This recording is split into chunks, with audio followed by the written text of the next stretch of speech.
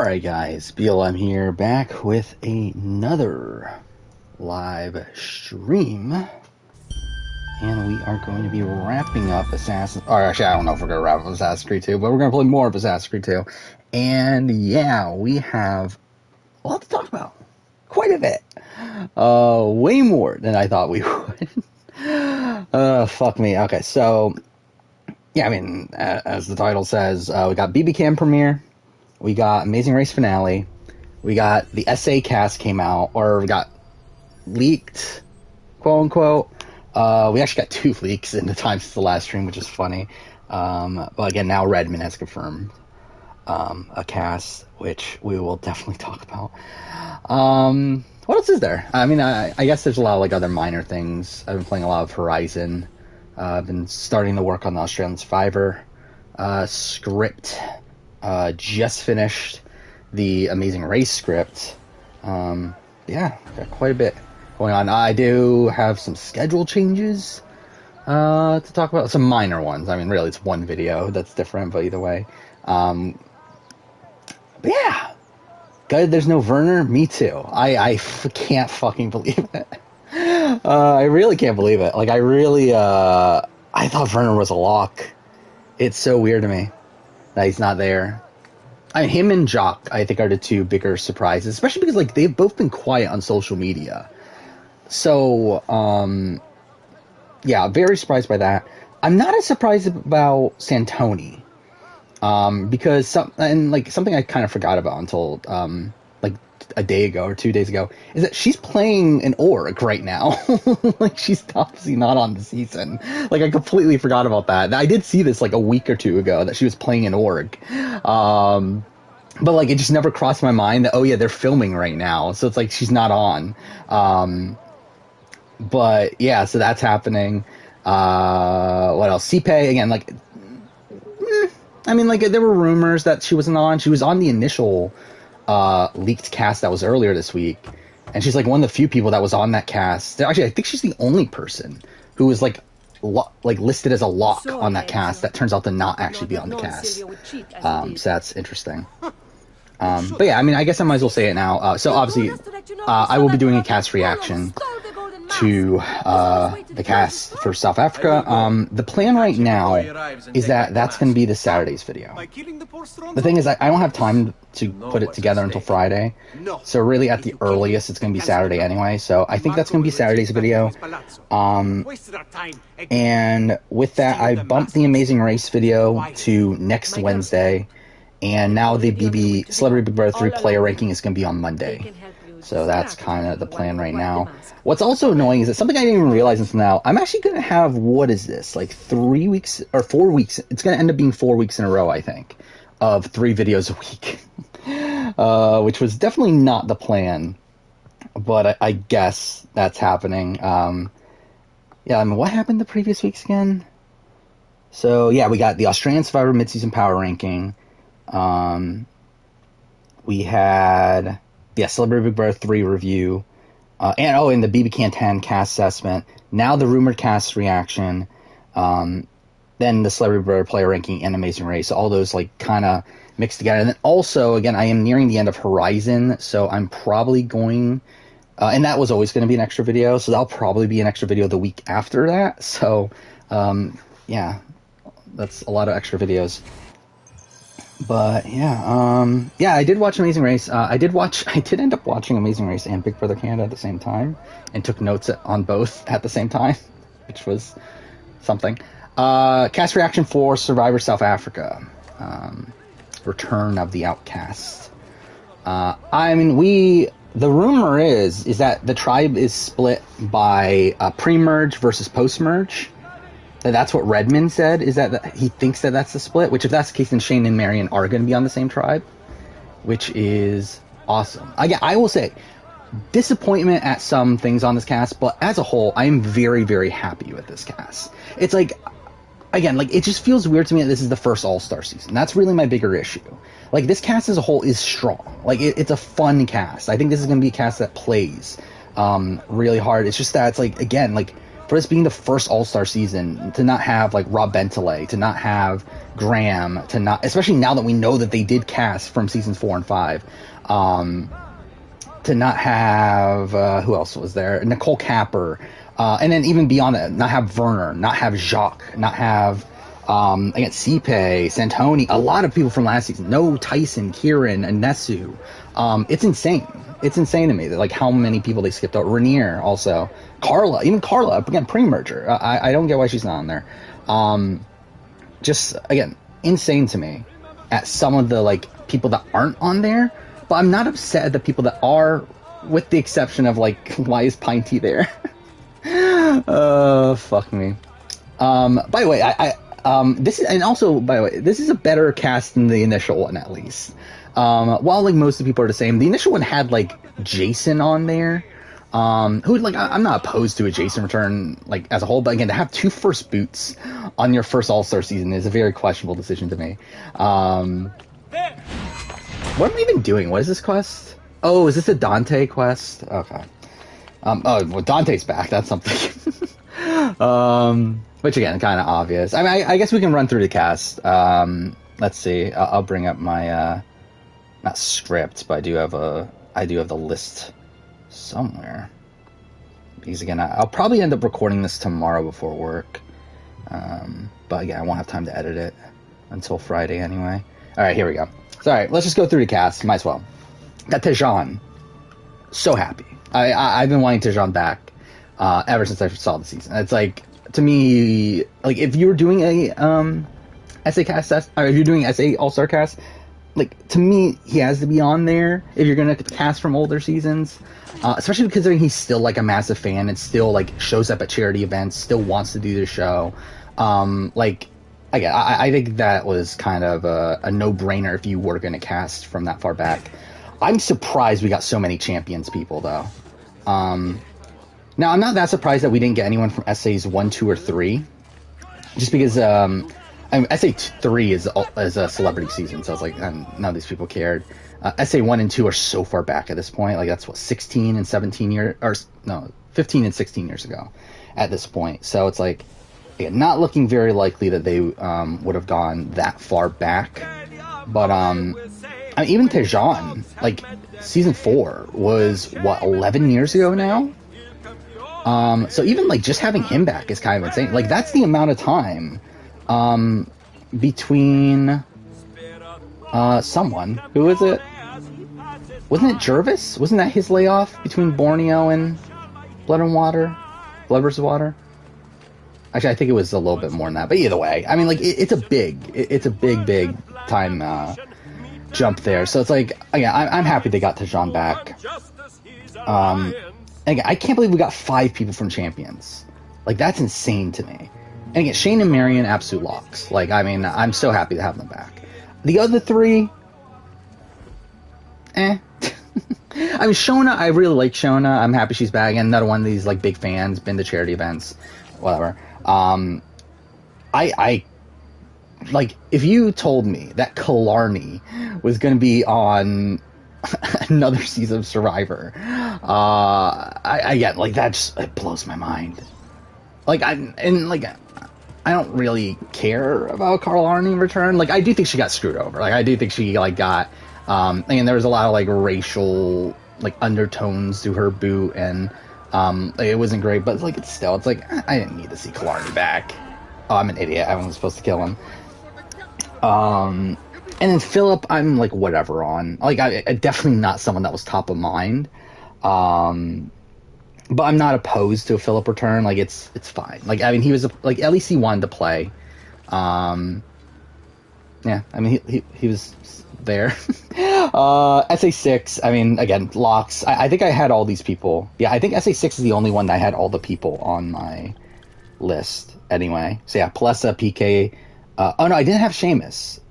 Right? Yeah, I didn't have Seamus. Never mind. But anyway, Tevin, Tony, kind of locks for me. Those people, it's just, again, how would not bring back Werner. But I'm not opposed to a Seamus return. I mean, I think, like, Seamus or Jason, either one. Again, I think having both is ridiculous, and that was what the initial cast was, so it's like, at least it's not that. But,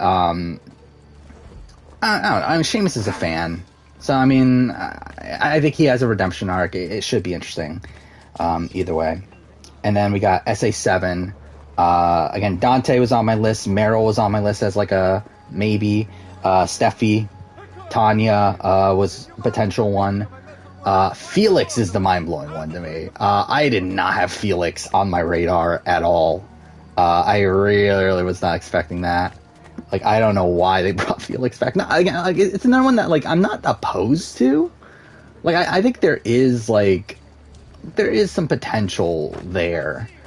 But, I'm not, like, I'm not, like, super high on a return from Felix. Especially, again, like, over, like, a Mike over a Jeffrey. Like, Jeffrey was on the initial leaked cast, and I feel like that would have been a better pick, to me. He wasn't my winner pick. Jeffrey was my winner pick for SA. For SA7. But either way. Yeah, so I don't know why Felix is there. But then, Season 8, you got Chappies, who was not on the initial list, and that was a bit worrying, but he's there. And then Dino, fine. Again, I suspected it. Again, still weird to me that no Rainier, though. Like, they picked Dino over Rainier. Like, that's kind of a weird one to me. But fine. Teresa, again, I suspected she was in consideration. I didn't want it. I have no interest in seeing Teresa play again, but whatever. And then, why is Pinty here? Like, Pinty's, like, I mean, I guess Killarney is now, like, the most random pick here, but I feel like Pinty is also a bizarre one. Not that I don't think she'll be entertaining on the show. It's just that I don't suspect her to learn anything.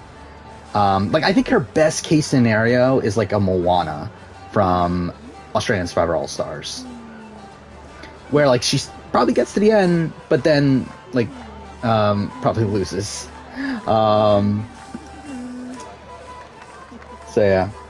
I mean, it's a rumored list from Redmond. So it's, like, it's pretty much confirmed. I'm still going to put rumored in the title, though, just because he's not as locked. Oh, fuck it. Okay, whatever. He's not as, like, proven with SA spoilers. Now, I have a lot of faith that it's correct. But, again, like, I don't think it's, like, an absolute lock that this is exactly the list. But I suspect it is.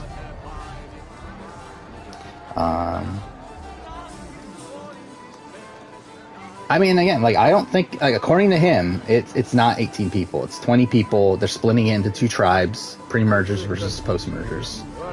I'm not paying attention. Yeah, there we go. Cool.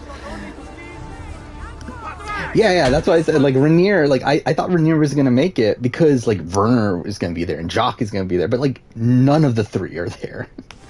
That's so weird to me. But yeah, I mean, this is an interesting cast, though. Like, I'm excited either way.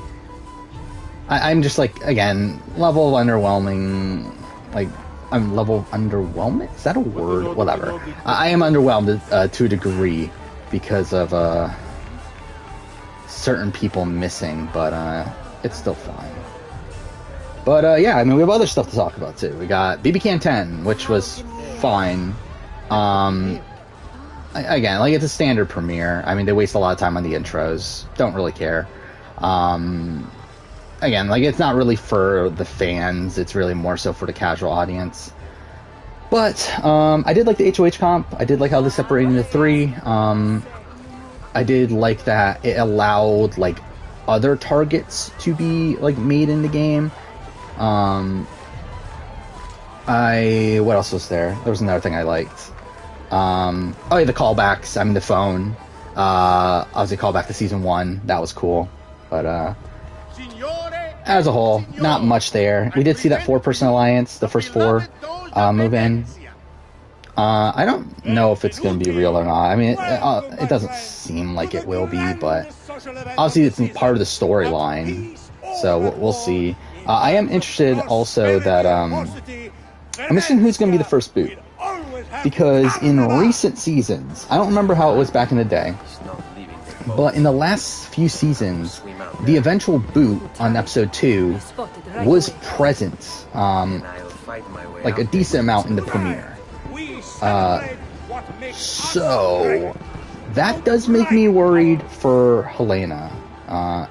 Or Helena, I forgot how you pronounce her name, but I'm a bit worried that she's going to be first boot at this point, based on how much they like focused on her and her being like a clumsy like sort of person.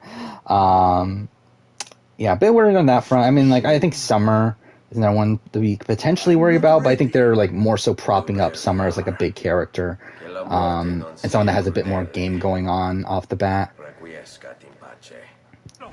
But I don't think there's going to be a veto. The thing with BB Can is that since BB Can 7, there hasn't been a veto week 1. And while like BB Cans 8 and 9 both had twists that like made it so there wasn't a veto, I do feel like they're not going to have a veto here, mainly because of the amount of screen time it takes.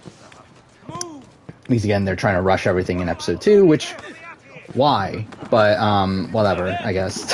Like I hate that they do it still. I feel like Gino won't last long based on how based on how quiet he is. Yeah, I mean, like I never was super high on Gino. I was actually surprised. So I think so. Yeah, since the last time I streamed, RJP did their draft. I did see that Puya did a draft on his own with Kirsten, and I watched that as well. It's like, or at least I skimmed through it. Like, I'm just surprised at a lot of people's opinions on people, to be honest. Like, I mean, I feel like this is probably, like, the cast assessment that, like, I'm not on the same page as a majority of the fan base. I mean, obviously, Josh is the top winner candidate for most people. I think that on that front I am. But, like, I'm a bit surprised at how low everyone is on Herman. Not that I'm, like that. Like, I was very high at the time of the cast assessment. I have gone down over time, but I'm still, like, relatively high. Like, I mean, to me, like, he just very much feels like the Anthony Douglas sort of casting type coming into it. Where, again, we thought this exact same thing with Anthony Douglas in the preseason, that, oh, he's going to do terrible because he's, like, this smoochy sort of guy that's, like, talking about hooking up with women, that sort of thing. It's like, and, like, again, like, I don't think, I don't think, Herman's, gonna do poorly here. I mean, obviously we're seeing him being HOH, which is, like, again, obviously a good thing on the offset, which is funny considering how much he talked about how he didn't want to be first HOH and he wanted to be second HOH. But I don't know, like, I still see a lot of potential in Herman. Now again, watch tomorrow, we come into the episode and it turns out he's like Devin 2.0. But again, I do think people are sleeping on Herman a bit.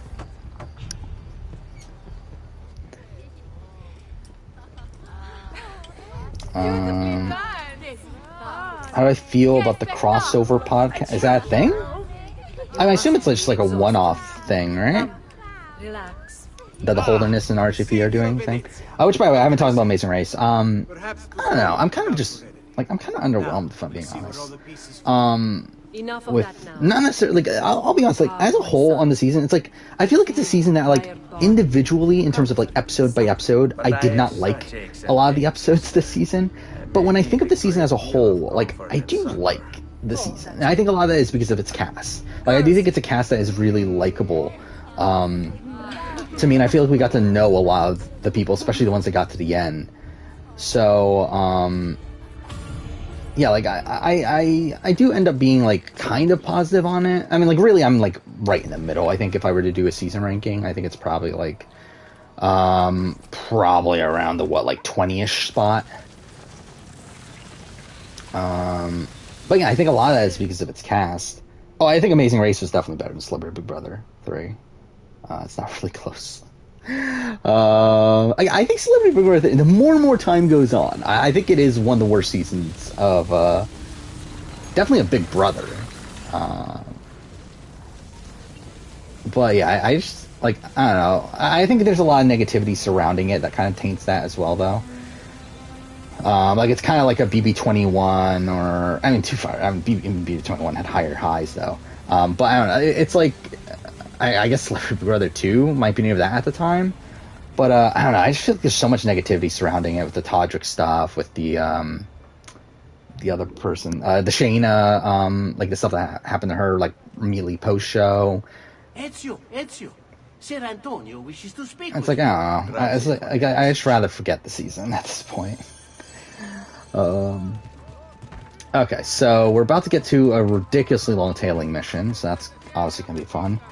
You want to rob some Templars? I've marked the arsenal on your map. It's some kind of Templar base. That was a dumb line. All kinds of loot in there. Had to revoke your Sam winner pick card after the mail boot. I mean, I suspect that a move's gonna be made next episode. Like, I'll be very, very surprised if there's not a move made next round. And if not next round, then by the end of the 2 episodes next week, for sure, there's gonna be a move made. And again, I still think Mark's winning. I mean, it has been a rocky road. These last few episodes have not been great. At least on paper, have not been great. But I still think it's Mark. And again, I'm starting the process of writing my review. I'm up to episode 6 on my review, and like looking over my notes and everything, it's like I feel like it is still Mark. It's just that everything clicks for a Mark winner. Mind you, again, I said the same thing about Tiffany for 41. But I also have less faith in Australian Survivor to surprise me.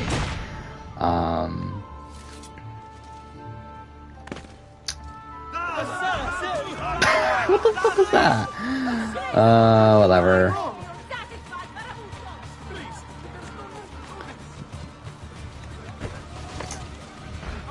It's technically a rumor cast, but it might as well be official. Especially because, like, the majority of the cast is, like...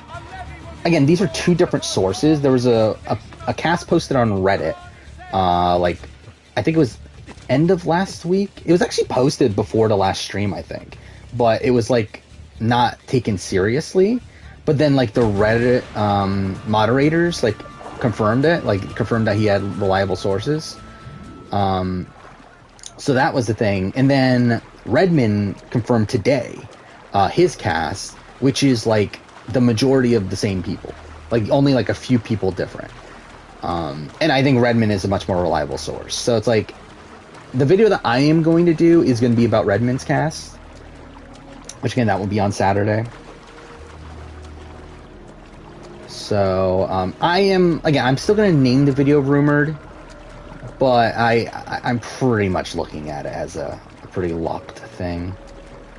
Impressed with Moose? To be honest, I was less impressed with Moose after this premiere.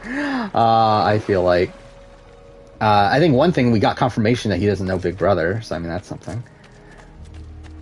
But, he's kind of what I expected outside of that, though. Who's my winner pick for what? If we're talking about SA, I really don't have one yet.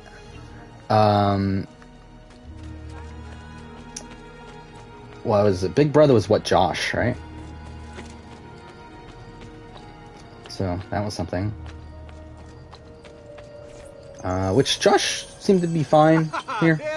Didn't really get much from him. Obviously, he did win the comp. But outside of that, just fine. I'm trying to think, like, who actually got content here? Oh, yeah, Melina. Yeah, I think we got to know a bit more about Melina here, which I really like as a character. She seems to be like one of these, like, she did a lot of complaining in her intro. But yeah, I think she could be fun. I don't know how well she's gonna do, and I actually expect her not to do well.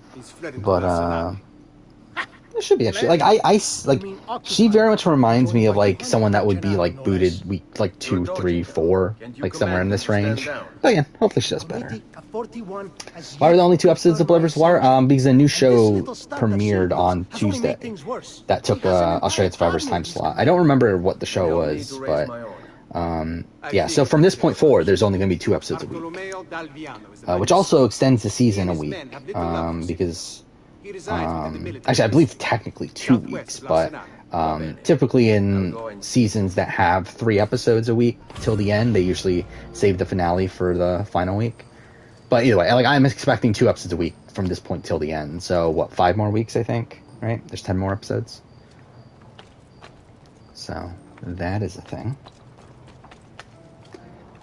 People aren't happy with Tanisha's "I won't get along with other pretty girls" comment. To be honest, I forgot she even said that until now. I just did not even think about it. I mean, like, the show is obviously, like, inferring that she's not going to get along with Stephanie, but, I mean, I don't think it really matters that much. Like, I just think it's a thing she says for production, for casting, I should say. Well, swear rank Kim Penn as a winner. I think they're very high. Now, I don't remember my winner ranking. I don't remember, like, who exactly is where and why they're there and that sort of thing, but they have a very impressive race. I think there is asterisks next to it, though, again, because of the COVID situation where, like, 4 teams didn't come back. Oh, wait, no, I'm not here. But it was still a very impressive race. They won, 5 legs out of 11, including 5 of the last, 5 of the last 7 legs. Right? 2.09 average.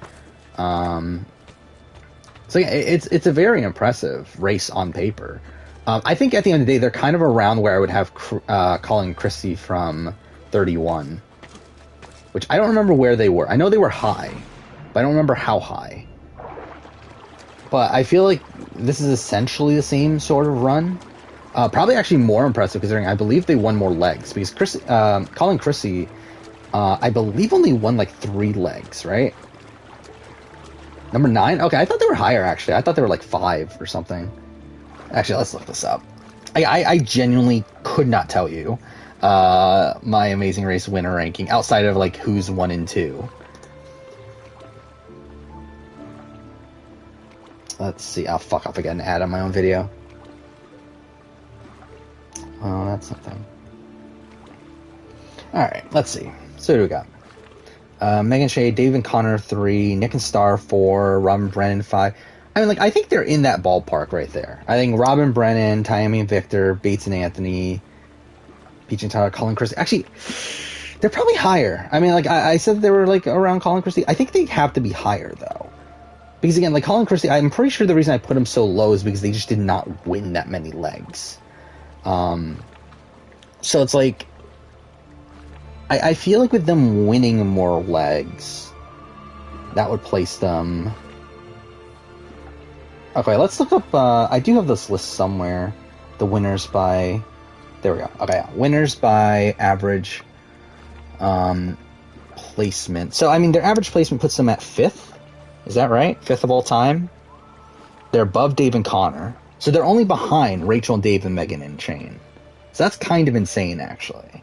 But then again, a lot of that is just due to the weak competition, because a lot of the somewhat stronger teams, not a lot of them, but was it Anthony Spencer's, Connie and Sam's, who were both 2 competent teams, get taken out, and then you were left with Aruna and Natalia, Lulu and Lala, Akbar and Sherry, Michael and Mo, which is a really weak field. And this is something I'm going to talk about in the review, is that it's this was a steamroll by the end of it. I mean, this is 3 really strong teams against 4 really bad teams. I'm looking at it now, the average placements across the race, was it Anthony Spencer, Connie and Sam, and Caro and Ray have higher average placements than Aruna, Natalia, Lulu, Lala, Akbar, and Sherry. So 3 of the teams that didn't come back have higher average placements than 3 of the final 6. And I think that is something to mention there. I mean, Connie and Sam were not bad. I mean, they had a bad first leg, but then they come in second leg too. Mind you, part of that is because they didn't equalize the detour properly. But even then, immediately after, they're 4th in leg 3. I think they're definitely a competent team. I think they're definitely one of the more competent teams here. I think they're probably... I mean, average placement-wise, they're 5th on this season. And I think they probably are the 5th best team on this season. Yeah, I remember. I talked about that in the review. Yeah, I thought it was Lulu and Lala for a while. That was something. By the way, I mean, like, even coming into this finale, like, the thing is, okay, this is the thing about Amazing Race, is that if Amazing Race is trying to tell a storyline, which they don't always do, then Raquel and Kayla should have won. Like, Raquel and Kayla had the storyline. Now, I think the problem with Raquel and Kayla is that as a whole is that I don't think they took as much time to introduce them as, like, individual people. Where, like, I feel like I know nothing about Raquel and Kayla as individuals. Like, I only know about them together as flight attendants that lost their job, and then they are this team that wants to be the fourth ever female team to win. But, like, we got nothing, like, very little about them as individuals. And that was something that, like, stuck out to me today, like, when I was writing the script for the finale and everything. But then, like, even Ryan and Dusty had more of a storyline for a win than Kim and Penn to me. Like, I really, Rune, Natalia, Lulu, and Lala had more of a story to a win. Like, I really feel like Kim and Penn are the least, like, from a story standpoint, are the least satisfying winners to me of the season. Now, again, as a team, they're very strong. They're clearly the best team of the season. And I think, like, from a character, like, I think from a person standpoint, I have no issues with them as people. Like, they seem like lovely people. But I just don't feel like the show portrayed them properly. I think Kim and Penn are probably top 10. I think they are probably top 10 team. Again, when I had Riley and Madison in my top 10, they definitely take over Riley and Madison for sure. I mean, they're probably like a decent ways above that, right? Let's see if I can find my own Amazing Race videos.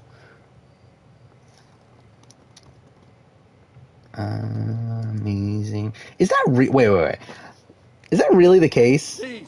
Actually, I don't know if this is like personalized or not, but like I type in the Marine Review on YouTube search. It's Survivor, season rankings, and then Amazing Race third above Big Brother and winner rankings. That's something. What am I looking for again? Top 10. Actually, I don't even remember. How'd that top 10 video even do? Actually, where is it? It's not even on here. Oh, there it is. 4,000 views. Okay. That's like kind of eh. I'm too fair. It's better than what, like, a lot of other shows would do, but still. Yes, I mean, like, they're definitely above Tyler and Corey, Justin Diana, Riley Madison. Are they better than Nick and Star? Probably. I think they're a more consistent team than Nick and Star. Chris and John, probably. Colin and Christy, they're probably number 5, to be honest. I think debate with Colin and Christy. I mean, the thing with Colin and Christy is obviously, like, they've done it twice. And, like, while I feel like their first run was very rocky, particularly towards the end there, it's like, yeah, I mean, they're probably below Colin and Christy. So, yeah, I think they're 6. Where is he? Silvio Stux. We're not Natalie, Nadia, good team, yeah, but not top 10. But yeah, they're a good team though. Again, pretty inconsistent. Obviously, we do see them return and come in last in the first leg of All Stars. But we can Penn make Amazing Race All winners if they do it. I think they would, because I mean they're recent winners. They're probably willing to say yes. That being said, like, this is the thing that I find weird about Kim and Penn is that, like, at the end of the season, we get this talk about how, Kim overcame her anxiety and that sort of thing. It's like talking about like that as if it's their storyline. It's like, I feel like we got very little of that across the season. And really what I was getting to also is that, like, I don't get the sense that Kim loved her experience. But who knows? But either way, it's like, I also, again, like, I don't feel like that was that major of a storyline. Like, yes, we did see it at points. Like, we saw it on the leg where she had to jump off the dam. We saw it, I think, last episode, right? Where they were breaking the plate. She was talking about, like, needing to let off some steam and all that sort of stuff. But it's like, we got very little of that on the show. And, like, I feel like, again, I've been listening to the RHAP podcast. I feel like I've been getting more of that through hearing through the RHEP podcast what they're talking about, what they heard from the Holderness podcast, than what we're actually getting from the show. Which, again, I think is just a major issue, the storytelling of The Amazing Race. I think just in general, Amazing Race has, like, a big issue with storytelling, especially pertaining to its winners. And And like, while it can be like satisfying from a like, oh, there isn't like a predictable winner at it, I just feel like it harms the season as a whole to not really have like a proper storyline for your winner. Where would the season rank? Again, I don't know exactly, but like I said, like around 20. I think like right in the middle. And a lot of that is because how much I like the cast, more so than the season itself. Where am I? What am I doing right now? Oh, I'm an idiot. Oh, I was thinking I was on sequence. I'm an idiot. I was one sequence off. I forgot I didn't do the fucking Bartolomeo sequence. Yeah, I'm an idiot. Okay. I thought I was further into the game than I was. Yeah, we're definitely not finishing this tonight.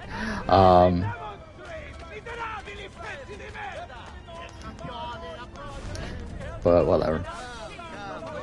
Yeah, so we were never finishing this tonight.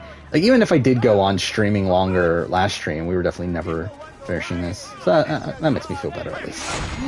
Alright, so yeah, Australian Survivor we haven't talked about yet. Which, like, whatever. Like, I'm like, not really, like, I don't care about it, to be honest. Like, I really feel like this is just, like, we're in limbo until the big move happens, which I think is going to be next episode, if not the episode after. Again, Mel going home, like, really boring. Like, I don't care. I know nothing about Mel. I really don't care. And again, I literally just wrote the script for episode 6 earlier today of Australian Survivor. And like, that's the thing also that I wrote about like Jay's boot, where it's like, they're trying to portray this as like, oh, what a big blindside, Jay's going home. It's like, I don't give a shit. Like, I know nothing about this guy. Like, why do I care that he's going home here? Especially when like the show like explicitly says, hey, we're putting 4 votes on Jay, 3 on Amy. It's like they don't even try to like hide that it's gonna be a thing. Yet, like, again, when the like, actual vote comes out, they're like, "Oh my god, what a like massive blindside!" It's like, who cares? But yeah, I mean, like, also travesty that Mel. Actually, it is funny that Mel has more confessionals than Michelle right now, which is funny. That, like, despite Mel getting 0 confessionals until the merge, she leaves the game with 8 confessionals, while Michelle currently has 7. So that's funny. Yeah, Return of the Outcasts cast reaction is going to be this Saturday. Hopefully. As long as, like, nothing major happens that, like, stops me from being able to edit it on Friday, then, yeah, I'll be out on Saturday. Put my fist in. We should go. Agree. I've only seen 23 of the 34 narrative films nominated for Oscars this year. That seems pretty low for you, right? Why? Are you afraid? Yeah, I will also be doing a preseason power ranking as well, but that'll be later. Preseason power ranking will be after the cast gets formally announced. And like, this is the way that I structure All-Star seasons nowadays. Is that I do a cast reaction the first time that the cast is leaked. Then I don't do a formal cast assessment because I feel like with returnees, because like the reason I don't do power rankings for like I would rather do a power ranking than a cast assessment for newbies. However, I also just feel like it's just kind of weird to do so when there's like so little information on a lot of these people. Like, especially for like BB Can here, where we got like what 2 videos in a bio, and like for like SA 8, we got like did we just get a bio? Wasn't that like all we got? And then we got like RJP interviews that came out like really slowly. But like it's just I can't really properly rank these people. But with returnees, obviously very easy to rank these people. Like I know who these players are. Now obviously people can change, and that's why I am going to wait until post like when the cast is officially released to see if there's like anything interesting from the from those like bios and whatnot. But like in general, like I do feel like if I were to actually care enough to take a look at it now, I could probably create the power ranking literally this second. But I haven't actually taken the time to do so yet. Fuck off. Where is he? Set these men to ransacking your place. I really forgot this. I forgot about the sequence. I'm a fucking idiot. I really thought we were at the final sequence in Venice. Or whatever.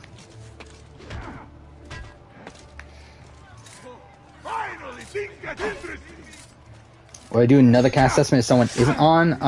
No. I mean, again, like, this cast reaction is, like, just reacting to the first cast that's out there, really. First cast from a reliable source. I'm not going to do another video on this until the preseason power ranking.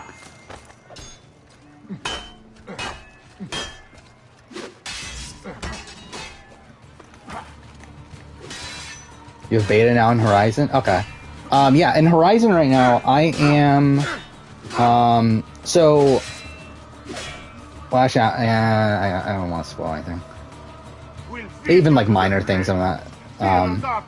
like, to be fair, like, what I was about to say probably would be fine, but, like, pertaining to, like, the length of the game and everything, but, like, I feel like I'll just not talk spoilers at all on that front. But I am nearing the end of the game, I'm pretty sure. Like, I've been doing pretty much every bit of side content in Horizon. The only thing I'm not doing are hunting grounds, and, there was something else. I haven't done any gauntlet runs after the first one. Actually, there might only be 2 though. At least I've only seen 2 so far. But, like, I'm at the point where I'm pretty sure I could go to the entire open world. Where, like, the final, like, section in the west just unlocked. And that's where I'm at this point.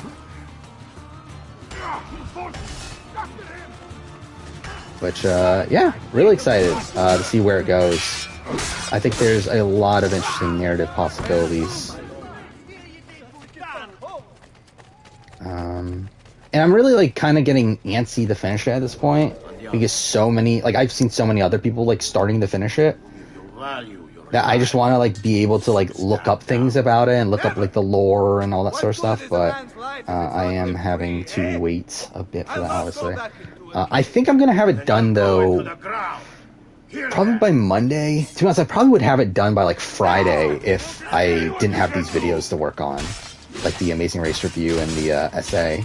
And also I want to record the first few episodes worth of the Australian Survivor review. Just get that out of the way. So it's like, I probably won't have that much time to play it over the next few days. What a mess they've made. But again, nearing the end though. Should Australian Survivor fire the editors? They should fire the production team. Again, like, a lot of people, like, blame, like, the editors in particular. Like, again, it is production that tells them what to do. It's like, yeah, they're the one that are, like, actually piecing it together.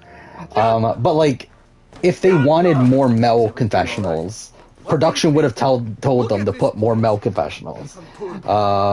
Like, it's pretty much fully lies on production there.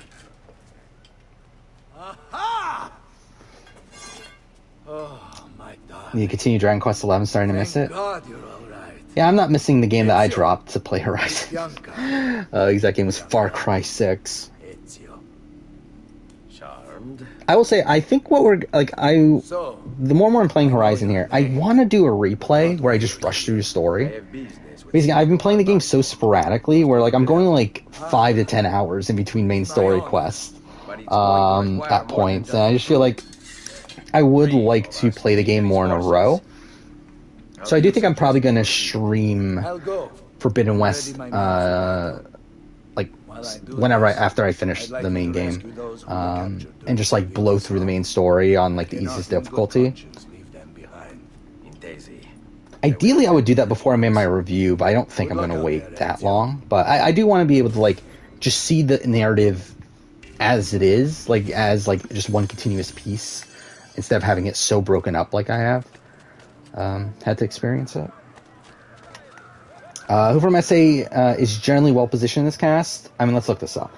I think the question right now is how much are these, like, charity events going to play a factor here. Because I know for sure Tejan, Shona, Tony know each other. They were all in Battle of the Bush. Was anyone else on this cast at Battle of the Bush? I don't remember.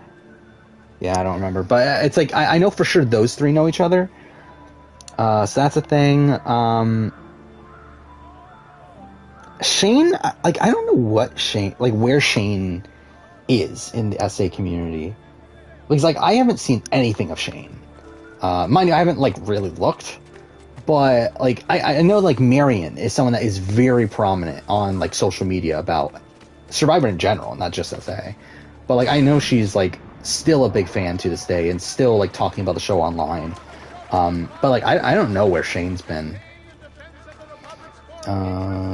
Like, chat... it's so weird, too, this cast. Like, because the thing is, like, when we got that initial cast that, like, didn't have Chappies on it, and I believe at that point Steffi was the, like, latest boot on the cast, which is ridiculous. What is going on? Okay, cool, whatever.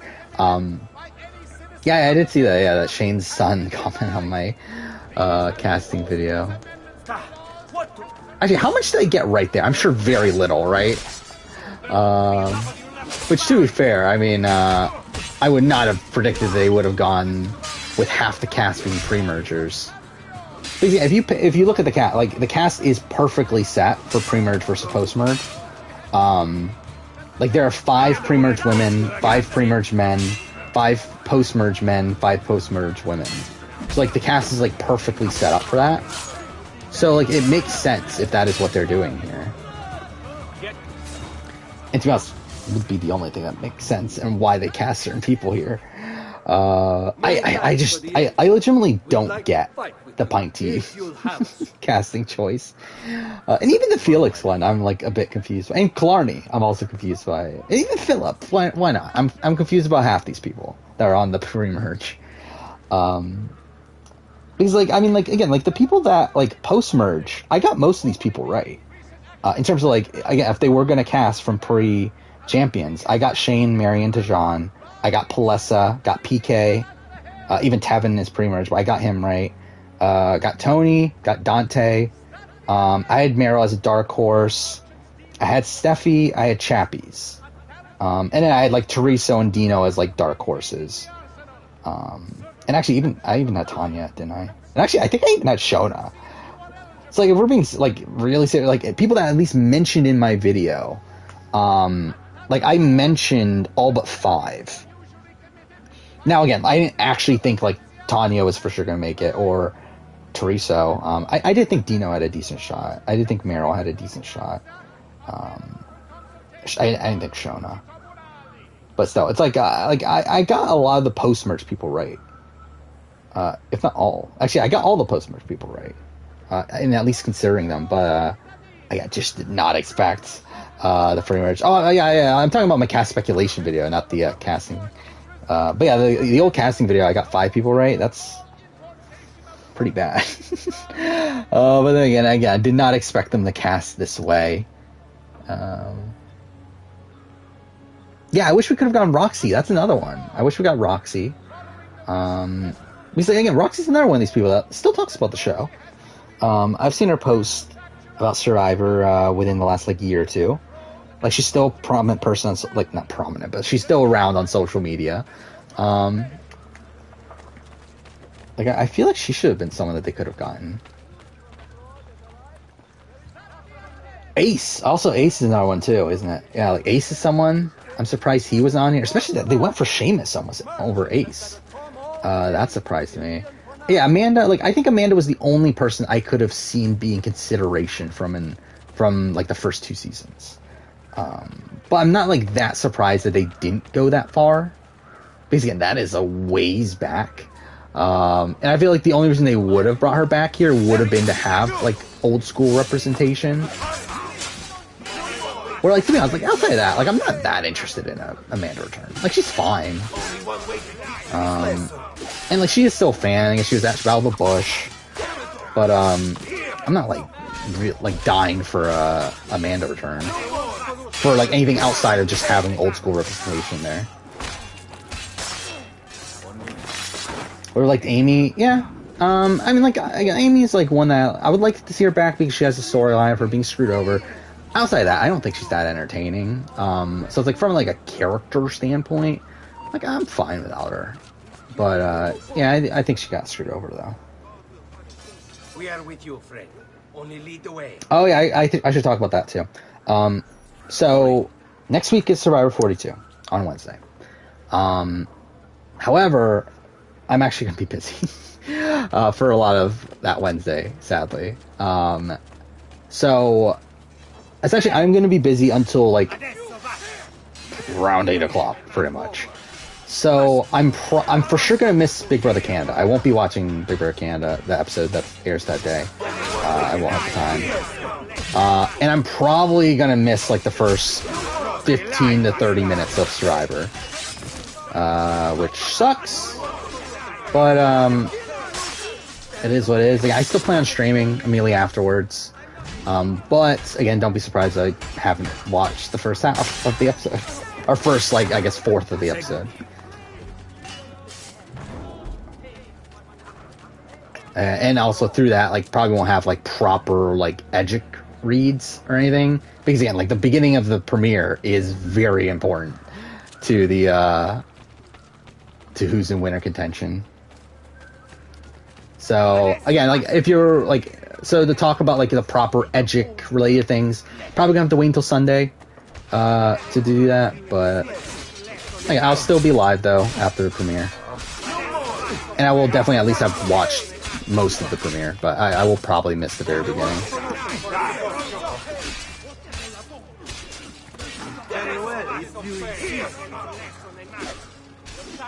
Yeah, I have heard talk about that that there are no cast photo or no tribe photos, I mean, for this cast, which is interesting considering there always has been. So I don't know how good of a sign that is. Yeah, I mean, like, mostly, like, it doesn't really affect much, because, like, for sure the first fourth of, like, the first, not even four, I'm probably gonna miss, like, 15, 20 minutes. But, like, most of that is going to just be, like, Jeff talking to the cast. We probably get, like, the first challenge, or, like, the, marooning and that sort of thing. So, like, realistically, I'm not gonna miss that much from, like, a storyline standpoint in terms of, like, this individual episode, but I'm definitely gonna be missing things for, the season as a whole. Oh, thank you, Incredibes, for the resub. 3 months. It's already been 3 months since you started going to these streams. I'm kind of surprised for that, actually. I feel like I've lost, like, all context of time with these streams. Considering, like, I mean, like even though this, like, it's not really growing slowly, but, like, I feel like we've been at around the same sort of level, with these streams for the last, like 6 months or so. So, like, I feel like I've just, like, lost all, like, track of the actual progression of this channel. But whatever. Is it 2-hour premiere? Yes, it is. And I do expect it to be a double boot. Again, unless there is some sort of, like, medevac or quit early on in the game. But I suspect that at least the plan coming into it would be to have a similar premiere to last season, where they would have a double tribal. But again, we'll see. Fuck off. Alright, well, we're fine. Do I count Abraham and Sarah's co-first boots? I don't know. Like, I've been debating this because, like, next year the plan is to get around to doing the first boot ranking. And it's like, I don't know. Do I consider both of them on that list? It's like, I mean, if we're going by the precedent that I set for my runner-up ranking, then, like, technically they are, right? Because they both got to the same point in the game, and have the same amount of game to cover. So it's like, I guess I would put them, like, I guess I would put Sarah, unless, like, realistically, like, technically, Abraham is the first boot. But I don't know. I probably will end up putting both of them. I don't know. It would be weird though. Like Sarah. I mean, like Sarah's not going to be number one, right? Because like I feel like to have that person be number one would be very weird to me. I feel like if it was that, I wouldn't do it. And same thing goes with like actually, I guess that actually doesn't matter. I was gonna say Sydney being number one, but I guess that's not as applicable. But yeah, it's like I don't know. It would just be weird to me to have someone at number one that is like debatably even in consideration for the list.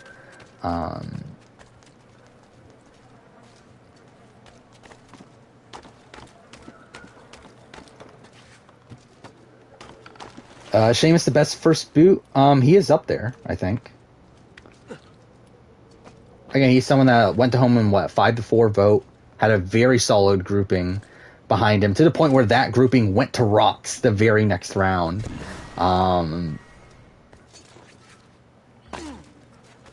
yeah, like there is mismanagement of Ace, but yeah, again, in comparison to all the other first boots, like yeah, I would probably have him there.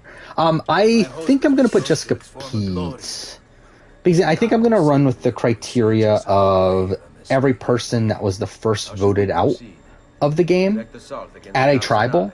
Because like I'm gonna have Jolanda on there, and I'm not gonna have Wanda and Jonathan.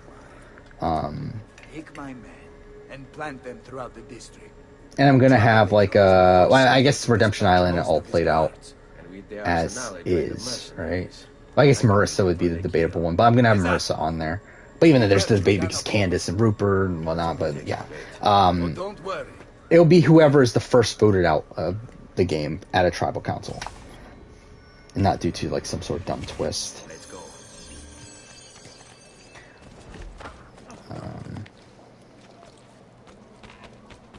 I'm trying to think. What are the other possibilities? Like, what are the other like weird like situations? I should say. Are there any other ones? Because what season 1 Sonya, season 2, 3, 4. Like there were no medevacs as first boots until One World, right? Because then like Nina will I guess be in consideration there over Courtney Moon. Where the fuck do I put Courtney Moon anyway? Again, like obviously I haven't like actually put this list together, but it'll be interesting. I mean, like I do think as a whole, like it's not really the most like I just said it would be interesting, but I guess I'm literally about to say it's not going to be the most interesting list in the world. But yeah, like I don't know, it's just a weird list. It's a weird list to put together where you only have one round where those people fundamentally failed within that one round. I don't think Zane's going to be last. Because I actually did make a first boot list like years ago, like 5 years ago maybe. I don't remember exactly when, but there's a point where like on my own I made like a first boot list, I made a like final juror list, I made a runner-up list, winner list. I made like all these lists, and like I tried to find them again. Like I found most of them, but I don't know where my first boot list is. But I don't think Zane was that low. Like I think he was actually like top half.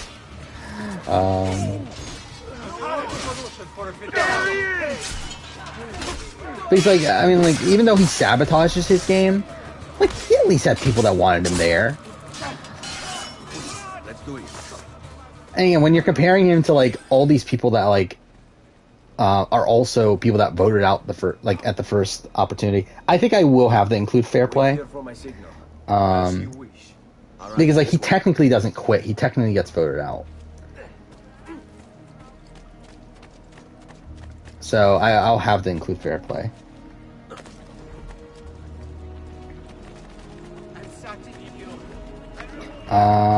Who's my BB Can 10 winner prediction? It was Josh.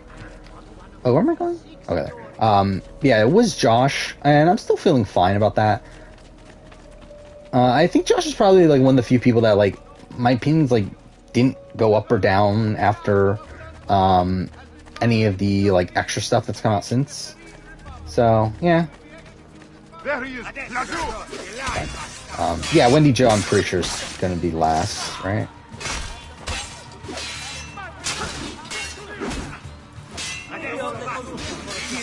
because he sabotages her game, and also like no one wanted her there to begin with.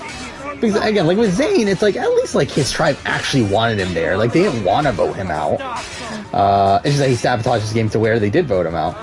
And also he was like the physically weakest, but like it still wasn't like he wasn't going home on the offset. So it's like yeah, like I don't think Zayn's like the worst in the world, but yeah, like when we're getting to Wendy Jo, it's like I just feel like she did everything wrong. Hop on the Moose train. Again, I'm high-ish on Moose. I had him, what, 3? When I did my cast assessment. I'm probably like I'm probably around the same spot now, I guess.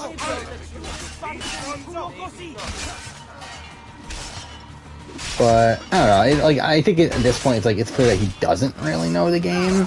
But he also seems like a really affable guy to where like should be fine. We'll see. Oh, is it? Oh, I didn't even think about that. Yeah, that's insane, isn't it? But yeah, like my top 3 in my cast assessment are the 3 people that won the first part of the HOH comp. And ironically, number 4 is Helena, who didn't come anywhere close. It also comes off like pretty negatively, I guess. I don't know if negatively, but like I think there's serious potential for Helena being the boot tomorrow, based on the edit of this episode. Now, like, how much of that would have been shown anyway? I don't know, but because like either way, it is funny that she like breaks the glass immediately after sitting down and everything, and then she goes to the pantry and like. Oh wait, actually, should I?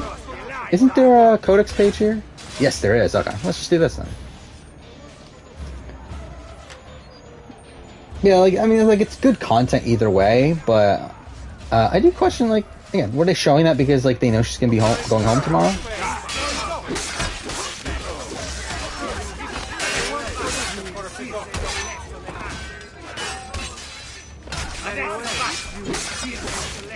Change your color to purple. Yeah, I don't get how, like, I feel like I've changed my color to red.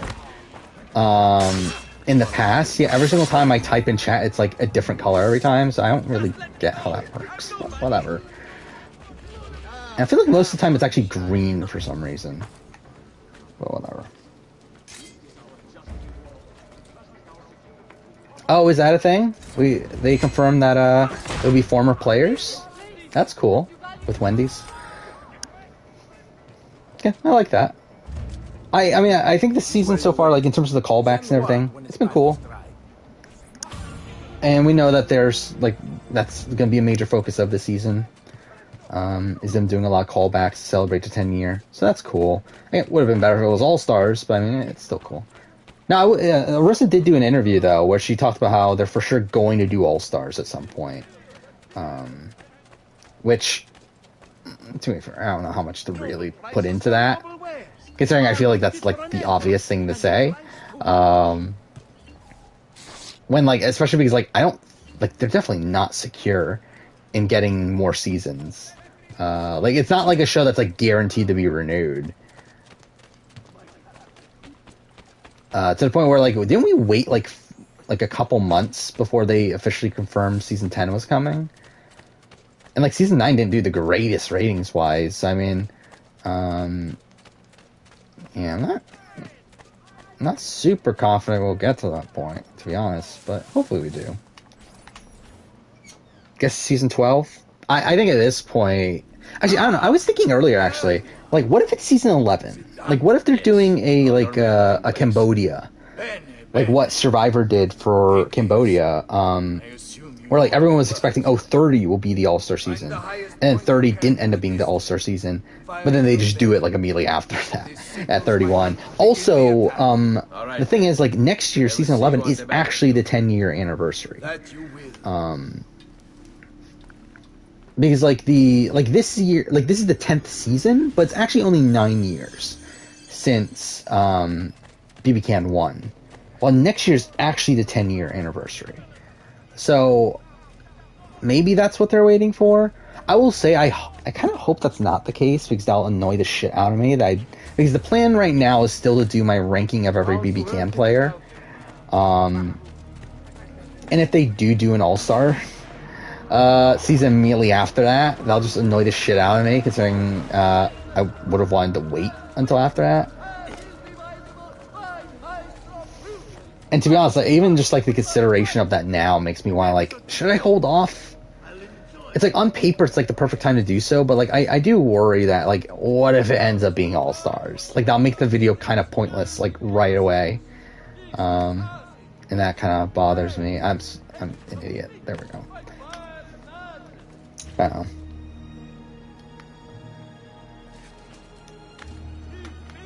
know. The first person in power. Let's see, make the lines. I mean, yeah, first HOH is a very powerful position to be in modern Big Brother. And actually, it's always been a powerful position. Actually, I think it was like misconstrued to not be one for a while, largely because like there were like at points bad players that didn't know what to do with the power, and also I think this I think this notion of you have to be like quiet early on in the game and then turn it up at the end, like, kind of got misconstrued into like you don't want to be the first HOH.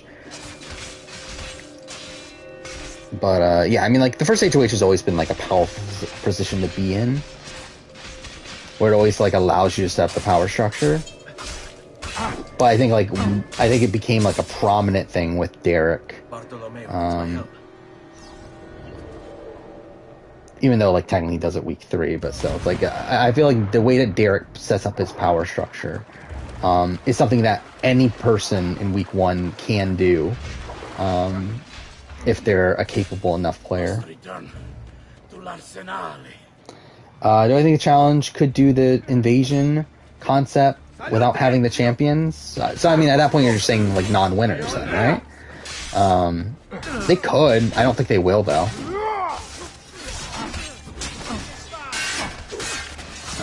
Like, I don't suspect that's a thing that they're considering, to have like no winners, or at least to theme their season over no winners. I think they could accidentally have no winners, because what winners are coming back at this point?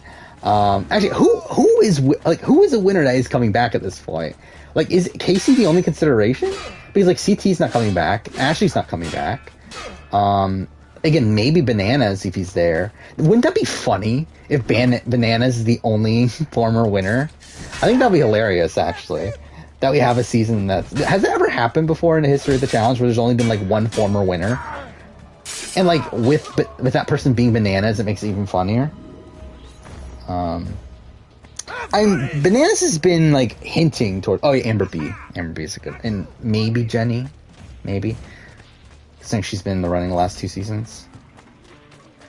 But yeah, Bananas has been hinting it a lot. He's like, I mean, he's been open with saying I'm coming back, which makes me think that at this point, especially now that like that Gamer has mentioned that like he's not like a lock, that there's like a slight possibility of Bananas, it makes me think that he's trolling. Like I think he's trolling at this point, by trying to make it seem like he's like a lock to come back.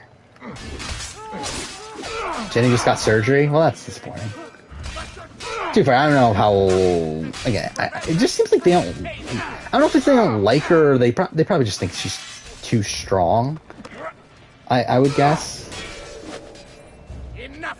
But yeah, I mean, the more I think about it, though, maybe they will. Maybe they will, like, accidentally do no winners this season. But yeah, I think Amber... Oh, yeah, Hunter's someone. Well, actually, the thing is, again, like, Hunter's someone that Gamer hasn't mentioned, though. Like, Hunter himself has talked about, I would like to come back. But, like, Gamer hasn't mentioned Hunter.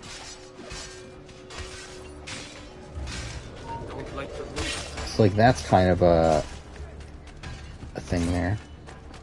But yeah, Gamer hates Hunter, though. So, yeah, that's true.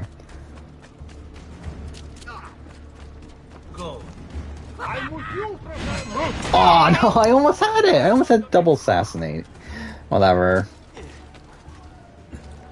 It's such a fucking dumb assassination, though. Ashley's not coming back. She's that's pretty much confirmed at this point. Not because she's banned, but just because like supposedly she has other stuff going on. And also like I do think it probably is like a level of hesitation from production. What's happened here? Why the boats? But yeah, it's from what I understand, it's more so that she like just has other stuff going on. We were meant to sail. And to be fair, she's been on what every season since Vendetta's, right? And like even Vendetta's, like she's technically there as a mercenary at one point. So like, and like she quits day one on 30-30, but like really, like she's been on every season since her first appearance, right? Yeah, I'm pretty sure. So I wouldn't be surprised if she just needs a break.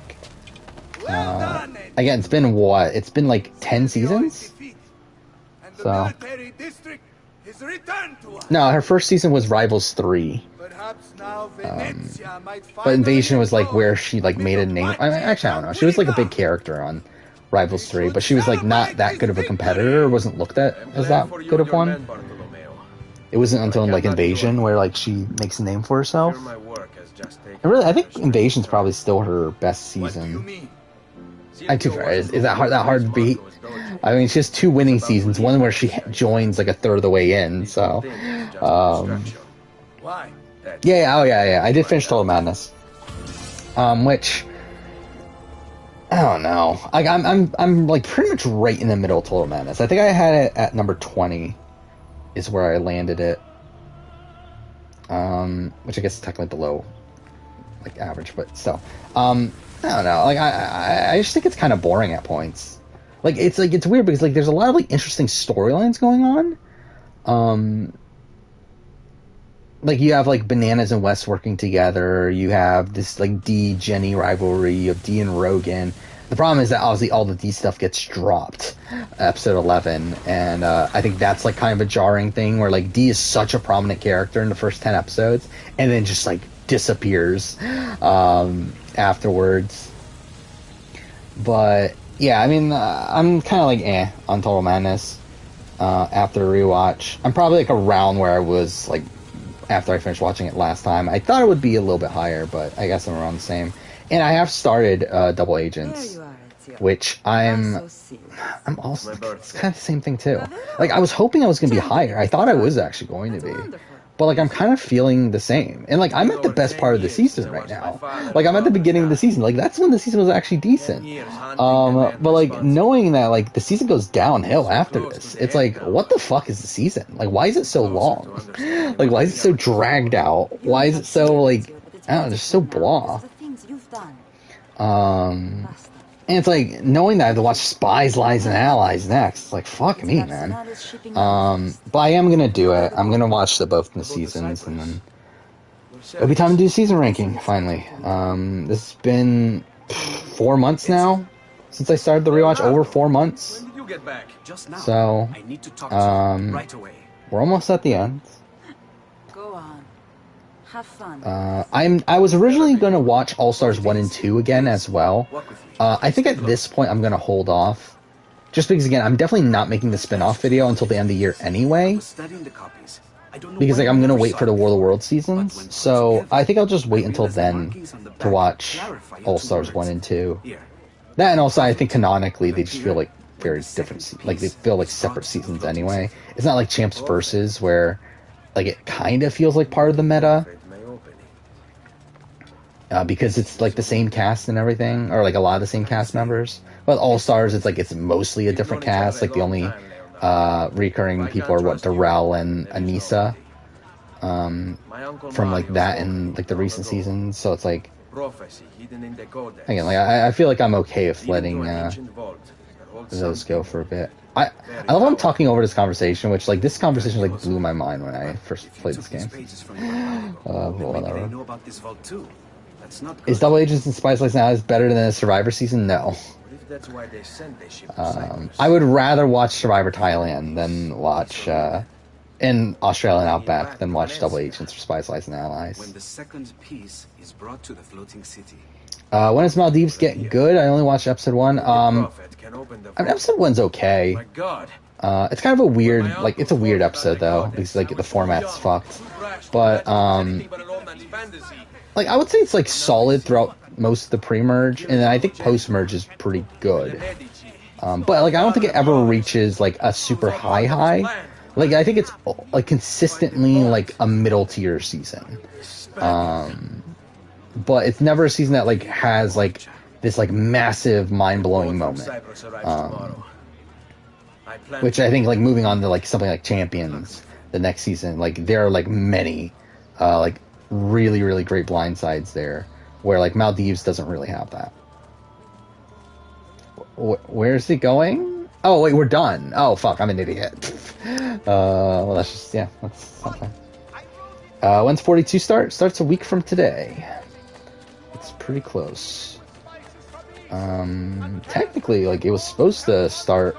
Actually, technically, it was supposed to start like last week, right? If it wasn't for Olympics. Because usually it's like the last week of February. So like next year for 44, it would have like started already. But because the Olympics got delayed.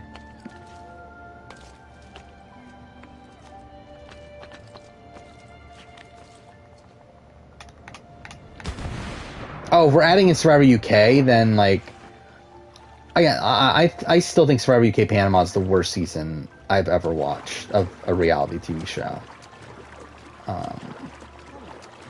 So like, I would rather watch Spies, Lies, and Allies and Double Agents more. The one saving grace of Panama is that it's shorter. It's only 12 episodes, hour-long episodes, instead of like 19 90-minute episodes, which also like what the fuck.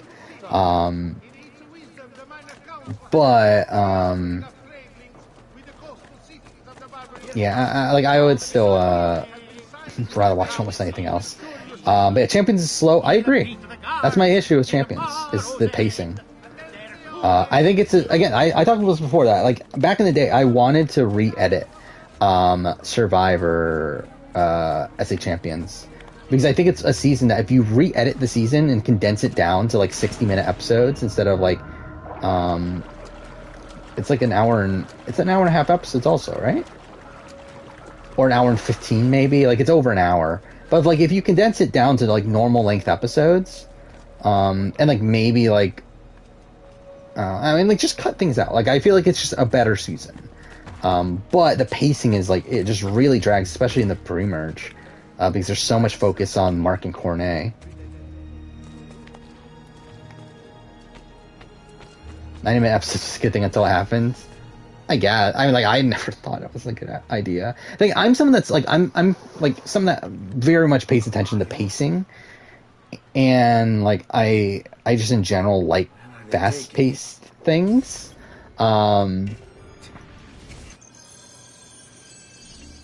like I would rather have something that is too fast-paced than too slow-paced, personally. And I think most people would probably disagree with that. But I don't know. Like I just I don't know. I just can't really it's not that I can't, but like it's hard to like really focus on something that is so boring. Essentially, could the challenge reduce the episodes? They can. They won't, but they can. Yeah, I think like premieres I'm fine with. 2-hour premiere, hour and a half premiere, that's fine. Really, hour and a half I think is perfect. 2 hours is probably too long. Like I did think the like I mean a lot of people praise Heroes vs. Villains premiere episode, and like I get why, but I do think it goes on for a bit too long. But yeah, like merge episode, that's also fine. An hour and a half, I would be perfect with that. And the finale, again, 2-hour finale. 2.5 hour, like that's fine. I think Winners at War went on for way too long. I think 2.5 hour or 3-hour finale is too long. But 2 hours, 2-hour 15, somewhere in that range, I think that's fine. Yeah, I think 41's premiere is really strong. But again, that was one with 2 tribals. I think that's like the saving thing there. Where like Heroes vs. Villain again is like a 2-hour premiere for only 1 tribal. By the way, I should talk about that. There is a streamer that I had never heard of until like a few days ago, but he is doing like a first-time watch of a lot of Survivor seasons, and his name is Will Neff. I believe he's actually streaming right now. Yeah, it's been interesting. Like, I've been watching his streams because he watched Samoa, and that's how I figured out about it. Because like Russell tweeted about it, and now he's watching Heroes vs. Villains, and I don't know, it's so interesting. Like, it's so weird to me, like looking back at things like this and seeing people's first reactions to things that are just like general knowledge to me. Like, I don't know. Like, I always just like seeing these like first reactions to things that I am like a massive fan of, and I feel like I haven't really done that with Survivor.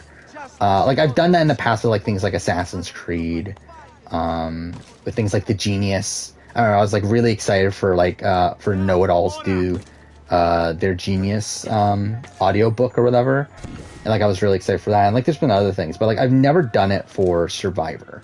And I feel like that's been like a really interesting thing to see, is like a person's first reactions to Russell Hantz and the first reactions to just Heroes vs. Villains. Mind you, I did see that someone spoiled him on Heroes vs. Villains in the last stream, which is obviously kind of shit, but also this was kind of funny. Because like he's literally talking about like how I don't think there's any winner that's going to make it far in this season. There's no way they're going to let a winner win again. Someone posted in chat, didn't Sandra win twice? But yeah. Thoughts on San Juan del Sur premiere? Not the greatest. It's pretty mediocre, right? I'm trying to think. I think I had it like bottom...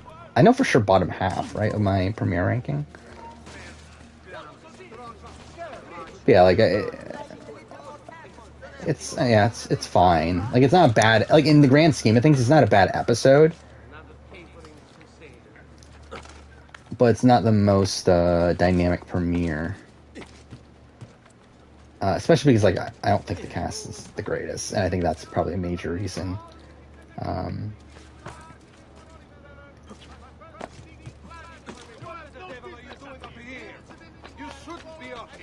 Oh, fuck off. Wow, okay. What the fuck? What's the person's names? I think it's Will Neff, right? Yeah. Will Neff. W-I-L-L-E... or N-E-F-F. Recasting Heroes vs. Villains? It's soon. It's coming out soon. It's gonna be this month. I believe it's actually the first video after all these videos that are currently in production come out. It's like after all the Celebrity Big Brother, after all the Amazing Race, or the one Amazing Race video, after the SA video, that should be the next video. I think it's the 12th is when that's scheduled. And also, I think as of right now, I decided to bump up the All-Star version as well. Originally, I was going to wait a while for it, but there was a video... I forgot what happened to the schedule, but essentially I got an extra Saturday video. I was just like, fuck it, let's just release it now. The maestro awaits. He will not suffer. Fuck that tailing mission, by the way. Package it correctly. Thoughts on Invasion 3030? Here? Let's see, was it Invasion? Actually, both of them. Like, my opinion of them went down on the rewatch. I was already low on Invasion, but I just find the season so boring for a lot of it. And it's like, it's weird because like it's a very important season. It's a season that does have like very notable individual moments, but I do think as a whole the season just like really drags for me. And I just feel like half the cast is pretty bad.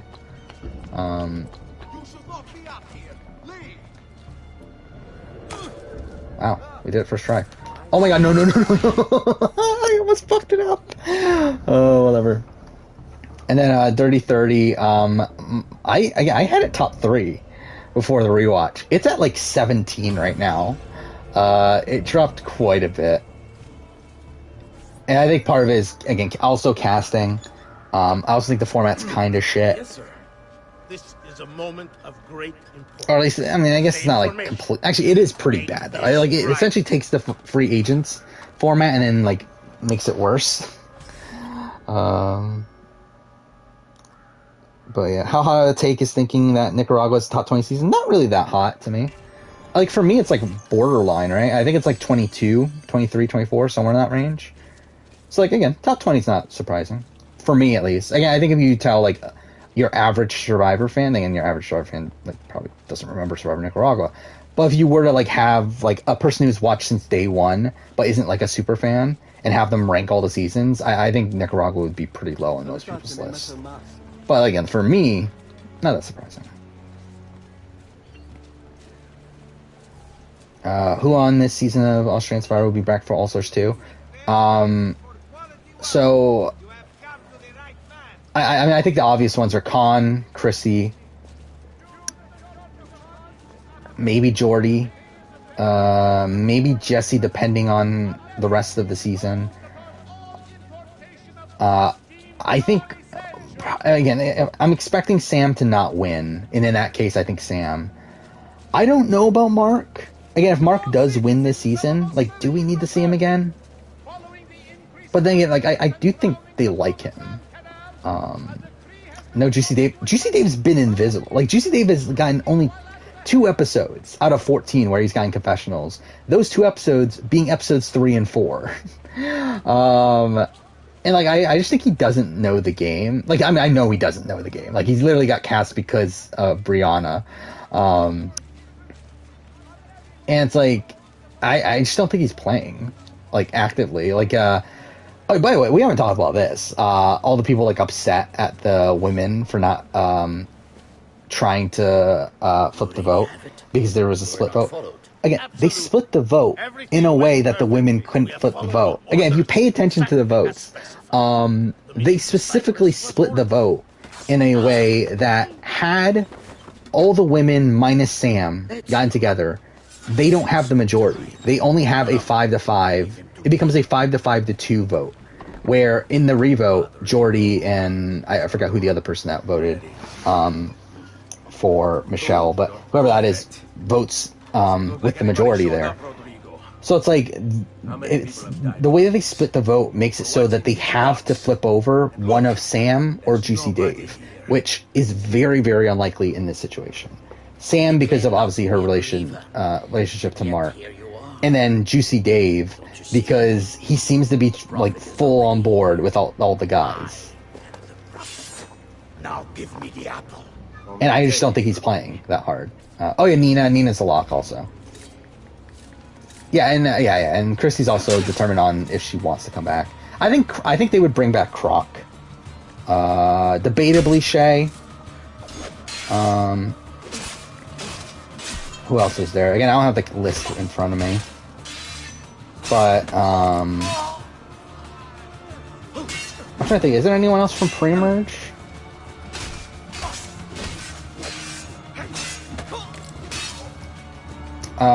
Like, I doubt they're gonna give Andy another chance.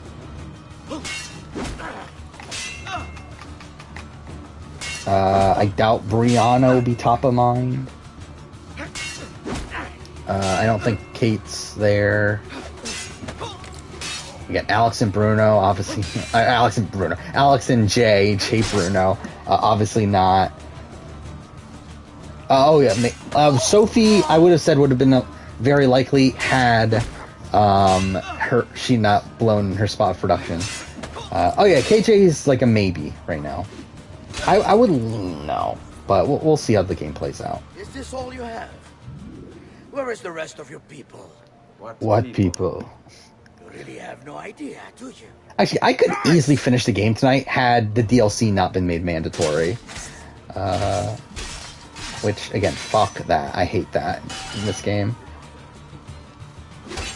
That if you have the DLC installed, which that's your collection always does, then you're forced to play the DLC. Sophie was, I forgot, what'd she exactly say? I know she was, like, talking about how, like, the game was set up for her to lose and that sort of thing. That, like, that the players had, like, pre-gamed to get rid of her and that sort of stuff. Do I think Jenna will be back for 38 or Zach? I will say, after watching Total Madness, I think Jenna and Zach only come back together. This is something I completely forgot about, is that, like, the Jenna and Zach thing, like, their feud, but, like, their, like, issues on Total Madness seems to stem from the fact that they were apart. So, like, I suspect that they're not going to do that again. So I think it's either they're both on or they're both not. And I suspect that they're both not for 38. I think maybe 39, 40, maybe. But I think this next, like, upcoming season, I suspect not. But I don't think they're, like, out of the casting pool. Now, you all shall die. Schedule for next few weeks, I mean, we kind of already ran through a lot of it. Again, this Saturday will be the essay. Alright, let's actually pause this. I can just bring it up. I have it here anyway. Yeah, Saturday will be essay, rumored cast reaction. Monday will be Celebrity Big Brother 3 player ranking. Wednesday, Amazing Race 33 season review.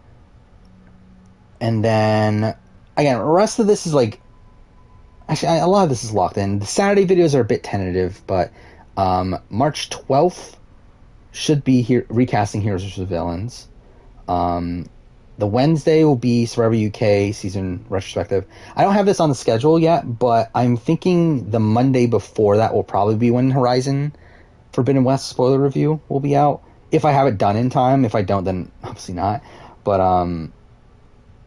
that'll probably be the week of, at some point that week. And then this Saturday the 19th is the Survivor Auction ranking. Wednesday 23rd is the Mass Effect Andromeda retrospective.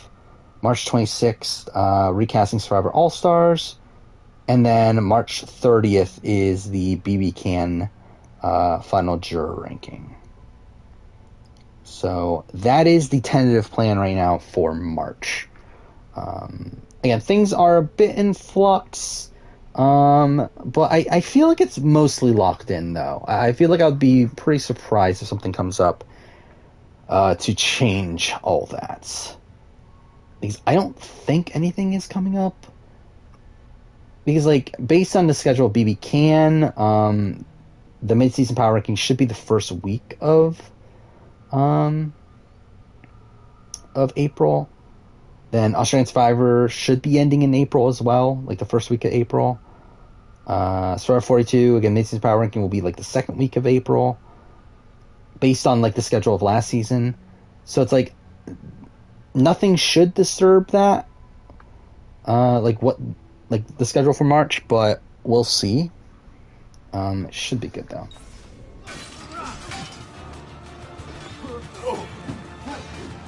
Yeah, like maybe Zach can come back alone. But even like when Zach came back alone, I mean, I guess it must have been World of Worlds 2 then, right? But like Jenna, like he does talk to Jenna, and Jenna talks about how lonely she is and all that stuff. It's like I feel like if they were to come back at this point, I do feel like they would come back together. Like, I just feel like neither of them want to put themselves through that anymore. And even Jenna, like, specifically says that. I think it's at the Total Madness reunion. Like, she says that, that she just doesn't want to be, like, they don't want to go on apart anymore.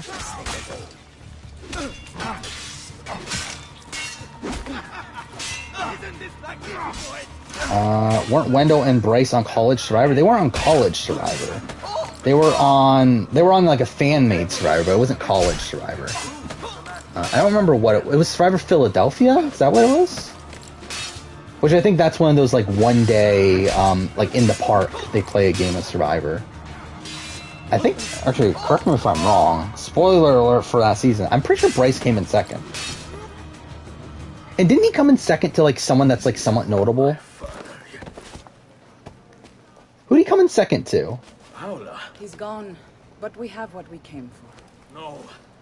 I need to go after him. Do you really now? Or are I'm trying to look. I feel like he lost to someone What are you all doing here? that like ended up doing something else. Hoping to see the Prophet up here. I came here to kill the Spaniard. couldn't care less about your prophet. He never showed up. No, Let's see. but you did. What?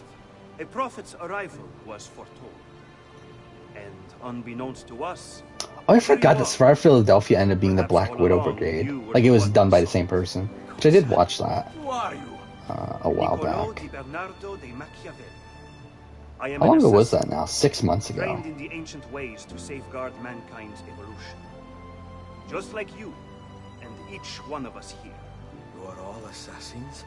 Oh, no, I'm an idiot. It was someone that was on Black Widow Brigade. That's who it was. Never mind. I was thinking it was someone that ended up doing, like, Sequester or something. But no, it was just someone that did Black Widow Brigade. I think it's time. Either way.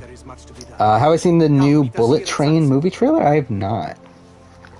Who's in it?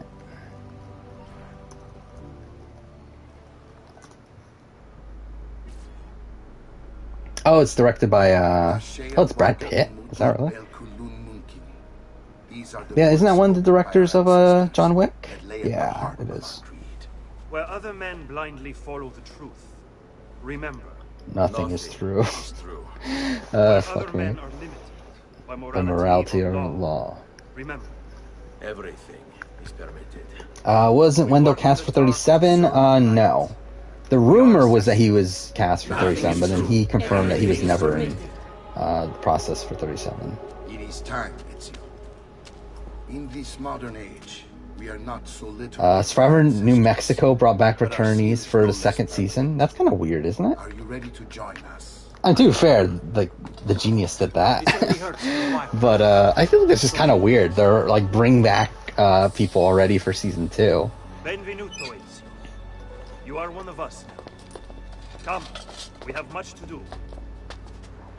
Someone did an all-winner season for Amazing Race on Reddit and don't want BJ and Tyler because they were mad they weren't on All-Stars.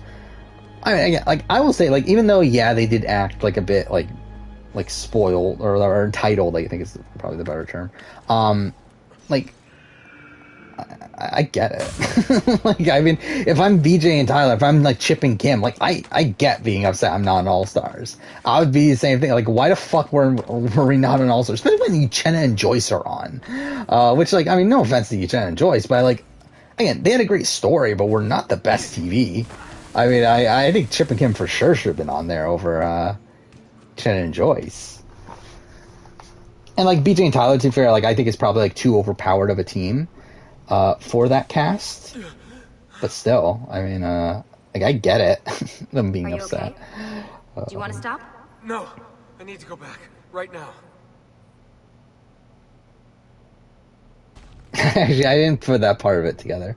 Yeah, I did, like, the irony of Todrick, a black man, kept saying he's pro-black. Yeah, he eliminated the last 3 black players, took the last white girl, Misha, to the end, and still lost in Black History Month. Yeah.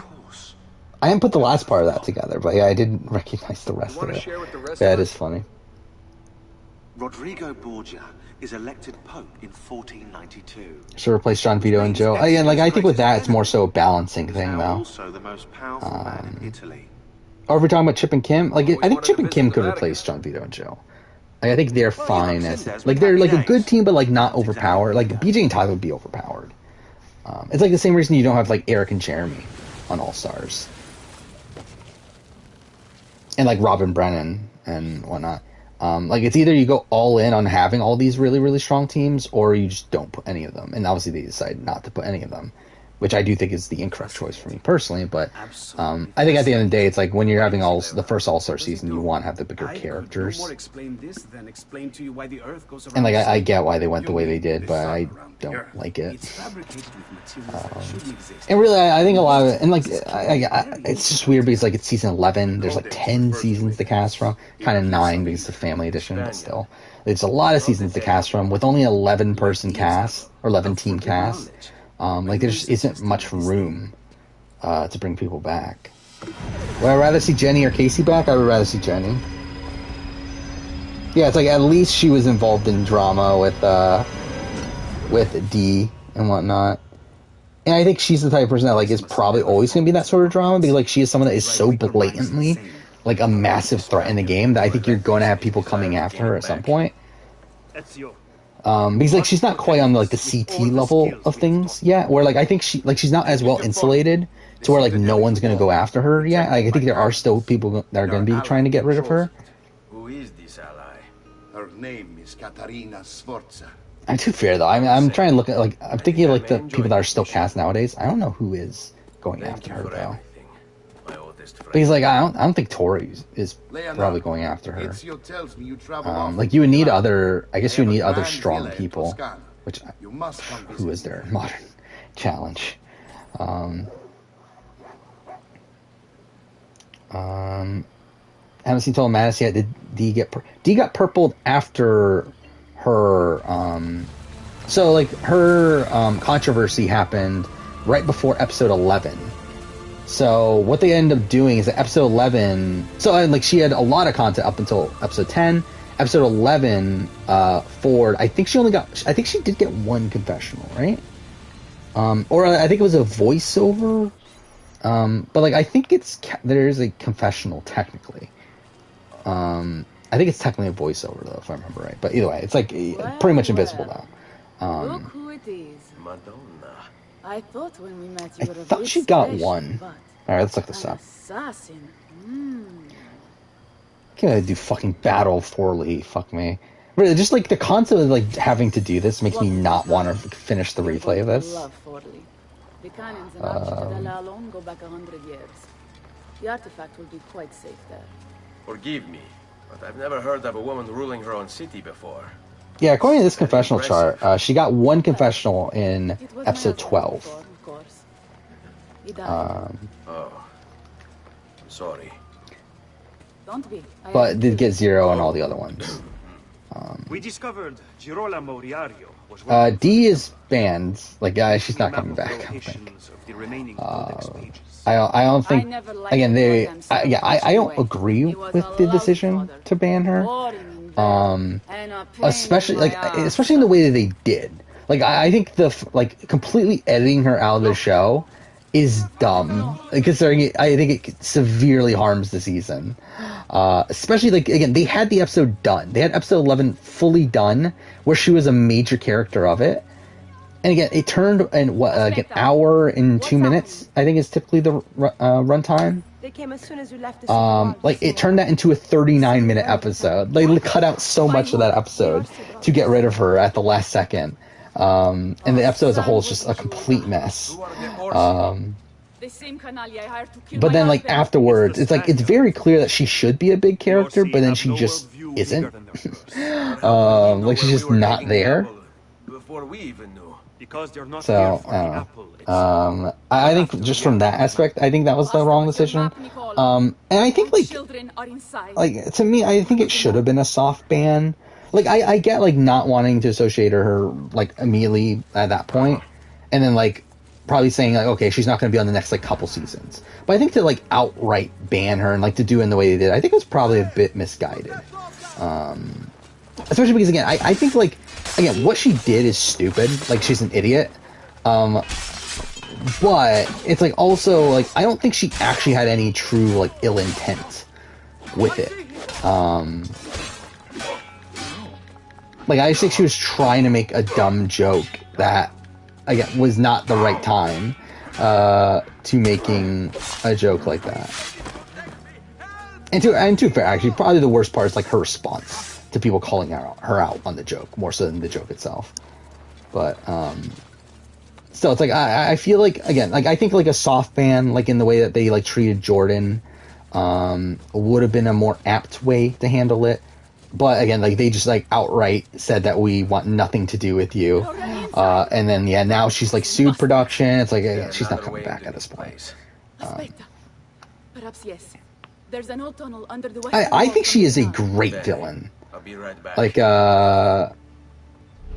Hey, you.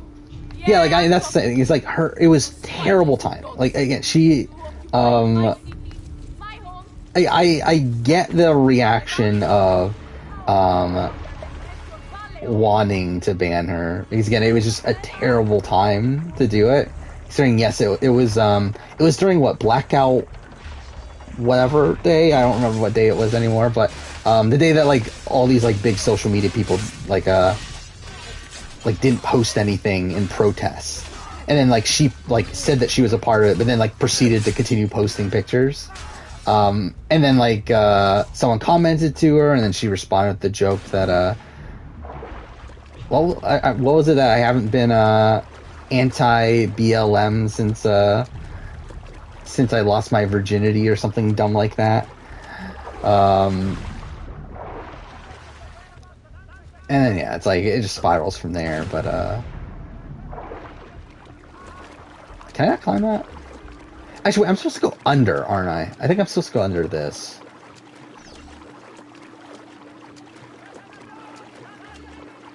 Yeah, like I just think it's like I just think she's an idiot.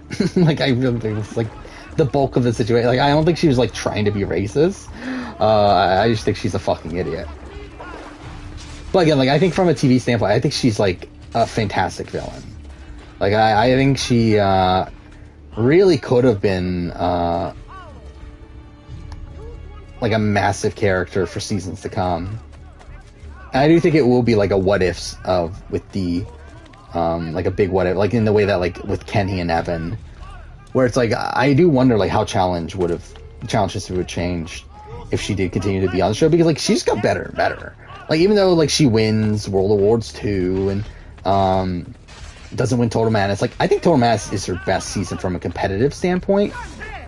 But also it's like her probably her worst season from a political standpoint, despite the fact that she is trying to play like really hard.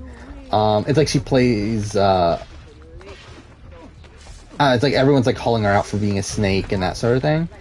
And I do feel like it would be interesting to see how those relations carry over into future seasons, considering like most of the cast was against her there. But again, we're not going to see it, so at this point it doesn't matter.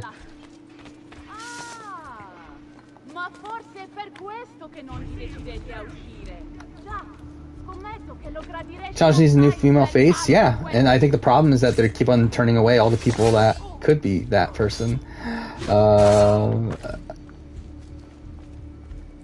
the last two female winners have not been like top of mind for them to bring back. I mean, you have Jenny, who hasn't been back since she won. You have not Casey. You have I guess I forgot about Casey, but anyway, you have Amber B, who was an alternate for this last season. And even in their winning season, wasn't shown. Yeah, I think they like if you look at the War of the Worlds, what's the War of the Worlds poster? It's Georgia and Theo against Bananas and Kara, and I think that was their intention at the time, is that they were going to make like Georgia the new face of the show, but yeah, Georgia hasn't been back since.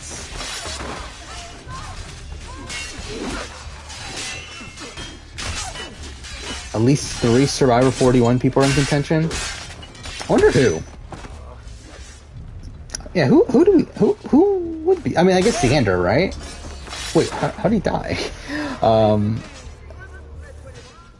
think Xander is probably like the obvious one. Who else? I mean, Liana, maybe? Ricard, maybe? I don't think Shan. Again, Shan is someone that like has like back, like some sort of like issues with her back, right? Like she has like some sort of disease. So it's like I don't think she's gonna be able to do the challenge. Again, she could barely do Survivor. To where like they were worried about her on Survivor, let alone the challenge. I don't think she's gonna be able to do the challenge.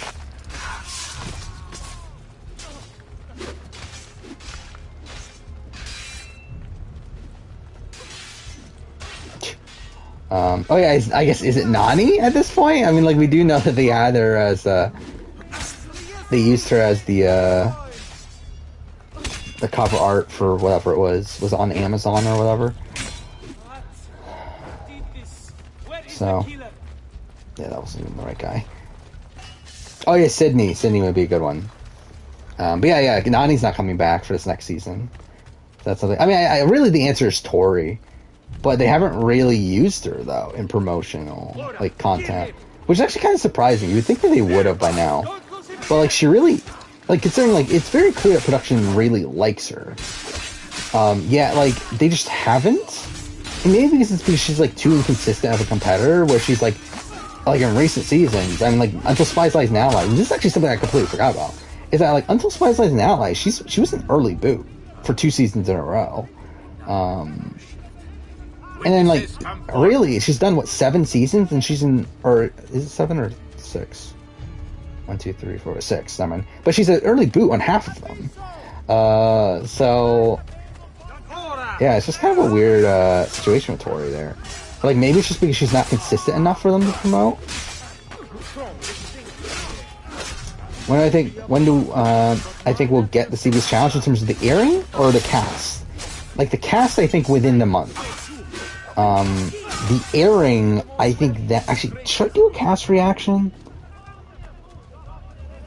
I didn't even think about that until now. But anyway, in terms of the airing, I think probably, like, June is what I would guess. June, July. When's the Challenge All-Stars? It's... Actually, I forgot. When is Challenge All-Stars 3? Because I think if that's in June, then I think it'll be July. If that's in July, I think CBS will be in June. Isn't it in July? Oh no, it's in fucking May. I'm a fucking idiot. Oh, it ends in July. That's why I'm thinking July. Yeah, so that's in May. So, I don't know, maybe like end of June then.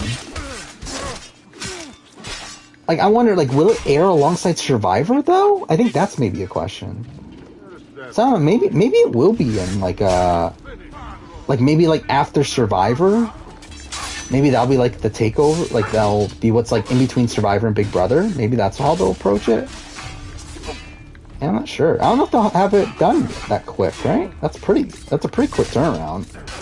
I mean, they've done it before, but still, I mean, like, that's quite a bit of work. Yeah, we do know Nicole F declined, which is not surprising.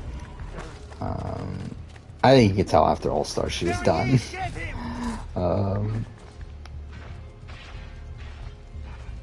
With reality TV. But,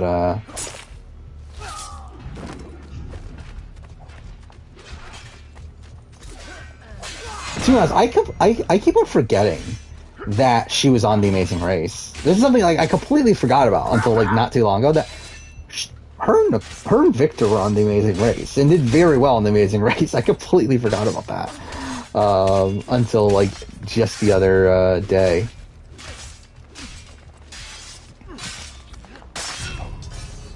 Where like I feel like for me it's like weird because like Reality Showdown.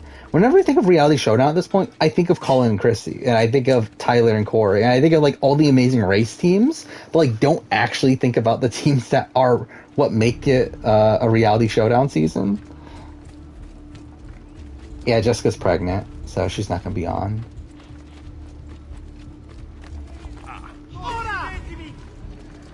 Which I think just in general, it's a shame that Jessica never moved on to the challenge. I didn't think Jessica would have been a perfect pick, especially if she didn't like end up with Cody. Like I think she would have been like a pretty easy person to transition over. Yeah, Reality Showdown is a weird cast, especially because like you have like the Big Brother side of things, where it's like it's pretty big names. Like you have Janelle, Brittany, Rachel Riley. Like Alyssa's whatever, but then you have Nicole Franzel, who again was a very popular figure, especially from a more casual fan base, and you have Victor, who is fan favorite. Like that's a pretty stacked field. But then you get the Survivor, and I mean you have Eliza and Corinne, who are again like fan favorites from like a super fan community, I guess, but like not the most notable figures in the grand scheme of things. You have Brett and Chris Sammons. Like okay, again they're fun duo, but it's like it's still like a random pairing, and then you have Rupert. So that's something. Do casuals like Eliza? I don't think casuals know who the fuck she is anymore. Especially from a Survivor crowd. But like even then, I don't think Eliza was well liked at the time.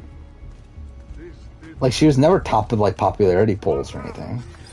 I don't think she was like hated, but I don't think she was like that popular. But where are Bianca and Ottaviano? Forgive me, Signora. They were playing outside when the attack began. Yeah, and that would have been fun. Jessica and Josh together on the challenge. That would have been funny. And to be fair, it would have been funny if it was Josh and Cody. So, Vanuatu fan favorite? It was Chris. I don't know if Eliza was second.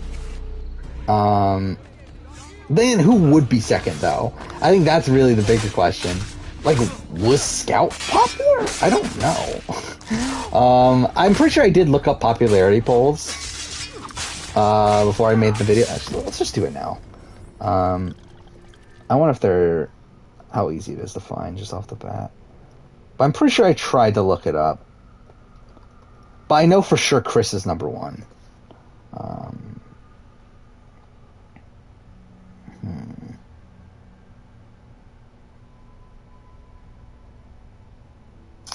It's tough to find like right away just because there's a lot of modern popularity polls that show up instead of ones from the time. What year was Vanuatu? It was 2004, right? That's kind of insane that was 2004. That's actually been that long.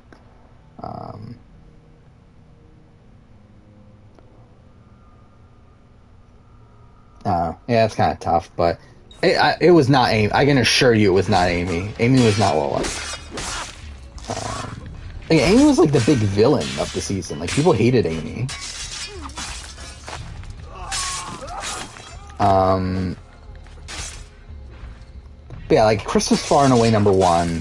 Like, I don't know, maybe Eliza would be up there, I guess, but it's more so because, like, who else is there? But again, like, I could see like a world where Scout was up there. I don't think Twyla was up there because again, Twyla was looked at as a big villain. And Julie, would Julie be there? I think probably actually. I think Julie would make top 3 or so. But yeah, I think for sure Julie was above Eliza though. Oh, but this is the thing. Okay, I haven't talked about this either. I forgot. I went to this rabbit hole the other day, where, okay, I've been very, like, I've talked about this in the past, that, like, I don't fully subscribe to the theory that Boston Rob loses a jury vote to everybody on Redemption Island. I'm with you. Now, I do think he for sure loses against pretty much any Zapatera. I do think against Grant, it's a tough road. But, like, again, the fact that, like, everyone talks about this as if it's, like, fact. That, like, oh, for sure, Ashley beats him, for sure. It's like, this is not proven anywhere. Like, I went down this rabbit hole the other day of, like, looking up a whole bunch of interviews from all the jury members of Redemption Island. There's not a single fucking point where it is, like, clear-cut, oh, Ashley is winning this jury vote. Like, the only thing that there is of, like, somewhat proof is that Andrea did an interview where she said that Zapatero was looking for a reason to not vote for Rob, but that doesn't mean that they're not going to vote for Rob. That just means that they're, like, obviously they're going to be upset, but, like, I don't think they're at the point where they're, like, let's not respect Rob, especially because, like, you look at the interviews.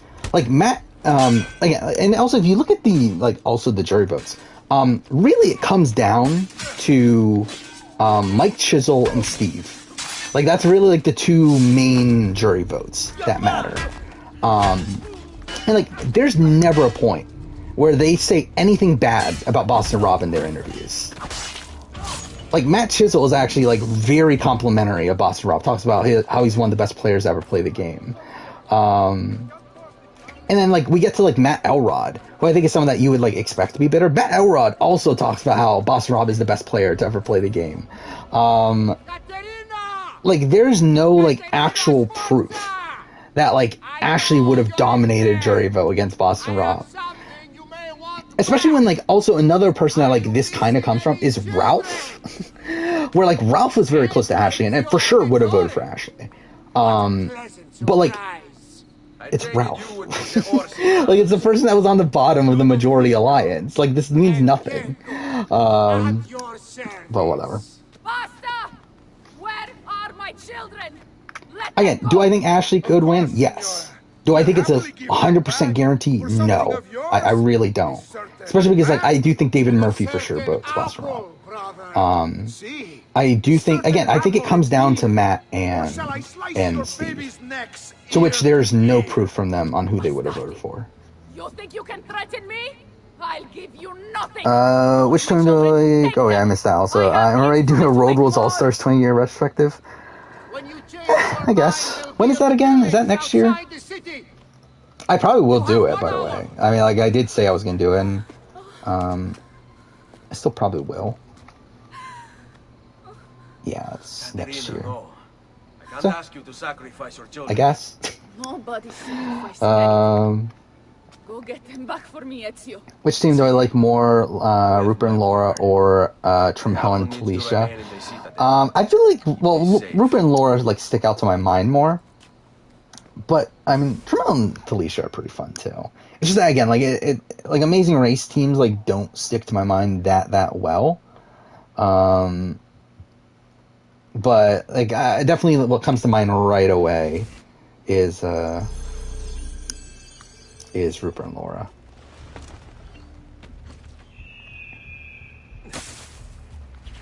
How far are we gonna get here? We're probably gonna finish Bonfire, right? That's probably where we end this. And next stream we'll have to do Codex pages, sequence 14, and then we'll start Brotherhood. Probably. Yeah, I think what we'll do, I think we'll probably finish the Ezio collection, and then we'll move on. We'll do the Horizon replay I want to do, and then we'll go to Assassin's Creed 3. Am I scared for Ukraine? I mean, like, in, like, I don't know how to really phrase this. Like, I guess. Like, obviously it's a bad situation for them. Like, it sucks. Like, if I was Ukrainian, like, obviously I would be very, very scared. But, I don't know. It's not something I'm, like, thinking about all the time.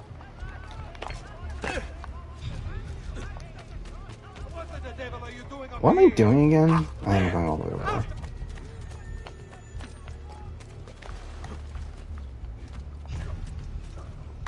there. Real World turns 30 next year? I've always, like, debated over if I should watch Real World or not. I probably won't, though. Just because, like, it's so much. Like, how many seasons are there? There's, like, over 30 seasons, right? And it's like, with it not being like a competition-based show, it's like, I don't know if I really gonna bother with it. Generally anticipating World War III, which is making it easier to spend your tax refund. Yeah, go ahead, why not?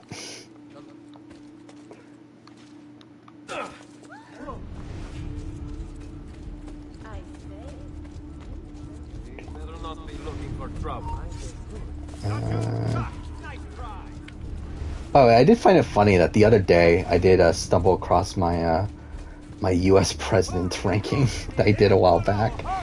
That essentially, like, after the was it 2020 election, I essentially ranked all the presidents as if I was ranking Survivor winners.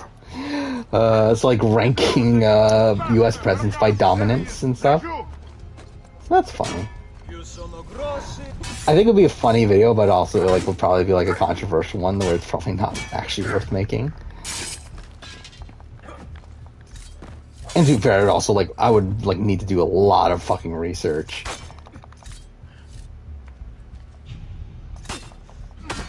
There we go. How low is Jackson? I mean, Jackson's essentially like the Brian Heidick, right?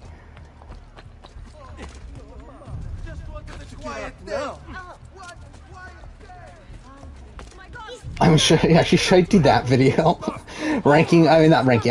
Compare. Like yeah, like comparing all of the presidents to Survivor players. I think I had Lincoln at 3. I used to have Lincoln at 1. The problem with Lincoln, again, like this is actually like analyzing as if it's a fucking Survivor player. But yeah, the problem with Lincoln is that he divides the entire country by starting the Civil War. And it's like, well, the Civil War is obviously like a fight worth fighting. It's also like he literally splits the entire country through his decision to do so. And it's like, in a way, it's like similar to like how I would look at like a Boston Rob, I guess, to where it's like someone that like wins a jury vote, but like also is like not well like liked necessarily by all of the people voting for him. Now it's like a similar-ish case to that. Obviously, not necessarily a 1-for-1, but like I mean that's like kind of the ballpark we're looking at Lincoln.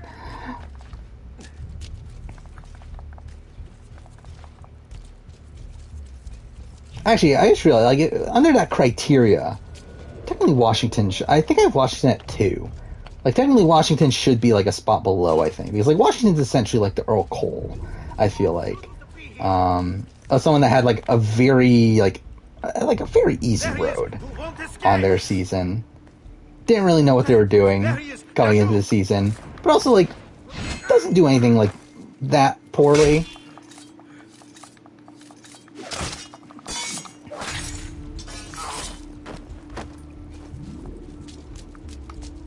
What am I talking about? I'm comparing U.S. presidents to Survivor players. Obviously, the normal conversation that people have.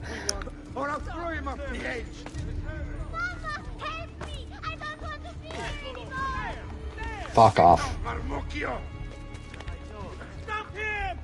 But yeah, I do think it would be a genuinely like funny video to put together. It's just that it would be like one that I think would be too controversial for what it's worth. Oh, fuck off.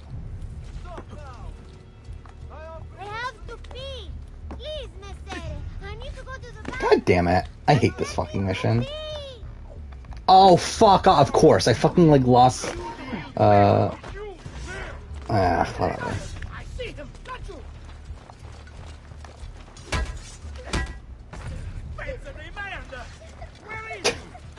Do a video comparing Survivor players to my exes? Yeah, that'll be fun.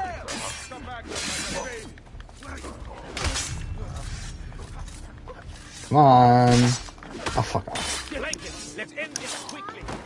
Yeah, I believe I do have Harrison at the bottom. Mainly because he died from getting pneumonia at the inauguration, didn't do anything. Yeah, so I mean, that'd be like worse than Bob, right? I mean, that'd be worse than Chris Underwood, technically. Again, he was only there for 31 days. I mean, I guess to be fair, like, technically Chris Underwood was on Survivor. Okay, this is just the dumbest shit at this point. Oh no, fuck off. This is actually, like, genuinely, like, terrible the way I'm playing this at this point. Like, you know, fuck it, kill me. Let's just, yeah.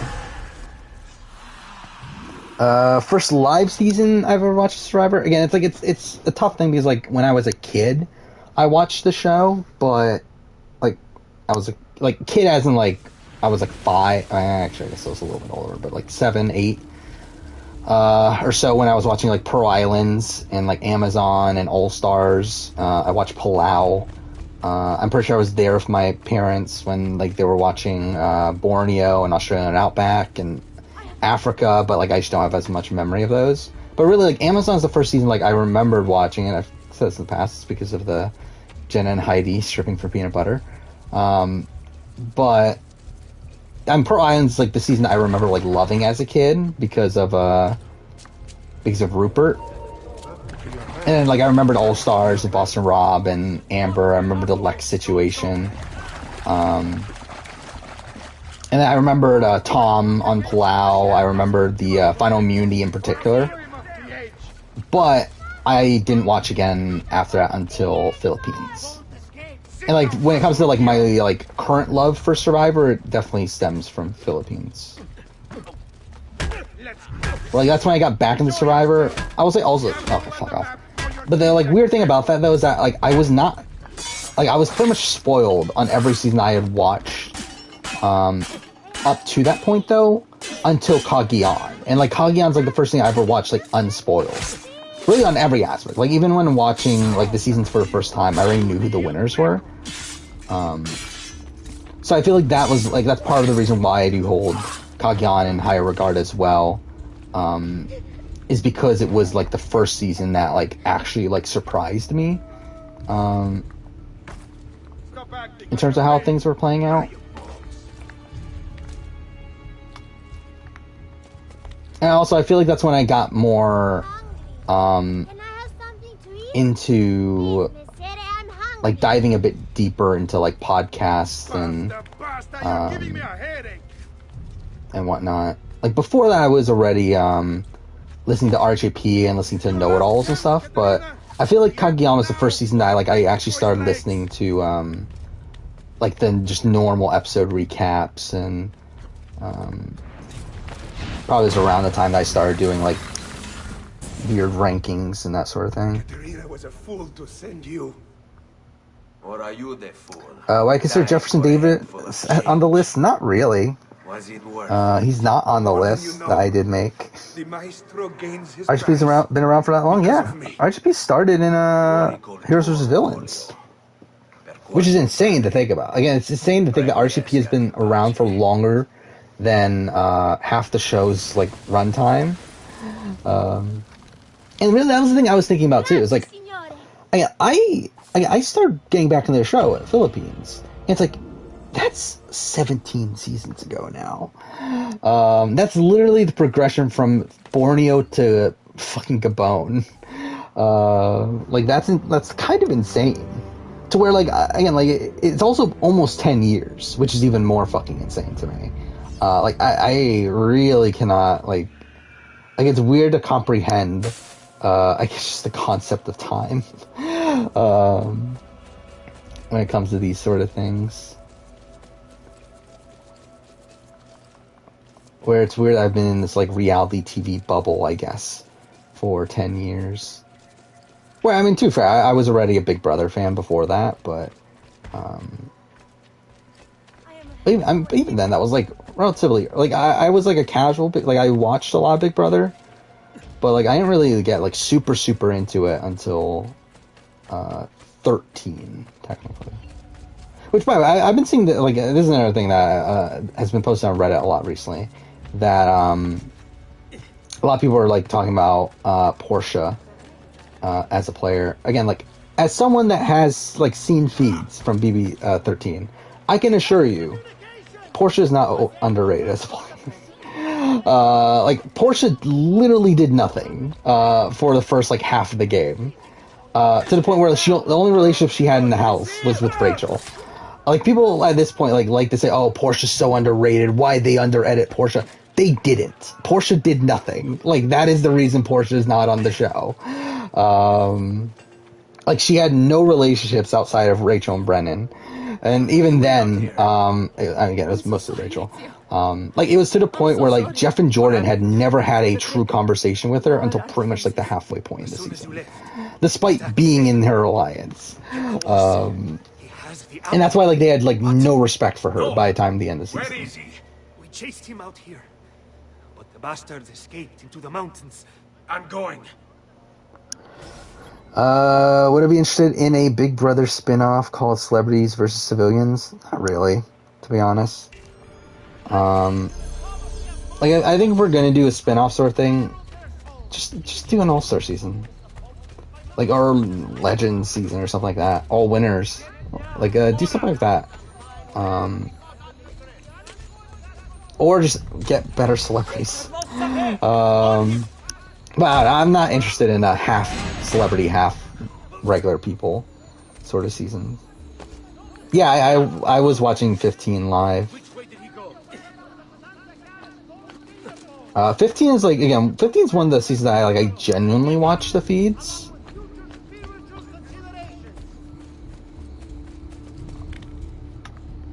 Which, yeah, not the most likable group of people. Yeah, I think it's like, I think the thing with Portia is just, it's a massive overcorrection from, like, the concept of Rachel having played a terrible game that makes people think that, oh, that must mean Portia, the person that she lost to, must have played a great game, which is not the case. Whatever.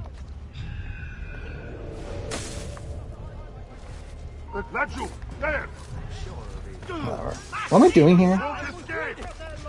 Am I killing him, or?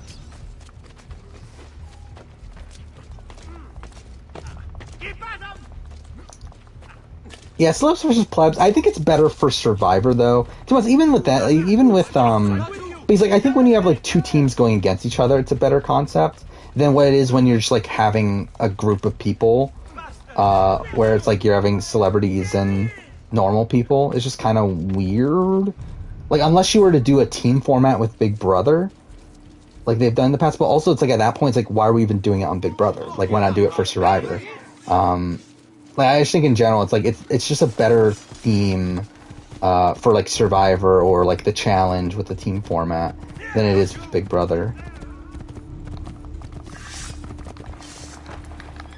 Fuck off! Kill him! Whatever.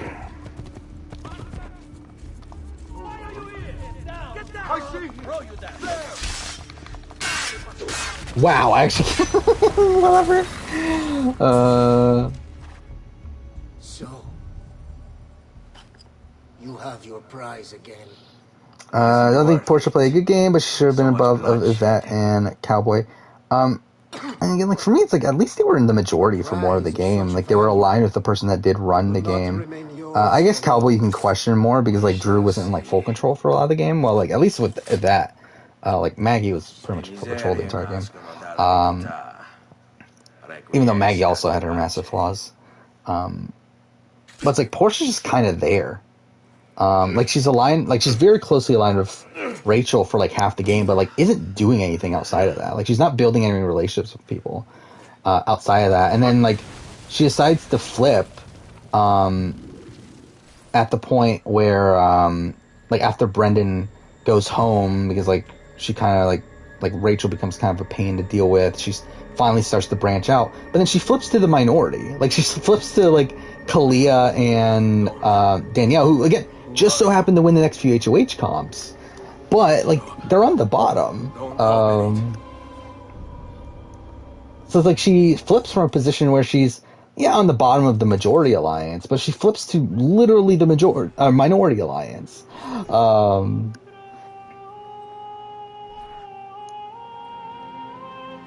And it's like obviously like she kind of gets screwed. I mean, she does get screwed over by Pandora's box, but like What happened to you? I'm trying to remember. Like if Pandora's box just doesn't happen, I still think Rachel wins, right? I think I played this out, but then that's also assuming they keep the same comps. But it's like more than likely Rachel still gets to the end and wins out. Black robe. Yeah, that's what I'm saying. Like, if we're assuming the veto competition is the same, without the like, so Jordan would go home at 5 or at 6. Of course. Then at 5, Rachel wins HOH anyway. Still targets Kalia, but probably puts her against Shelly. And then Adam wins veto, possibly uses it on Shelly. Even if he doesn't, Kalia still goes home because Rachel was still targeting Kalia over Shelly.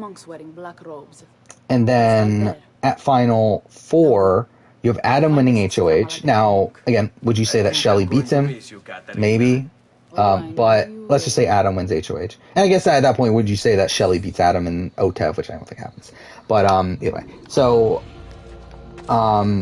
Adam wins final 4 HOH. Then Portia wins veto, which I still think probably happens. I don't think Shelly's beating Portia in that veto. Which Portia, again, had a very close relationship to Rachel throughout that season. That did rekindle at the end there. To where... And also, like, had almost no relationship with Shelly. Up until, like, the very end of Shelly's run. To the point where I do think she still would have sided with Rachel. And also because, like, they had a final... Like, Portia and Rachel had a final 2 deal anyway. While she never had one with Shelly. Again, like I think she would have taken Rachel, and then Rachel wins final HOH, and it's still the same final 3 at that point. Anyway, it's just essentially you swap Jordan and Shelly. But again, that's assuming Rachel still wins veto at 6.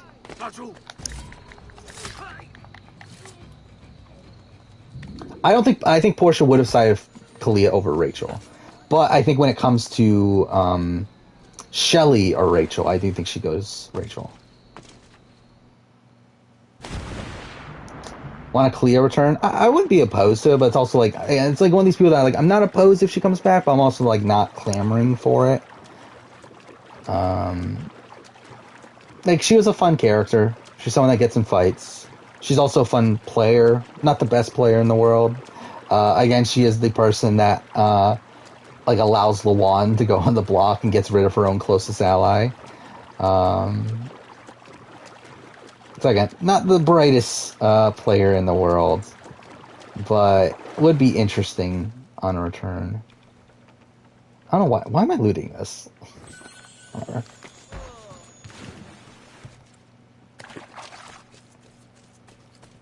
I mean, she had a good-ish mind for the game.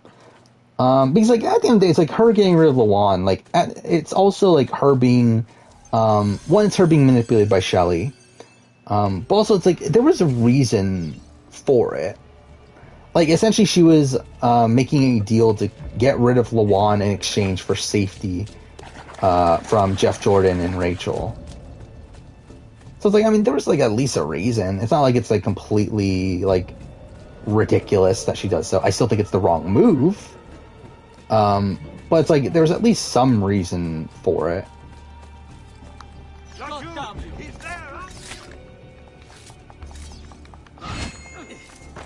Fuck off. Why I think production only put 2 people from 16 on All Stars. One, it's 6 seasons later, so that's quite a bit. Also, I think a lot of them either said no, that they really wanted said no, namely Derek and Frankie. Or again, I think when it comes to someone like a Donnie, it's so long at that point. Even though again, I'm still surprised they didn't go for Donnie, but I do suspect that's why.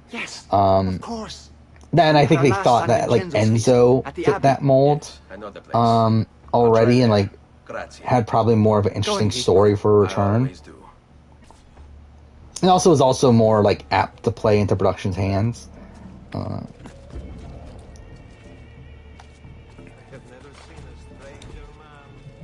Where yeah, like I think they like Donnie, but like I don't think Donnie is someone that is gonna do what production tells them to do.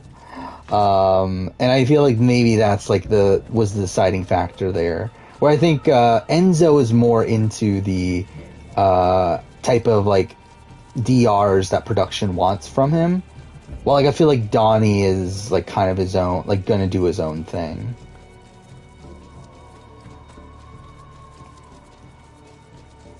Oh yeah, Donnie is a very memorable figure, and that's why I did. That's why I was surprised that he didn't come back, or he wasn't asked back, which is even more insane. But yeah, I suspect that they had a good idea of who they wanted back. Because yeah, there's a lot of people that like it's surprising that like Johnny Mac wasn't called, and like there's a lot of like people like that you would think would have gone on the call, but then didn't. And I suspect it's because they had a relatively good idea of who they wanted from the offset, to where they didn't call like everyone. Why does BBUS have scripted DRs? Because they're lazy. Because I mean, essentially, like, if you like realistically, this is essentially what it is. They're essentially lazy because what they're essentially doing. And to be fair, I'm part of that. Like I do a similar thing with my videos, where like I prepare it before a lot of things beforehand. But it's like essentially with Big Brother US, they know what they want on the show. Like they are already plotting what is going to be on the show before they do the DRs. It's not like the way they used to do it in the past, where they had these very natural DRs and actually took the time to integrate them into the show naturally. At the point that we're at now, what they do with DRs is that they edit the show first, and then they know what they want from people in the DR, and then they go to them and say, hey, say this so we can put it in the show. And that's essentially what they're doing in the DR at this point. Is like they already know what they want on the TV show, and they explicitly tell the people on the show like pretty much what to say, or if not, then like ask questions in a way that they know that they're going to get the response that is able to fit into I don't know why I climbed this, into what they Excuse me, brother. need for the show. Do I think that, Paramount Plus is a good streaming service? It's fine. I think it matters. Like, it's not for everyone. I think it's one of these that it depends on what you're looking for. Again, like as someone that I think I'm gonna keep Paramount Plus. At this point, like originally, like I was like very hesitant to. I don't know what am I doing here. Oh, yeah, I was like very hesitant to. Wait, why are there multiple? Shouldn't there only be one?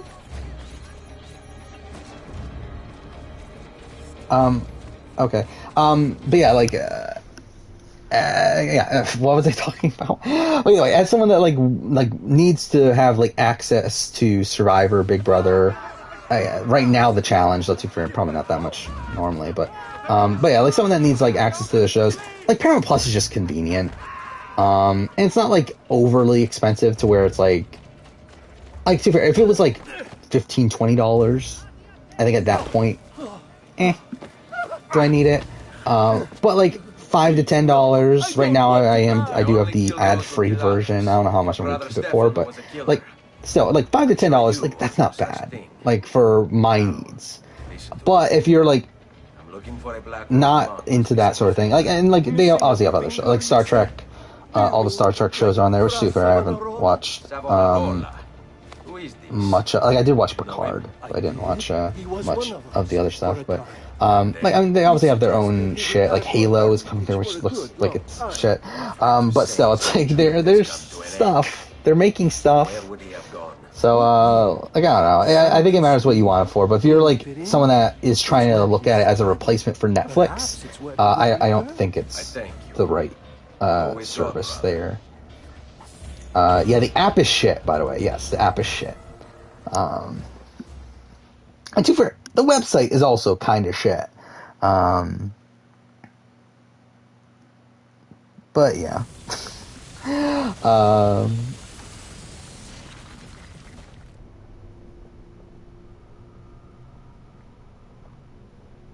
Yeah, it's also like also I mean like they did get rid of Australian Survivor and all the international Survivor seasons like very abruptly, and that's kind of also something that's annoying. Not that I was gonna watch them anytime soon, but it would have been cool to have that like just easily accessible. And really, I think like for me, that's like kind of what it is. It's just easily accessible. So, okay, that's super loud. What the fuck? And BB-Can and BBAU are there for now. But again, knowing how they handled International Survivor, then, like, who knows how long it'll be there. But still. War of the Worlds crossover, like the full thing, I don't think it'll be till the end of the year. Like, if I were to guess, I would say, like, probably like October. Or so. If Piero had only a tenth of his I would guess it'll be like around. So like I mean I'm expecting Challenge 38 to probably be in like the what the fuck was it? Double Agent sort of time slot of like November, December, like that sort of period of time. Like, and I would expect War of the Worlds to be like right before that. That's kind of what I'm thinking. Look at all the misery he's wrought. Alright, we're on the bonfire. So I think what we'll do, we'll probably finish Bonfire of Vanities and then call it a night. Which this will probably take like an hour and a half or so. Maybe even more, to be honest. Yeah, they could do that. They could do it with Spies, Lies, and Allies. So yeah, I mean, if it's in May... filming's at the end of May. That'll be 2 months to film, and then 3 weeks after that, so that'll be like August. Actually, they could do that. They could. Like, early August, maybe end of August, and then run until December. Essentially what they did with Spies, Lies, and Allies. Yeah, that wouldn't be out of the realm possibility either. But then again, what are they going to do with War of the Worlds at that point? Are they really just going to run it? I mean, I guess they did it with All-Stars, so maybe they will just run it at the same time. Sometimes I wish the assassino would return to Firenze. But also you gotta think, like, when are they filming it? Because, like, they can't film it all at the same time. So like they're gonna have to film it either before or after 38. So that's obviously gonna also factor into when it airs. So, yeah. We should get to work on retrieving it. Guessing I'm gonna be binge watching a whole bunch of Kim and Penn videos? Nope, I think I'm good. When isn't it? Why don't you fill me in on things? And again, that's the thing that's so weird to me is that, like I feel like for sure they are like fun personalities, right? Like they have this YouTube channel where they're like really wacky on there. Like and I just don't feel like it carried over to the show that well. Like yes, they have like little moments here and there, but like I just did not feel like they were portrayed in the most entertaining way to me. And I feel like maybe that is because they were the winners and they didn't want to. Like they just wanted the winners to feel like very normal. I don't know. Like they were fine on the show, but I feel like I just felt like the other, like pretty much every other team, was like more notable from and maybe outside of, like Lulu and Lala, I guess, or like more notable from like a character standpoint. And Firenze keeps sending them back, usually in pieces. Where like I feel like it's with them, it's like a lot of show. Or not that's the opposite. I mean, with them, it's a lot of tell and not show. Where like I feel like there's a lot of like they seem like really like fun people, but then like nothing they actually do is actually that fun. Where it's like as if we're being like told that they're fun characters without them actually being fun characters. Better not be looking for trouble. There's something deadly about it. It's so fucking dumb.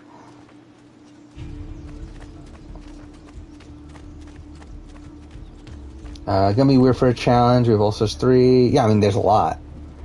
All Stars 3, we got, what, 4 spin-offs? And plus the World of Worlds, like, final one, and then who knows when the main series will be. True. Do I think Kim will return? Aside from the I don't city know. leaders, the people's mind. I'm sure she said on her podcast. I haven't They listened follow to it. Savonarola not by choice, but force and fear. See. Oh yeah, I forgot to talk about that. Yeah, Funimation did We can silence his merge into lieutenant and stir Crunchyroll, which is discontent. We'll be interesting. distracted, and I will have a chance to strike. Clever. I'll speak with La Volpe and Paola. Problem is I don't have They can help to Crunchyroll. organize the uprising. And to be fair, I don't have real, like that much time to watch things on Crunchyroll anyway. But I'll take care of his abettors.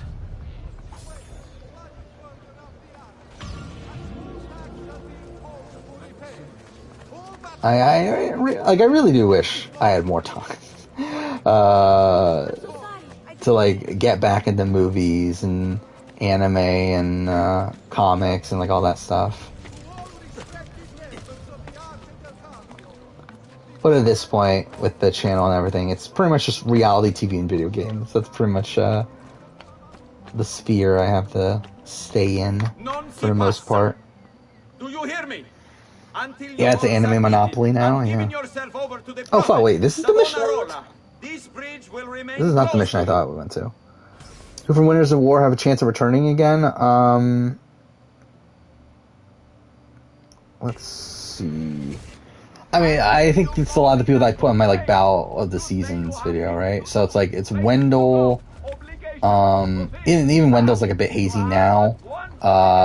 Sophie, but again, I think Sophie's also one that's like probably gonna wait a bit.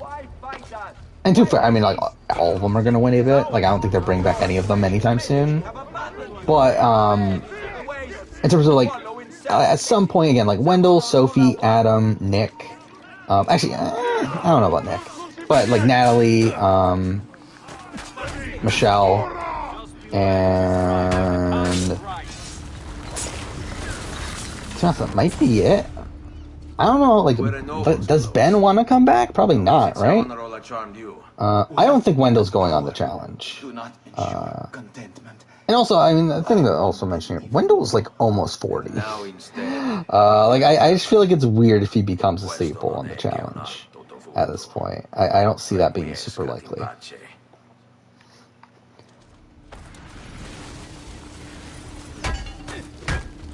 Oh, fuck. It's weird because despite Sophie being a winner, you don't feel like your story is finished yet. Yeah. Yeah, I still think Sophie still has a lot of potential there.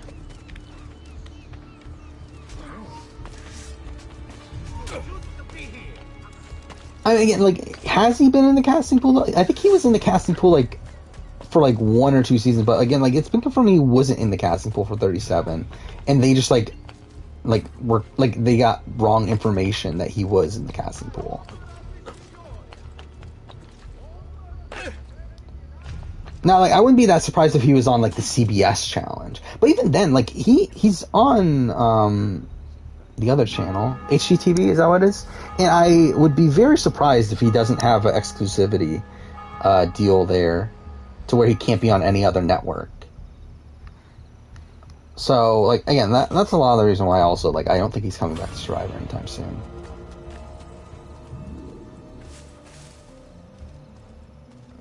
Jonathan 41 should do the challenge, yeah.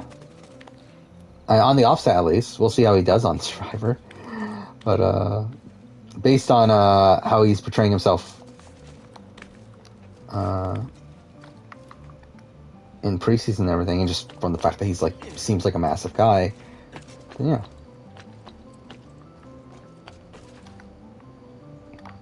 Yeah, I think it was Total Man. It was either Total Madness or Double Agents. It was one of those sort of seasons.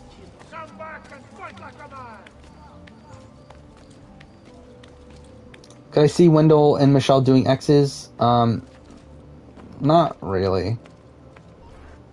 I think Wendell... I mean, like, I think if they do X's, I think they'd probably pair Michelle with someone else, just because I don't think Wendell is super likely. The end approaches.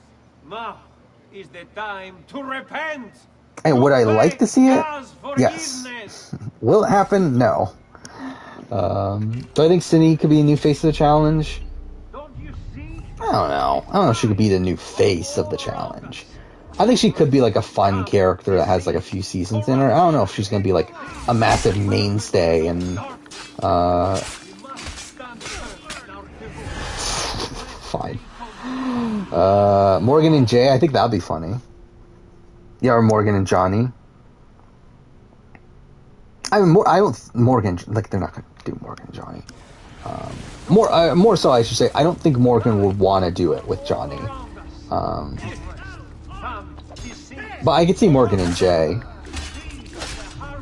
If Morgan would even want to come back, which I don't think that's even, like, a guaranteed thing. Cool.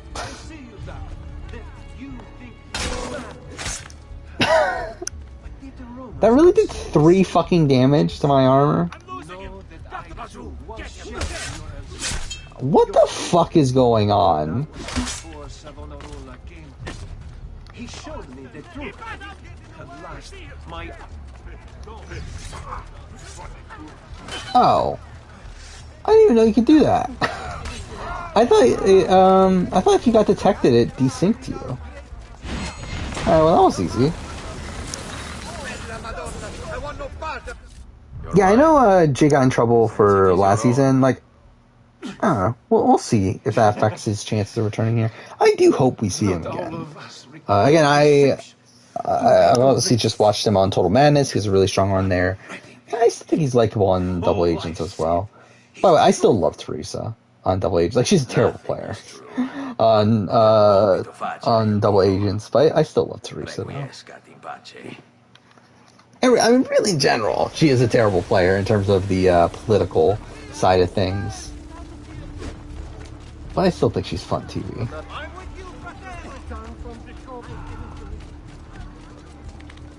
It is weird that she just, like, randomly comes back in Double Agents, though. Oh, fuck off. Why is Teresa so whiny in Double Agents? Teresa's whiny on every season. I mean, that's like pretty much a Teresa staple. Well, like, what season was she not whiny on? Maybe Fresh Meat 2? But, like, she was definitely whiny on Cutthroat. I mean, she's at least, like, argumentative on Rivals.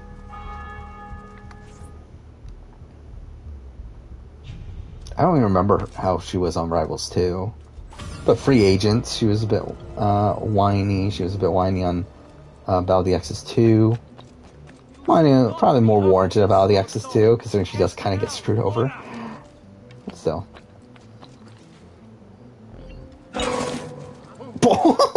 What I've never seen that before. Where like it literally like broke half my armor just from that one jump. Fuck me. Okay, I actually need to repair my armor at this point. This is just dumb. Or should I just do this mission first and then repair my armor? Whatever. I've never seen that before. That's... Yeah, that was something.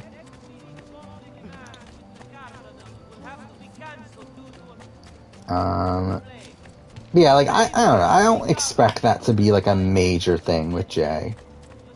To where they wouldn't bring him back. Now, I think they could, like, threaten him with, like, if you do it again, then you're done. But, I don't think it's, like, a thing where, like, they're never bringing him back again. Who's Mike Byron? He was on BBUK. I actually watched this season. He shouldn't be there. He has no reason to be on the challenge. Again, like, he was, because, like, there was a point where, like, it was assumed that he was on the cast over Huey. And, like, even Huey doesn't make sense, but at least it makes more sense than Mark Byron.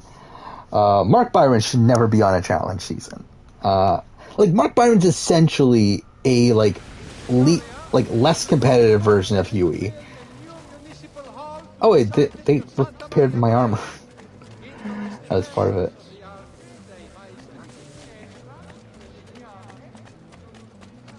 Would be worse than Big D? Probably not.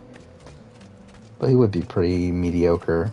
I mean, he's like a really small guy, but also one that isn't like athletic in any way. And he's also like a very similar character to Huey. So like he's essentially a smaller version of Huey from a like character standpoint.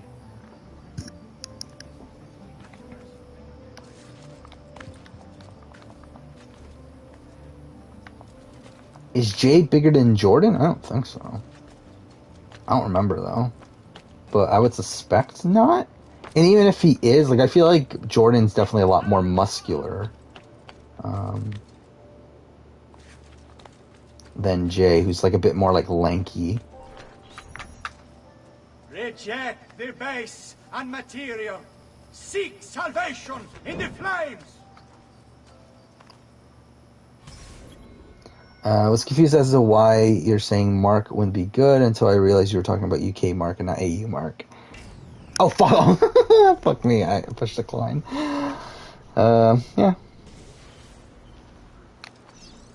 Okay, oh, I literally put this right there. Reject the base and material.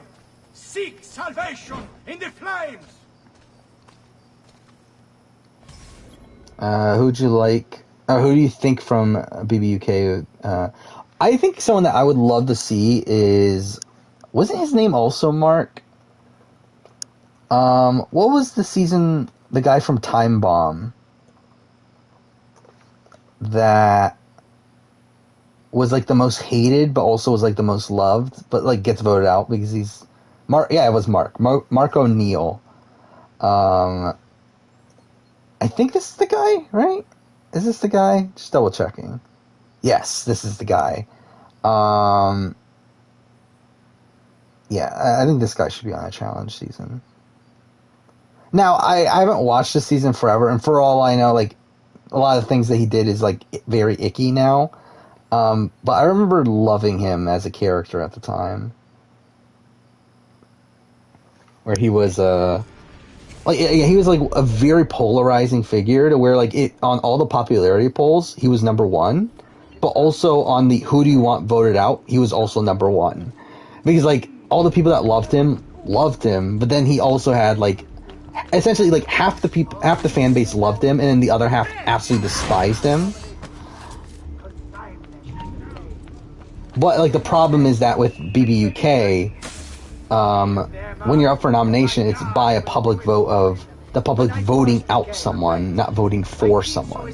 Where if this was BBAU, this would have benefited him because like BBAU used to have a format where you voted to save. Here you're voting someone else, and because of that screws him over. The season that it is season 16, the civilian version, BB16. Your actions were not your own. But they were. My own self-doubt let him hold me as he did. I am sorry. As am I. Non è una scelta. I'm just like looking back at this guy. This is like really weird. Looking back on. Again, like this is a season that I watched at the time, but it's been like it feels like it's been so long. How long has it been? Oh, Harry Amelia. I forgot about her. Like she was a fucking like lunatic. She should be on a challenge season. Why not? That'd be fun. It'd be a mess. I mean, Harry Amelia is like a person that like would for sure be on the challenge if like they were casting from these shows back then. Like she was on what, like 2015? But like obviously now it's like kind of forgotten about, but I think yeah, she got like pregnant like immediately after the show. So it's like I don't know when, like I guess like you would probably have to wait a bit after that and whatnot, but still. What great casting. I have never watched Sex on the Beach, any version of it, US or other one, or UK. Fuck off. Oh wow, it broke my armor again. Alright, let's see. Actually, what show was it that I was looking up today that I thought about watching? Oh, it was Koh-Lanta. Yeah, I was like, so this is the thing, is that like, I was looking at a list of like people who had won Survivor multiple times across the world. And like obviously Sandra, Tony, Turbo, but then there's also another person from Survivor Koh-Lanta, or not Survivor Koh-Lanta, but just Koh-Lanta, which is Survivor France. And like, it made me like go and like I did a bit of a look into Koh-Lanta, and like it's just an interesting franchise. Like while like at the end of the day, it's not like the Survivor we know, where it is a lot more of like, okay, vote for the person you most like. There's not much strategy to it, from what I understand. It's a lot of competition based by the end as well. But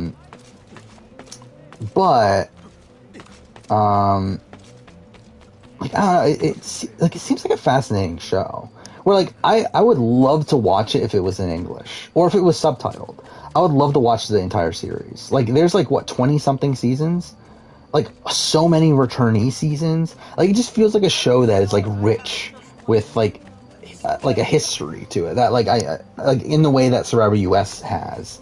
But obviously it's not Survivor US, and it is this like internet. Actually, why do you even bother repairing it? Considering I could just buy a better armor. But I think it would be fascinating to watch Koh-Lanta. Because again, there's a 2-time winner there. There's like there's people that like were runners up on like 3 different seasons. Like there's the person who got in trouble. Like there was a recent season, All-Star season, that the person got the winner got their title revoked because they got caught cheating. Where like I guess they were like getting handed food from like I don't know, whatever. Like they got caught cheating because they took away the title from him. But like he's someone that was like won that season. Beforehand was a runner-up twice and then came in 3rd. Like that was his 4th time playing and he finally won. And that's like kind of insane. Like I would love to watch this show. Like I just think it would be like a really interesting show to watch and to analyze.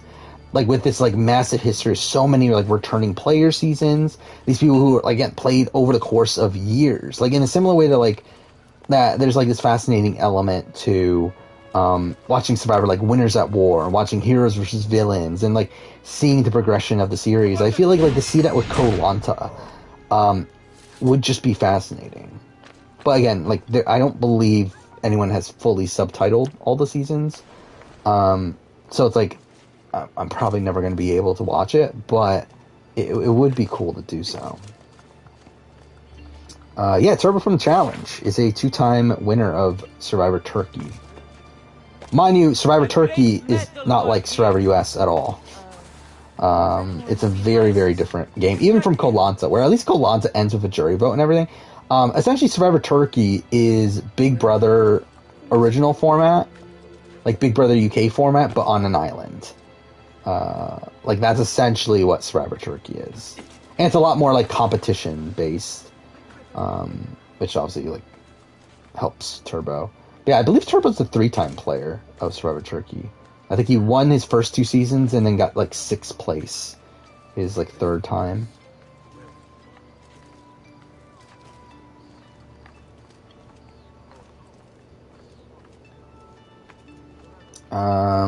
What countries have the challenge uncensored? I don't know. Does any country have the show uncensored?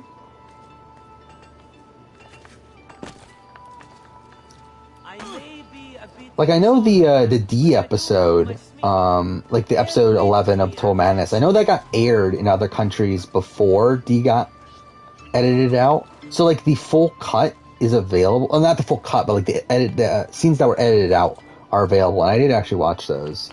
Like, I found a Reddit post that had it. But, yeah, so you can watch all the scenes that, like, were cut out from that episode. I don't have a link for koh Lanta. I'm pretty sure a lot of it is on YouTube, though, but it's, like, all in French. So it's, like, you can't really watch it. Actually, I don't know how, like, if it's a lot, but I think I saw at least a few episodes there when I just, like, looked up koh Lanta. And please come back often. What am I doing right now? I'm being an idiot. Like, that's why I'm being an idiot. Because I still have this tag, so whatever.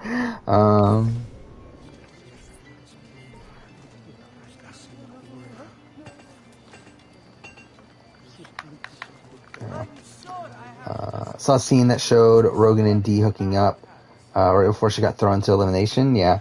I mean, there's that. There's, like, her fighting with Bailey. Because, like, during the daily, she was, like, sabotaging Bailey to try to get Melissa to win the daily. So, like, she has this, like, fight with Bailey immediately afterwards, and they, like, just in general show her in the daily. There's a few things. Like, there's, don't they show her fighting with Jenny? Or at least having interaction with Jenny. I think there's also, like, a weird, like, scene of, them having, like, is it, like, a food fight, or was it, like, a pool fight? I forgot. It was some sort of, like, playful fight scene that Dee was involved in. Let's see if I can look this up.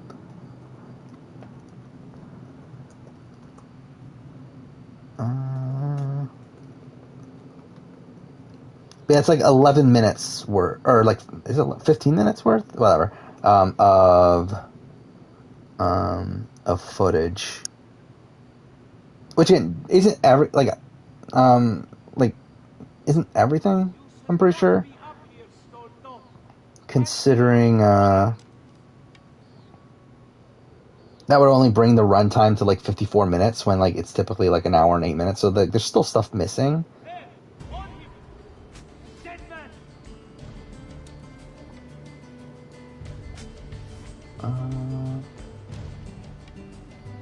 Yeah, it's like 15 minutes worth.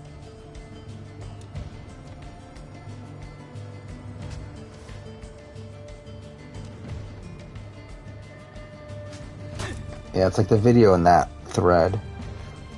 But, do I think the most hated winner Helen Wood would be in the challenge? I think she'd be interesting. I remember, like, when I first watched, her original season. Was that 15 or 14? But either way, like, I remember I hated Helen Wood, but then, like, she returns, like, the season with, Mark and everything for, like, not as a player, but, like, as, like, a coach or whatever. I don't remember what they actually were, but, I don't know, I just found her a lot more, like, not likable, but, like, I like, grew respect for her as a TV presence, as, like, a TV character, and I feel like if I were to watch it now, like, even though, again, like, still probably some icky things involved there, I think I probably would respect her a lot more as a TV character. And again, also someone that would be great casting for the challenge if this was back in like 2015 or whatever. How old is Helen Wood now? Let's look this up. She's probably what, like 40 maybe? 35? Okay.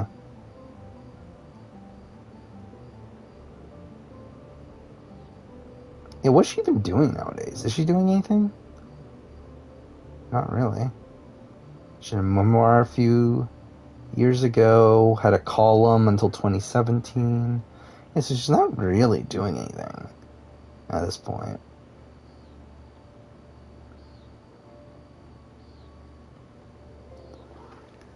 Oh, she's so hated? Just like was pretty much a bully, or like was looked at as a bully. Yeah, I don't remember the like full details of the season anymore, but I remember like she was essentially like the leader of this like big like majority group that that were essentially looked at as the bullies in comparison to like this other group that was like really well liked. But like she ends up winning at the end because like she's kind of I suspect it's because like the likable people, because like essentially the Big Brother UK obviously is like a public vote for people who go home, and then at the end it's a vote to win. But she essentially, like a lot of her alliance, like even though they were the majority, like kind of get picked off over time, to where by the and again, alliance, quote unquote, like essentially it's like friendship, like they're not actually playing the game strategically, but essentially like a lot of her friends go home, and because of that, like I feel like the split between the more likable people, the people that were more well liked, like kind of gets split up enough to where she like kind of wins through like the people that were fans of her side of things.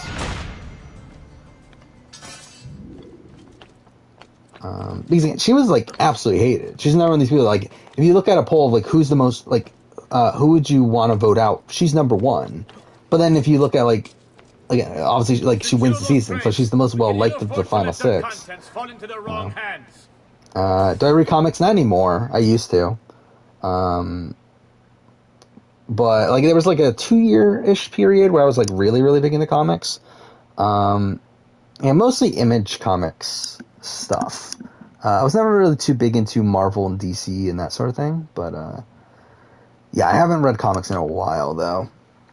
Season's Helen on, I think season 15, but I might be wrong. It's the same season as Mark Byron. Like she was one of his allies. Was it Power Trip? Yeah, so season 15. Yeah, like she gets to the end. So essentially, like Ashley, Christopher, and Chris were 3 of like the underdogs that were looked at as the more likable people. And she gets, and that was 3 of the final 6 that is at the public vote. You have Pav, who's someone that like joined the game like very late. So again, not really too popular there. And you had Ash, who was like her like kind of showmance on the season. But also like wasn't like the most loved, and also like kind of had a lot of the same issues of not being like well liked. So it's like I feel like she kind of like just absorbed all of the votes for people that were pro their side, and because like Ashley, Christopher, and Chris like split a whole bunch of votes, she ends up winning.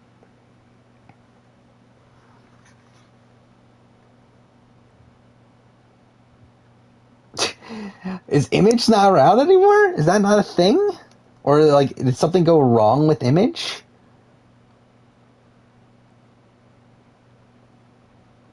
Is again, this was like what, 2016, 2017? Somewhere in that range. That was big in the comics and stuff. When did Saga start?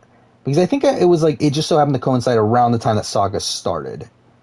So when was that? That was okay, maybe not when it started. It definitely was not 2012. Was it that early? Okay, maybe. When the fuck did I start?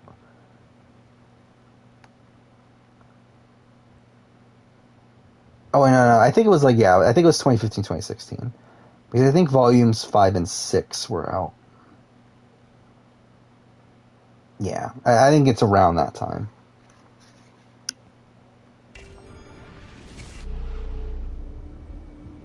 Finals of Final 6?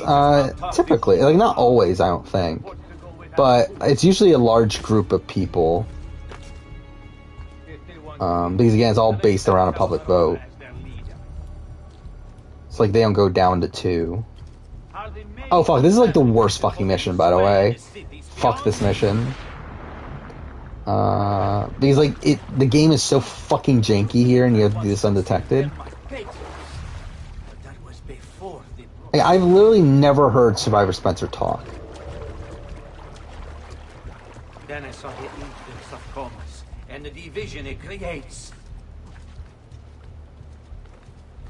Savonarola will lead us. Yeah, I'm pretty sure I talked about Saga before, and I looked it up and did see that, yeah, like Saga was coming back.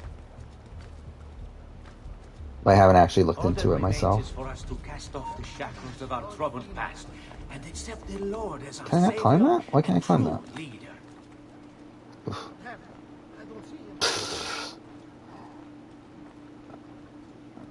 Alright.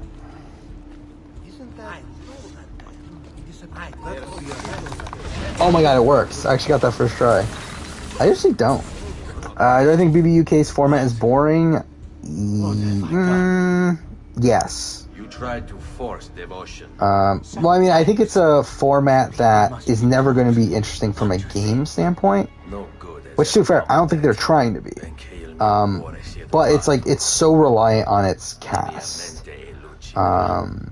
Where, like, at least with, like, Survivor US and whatnot, like, even if you have a really shit cast, like, the gameplay can help at that point. Like, I think, like, something like a BB21 is kind of an example of that, where, like, I mean, too fair, I still don't like BB21. But it's like, even though it has a terrible cast, like, there are redeeming factors in the end game, because at least there's, like, really interesting gameplay going on. While with BBUK, you're, like, so reliant on your cast, to, like, have any semblance of a intrigue. Yeah, your stuff's getting blocked by the auto mod. Does Assassin's Creed or Hitman have a better stealth system? I can assure you it's Hitman. Especially if we're talking about modern day Assassin's Creed, then it's definitely Hitman. Like, at that point, it's like, does Assassin's Creed even have a stealth system? If we're talking about this Assassin's Creed, I still think it's probably Hitman. Because, I mean, it utilizes a lot of the same mechanics. It's just that Hitman's a lot more refined. And it's a lot of, like, still social stealth and everything. And also, there's just a lot more options in Hitman. But I think the season of BB Can's going to be good. I think it has the potential to be good. But I think we're way too early to actually say if it's going to be a good season. But, I mean, I see a lot of the potential that BB Can 9 had. I think it's really a lot of the same opinions on things, where I think it's a similar cast. I think the caliber of the cast seems to be on a similar level as well. Orders are simple. Keep watch over these fields and ensure no harm comes to the bundles of Fiano. It may seem a mundane task, but it is critical nonetheless. Let's see. With the challenge continuing to expand, could you see CBS shows doing this? Same to try to follow suit. I don't know. Like, I could see, like, Paramount Plus exclusive sort of things. I don't know if I can't imagine, like, a Survivor. Actually, I don't know. Like, maybe they could do, like, an international Survivor, like a Survivor War of the Worlds on Paramount Plus. Do I think they care enough? Probably not. Especially considering, like, they didn't even bother to keep International Survivor on there for more than a month. Our very existence depends upon keeping all of this secure. You don't believe me, do you? Let me explain. The Fiano feeds our horses. There's uncensored clips from War of the Worlds 2. I don't know. I mean, like, obviously Big Brother, they kind of tried with OTT. Obviously now we have Celebrity Big Brother here and there, but I don't know. I don't think CBS is looking too much into it, if I'm being honest. Wrong guy, by the way. I went to the wrong one. Whatever. Least favorite season of Big Brother UK. I haven't watched that many civilian versions. I've only watched, 15, 16, 17? I think that's it. I mean, Laura Carter would be good casting for the challenge as well. She was on Huey's season. I feel like I don't remember Huey that well from the... Like, it's so weird because like Huey was runner-up on that season. Yeah, I actually don't remember Huey that well. Yeah, I remember like Laura Carter and Marco was like the first two. Yeah, I remember what was her name? Evelyn. Yeah, there she is. There might be connective tissue and why I remember them. But still, it's like, yeah, like, I don't remember, Chelsea, I remember him now. But anyway, yeah, like, I feel like I don't remember a lot of that cast. But then, like, did I even watch, I don't think I watched, yeah, I didn't watch 18. So, I think I've only watched 15, 16, 17. Which, I lost interest of 17. And that's like why I stopped watching Celebrity Big Brother. Or watched Big Brother UK, I mean. And then I don't even know which ones I've watched of Celebrity UK. Let's see, so I've watched 13, 14... Wait, no. I watched 14, 15, 16... parts of 17, I think, and parts of 18. And I watched parts of 19. Yeah, like, I think I've only watched in full 14, 15, and maybe 16. Who was on 16? No, I didn't watch all of 16. Never mind. See, I've only watched all of 14, 15, I think. But I did watch part of 16. Because I do remember the Tila Tequila stuff, Farrah Abraham. Then 17 I watched part of, because I remember the Stephanie Davis stuff. Wasn't that the... Wait, is it her? It is her, right? Does she end up having a kid with one? Yeah, with Jeremy. Okay. Yeah. So I remember that. And then 18 was Bears season with Frankie Grande and Aubrey O'Day and Chloe Khan as a person. But yeah, like I remember that season. I watched a good chunk of that one. And then 19 was like the fans versus favorites sort of season that I remember. Actually, I watched parts of 13 now I'm looking at it. I forgot Louisa Zisman is even a person until just now. That kind of blows my mind. I remembered liking her at the time, but I just hadn't, like, completely forgot she existed until just now.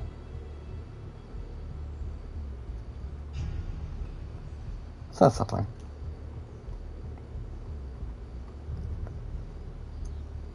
Either way, again, it's been a while since I've watched BB UK. Is Bear season good? I don't remember. Like, I know I watched it, but like, it's one of those seasons that like I don't remember that well. Like, because I watched it because of Frankie. Because like at that point I was already kind of like already like on my out, like on the way out of watching BB UK. But like I knew Frankie was on it, so I like popped in here and there. Aubrey O'Day was on it, so I was like, I guess interested in that. But yeah, like I didn't like I didn't pay attention to Bear. Like I like if I were to watch it now, obviously that would be like an interesting thing to watch. But like I just did not. There we go. Did not pay attention at the time. You would have let your own people stop. Do I think Farrah Abraham would fit Celebrity BB US? I don't think so. Like, I think she falls into this like Tiffany Pollard sort of spot where like I don't think that's the type of person that Alison Grodner sees being on her show. Like I just don't think, like I can't imagine Alison Grodner like thinking like really a lot of like the MTV sort of people. Like I just don't think they like are the people that Alison Grodner looks at as like good TV. Well, and the same thing goes with like a Tila Tequila. But to be fair, Tila Tequila also has like a lot of like icky things outside of that. But like I mean, I feel like a lot of those sort of people that were on Celebrity Big Brother UK, I just feel like are not really people that Grodner would approve of.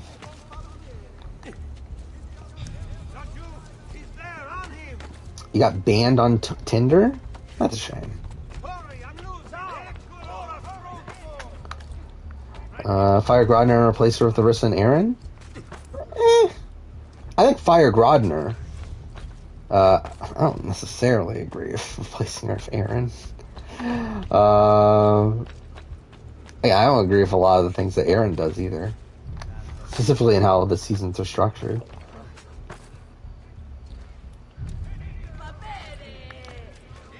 Mind you, again, it's better than US for the most part. But I still don't like a lot of what they do on Canada. By the way, I will say, like I felt like this house in particular, BB Can, seems very obnoxious. Like this feels like them like completely going all out on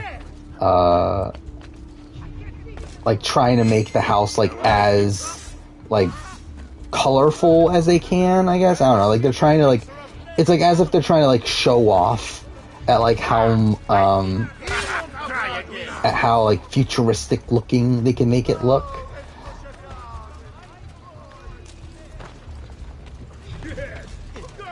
It just feels like too flashy, I guess. I don't know.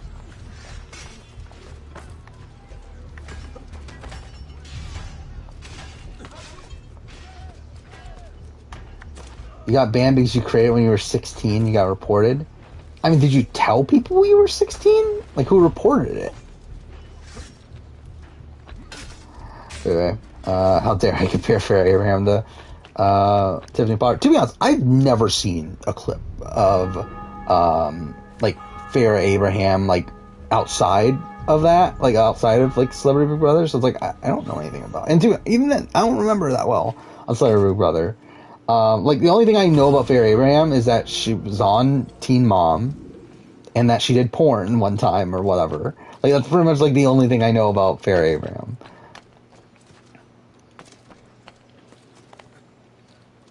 It's like I don't know if there's like I don't know any like ickiness surrounding her or whatnot.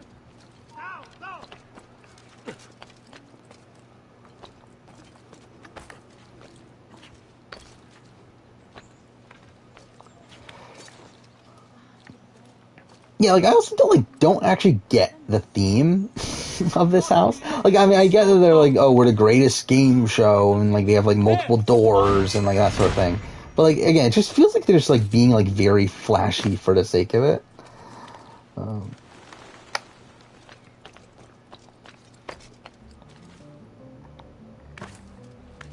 By the way, is BB Can listed as a game show in Canada? Is that a thing? Something is wrong here. Like I don't know how like Canada works when it comes to like TV show classifications and what rules they have to follow and whatnot. But again, like Big Brother and Survivor and that sort of thing in the US are not listed as game shows. They're listed as entertainment shows. Like I do wonder, is BB Can actually listed as a game show? Or is that like not a thing in Canada?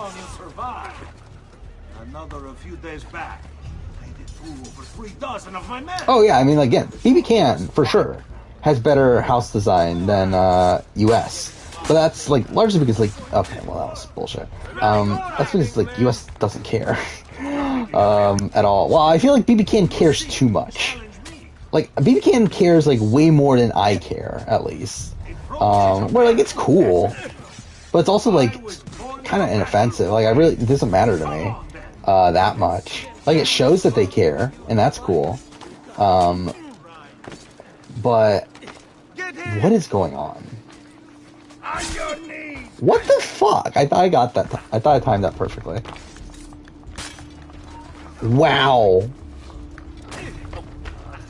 This is like actually disastrous at this point. Like, whatever. All right, let's actually fight them then.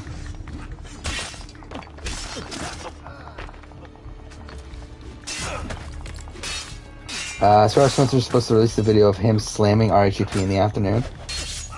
That's pretty apt. Didn't you already do that?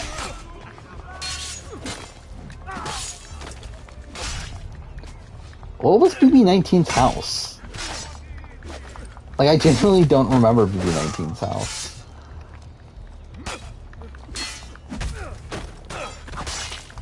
Yeah, like 21 I remember. Like, I at least remember BB21's house.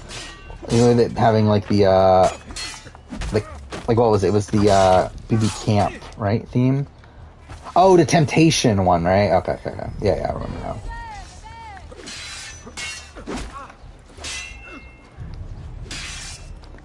Yeah, I just see people mentioning that it would be nice if BB can put as much money into the house as they do the prize money. Which, by the way, it really is a joke that BB can is only $100,000. Mind you, again, no tax. That's cool. There's also like other prizes, but like $100,000 is like literally nothing. Okay, well, I wasn't paying attention. I guess it's not nothing, obviously, but like it's not worth taking like 2 months of your life, like ruining 2 months of your life to have the chance at winning $100,000. Another a few days back, I flew over 3,000 of my men. Before he was finally put down. I think they need to keep it low to keep the show on at this point, probably. And to be honest, like, I mean, that is a carryover from the original series, right? Like, it's always been 100,000, right? Because, like, looking back on it, like, 100,000 makes sense for where it started.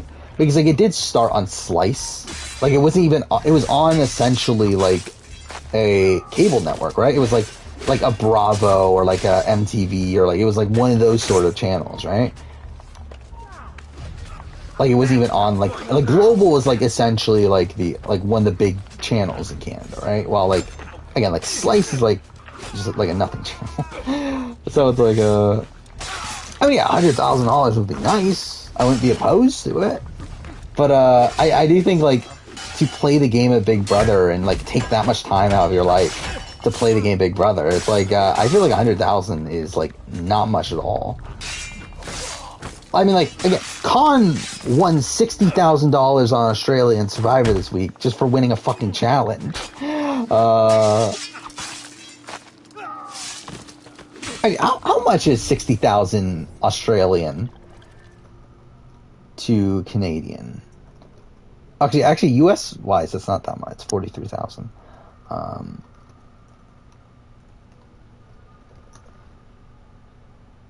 55,000. Okay, so it's actually less still. Either way, like he essentially like got half the over half the prize money for winning a single challenge on Australian Survivor.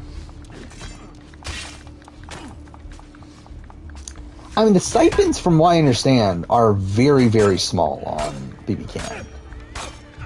Like even BBUS, it's very small, right? Like I think it's like $1,000 a week. On BBUS. I'm pretty sure BB Can is less than that, if I were to guess. Fuck. And like even BBUS, like has changed recently to where like they have now incentives for like Final 5, Final 4, Final 3, I believe. And then they also, I mean, there's obviously the like boost for jury, which is why everyone wants to get the jury. Well, actually, it's not really even a boot. It's mostly like just that you're there for the rest of the time, which means you get the $1,000 per week for the rest of the season.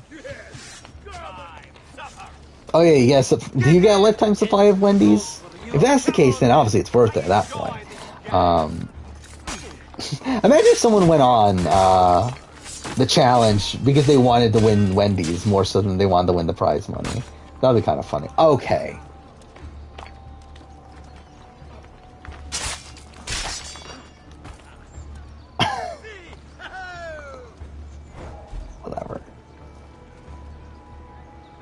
Anytime now?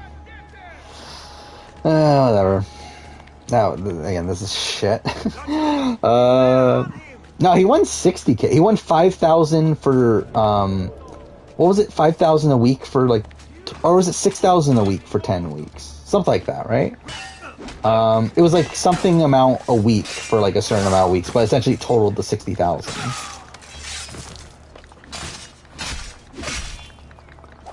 I think that is the rumor that like Bananas and CT get paid that much. And like it's pretty well known that yeah, like the big names do get a massive stipend to the point where like again like that's how Bananas is like doing what, or like at least did what he did for as long as he did, is because he was being paid so much just appear on every season that he can make a living from that. And like I think that's the case with like these other challenge people nowadays, with people like a Fessy and like a Josh and whatnot.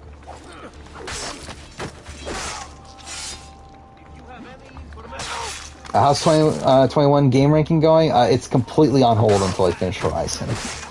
And even then, technically not well, considering I'm pretty far behind, actually. But, it'll come at some point. Maybe. Hopefully before halfway point of the year. That's kind of the goal, at least. We'll see. I still have what? I have Horizon. I have, well, I am playing Horizon, obviously, but that's not for this list. But I have Far Cry 6, which, I don't know, I may or may not finish. We'll see. I gotta play Tales of Arise. I gotta play Psychonauts 2.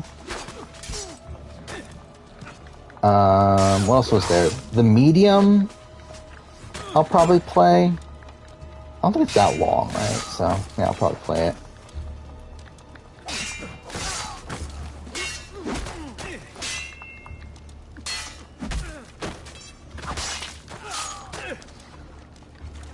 And then, what else is there? There's at least one other game. Fuck this fight. Oh, we're about to kill him anyway. Or not. Fine. I have the list on my phone. I'll bring it up in a second. Let's see. There we go. That was shit. Oddworld, Soulstorm, Medium. Again, not playing Chris Tales. What it was. Neo World's End of View. I forgot about that game. God damn it. I need to play that. Tales of Arise. Far Cry 6. Balan Wonderworld. Psychonauts 2. And I'm not even going to bother with the other two at this point. Biomutant, Werewolf. Fuck that. I'm not playing those. Don't have the time. But I for sure want to play Tales of Arise. Psychonauts 2. And probably the Medium. And probably Oddworld Soulstorm. Neo World's End of View is kind of tough. But then I spent, like, I did spend, like, $25 on it. So where, like, if I'm spending that much money, I feel like I should at least try to play it. Like, to make it not, like, completely not worth buying, or to make it not, whatever, to make it worth me buying it, so early on. We'll see, I guess.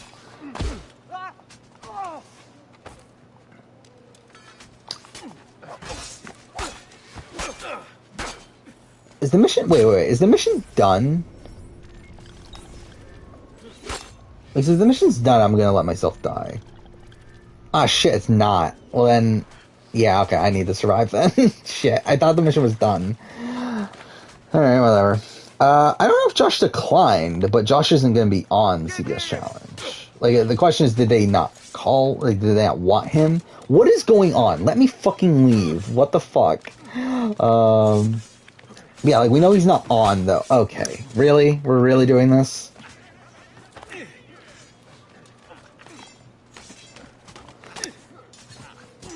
What?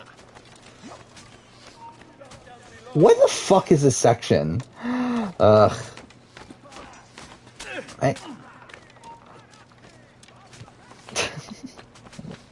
Whatever. Fine. What a masterpiece.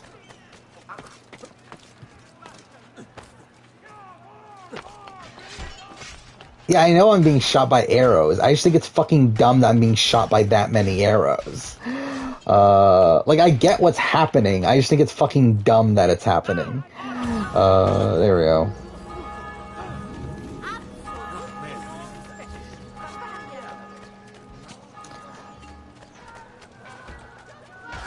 Make sure you eat as often as possible in the other organs of you.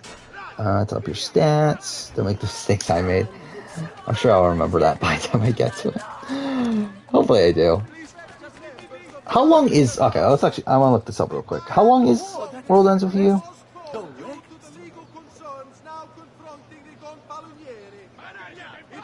Is it not gonna... There we go. Okay. 39 hours, according to howlongtobeat.com. Ugh. I think that's the longest game I have, isn't it? Because, like, even Tales of Arise, I don't even think it's that long on that, on How Long to Beat. How long's Tales of Arise? Oh, no, Tales of Arise is 40. But, yeah, I'm more willing to give that to Tales of Arise. I'm fine with 40 hours of Tales of Arise. But, again, the same amount of time for Neo World's End With You, that seems like a lot.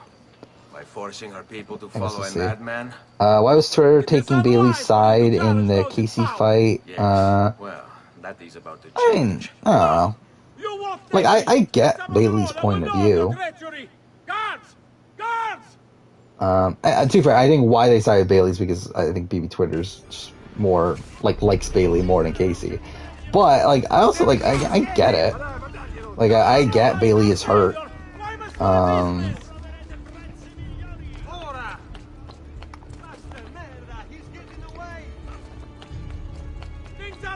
Yeah, I think, like, and we see this on, like, BB22 also, that I think, like, and we saw this on BB20 also, that I think just Bailey doesn't get, like, the concept of, like, game relationships, necessarily.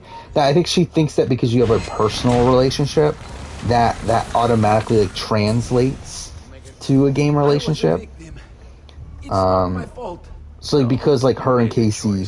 like, had a relationship outside the house, she assumed that meant that Casey's going to do everything in her power to help her out there when obviously it's not going to. And to her, Casey wasn't even that, like, in the Big Brother house, let alone on the challenge. Which, to be fair, I guess on the challenge, like, they knew each other for longer at that point, but still. So I can see a better challenge player, Big Brother player, probably Big Brother. I think he would have more potential in the Big Brother season than the Challenge season. Even though I don't think he's, like, that bad on Total Madness. But I just think he's, like... I don't think he's ever winning a final.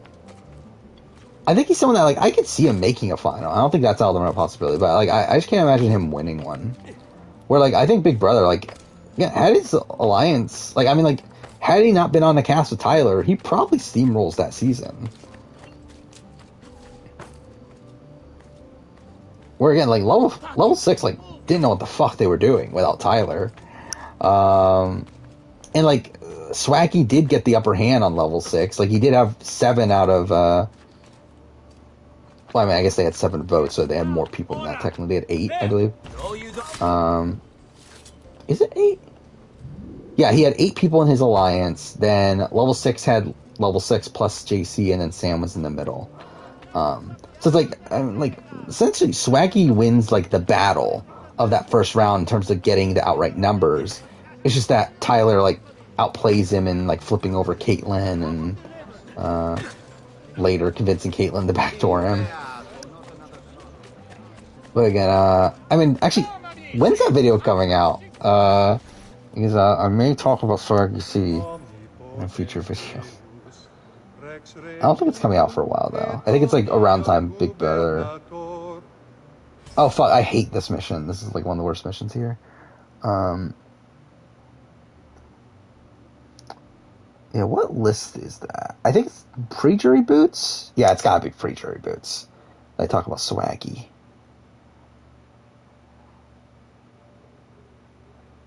Yeah.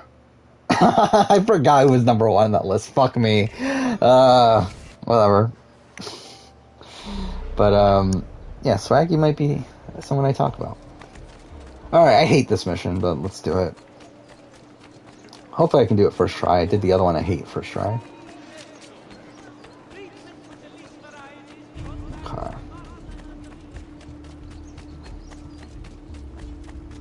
Yeah, he had terrible threat management. But like also like I don't think it would have mattered. In like if it had been the exact same cast, but maybe swap out Tyler for who's someone in his like swap out Tyler for like Jace from BB-17. I think Swaggy steamrolls that season.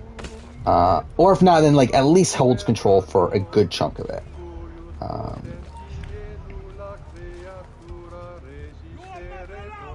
Like I think it's like he lacked threat management, but I also think it's like in most situations it wouldn't have mattered for him, at least short term wise.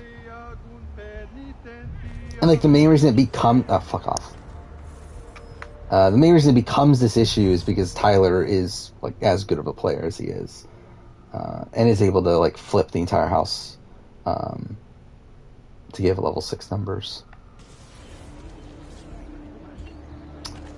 Who's the best BB Preacher reboot ever? I mean, you'll have to see. I apologize. Please let me remove it. Fuck off. Yeah, it's not, that video's not coming out for a little while though.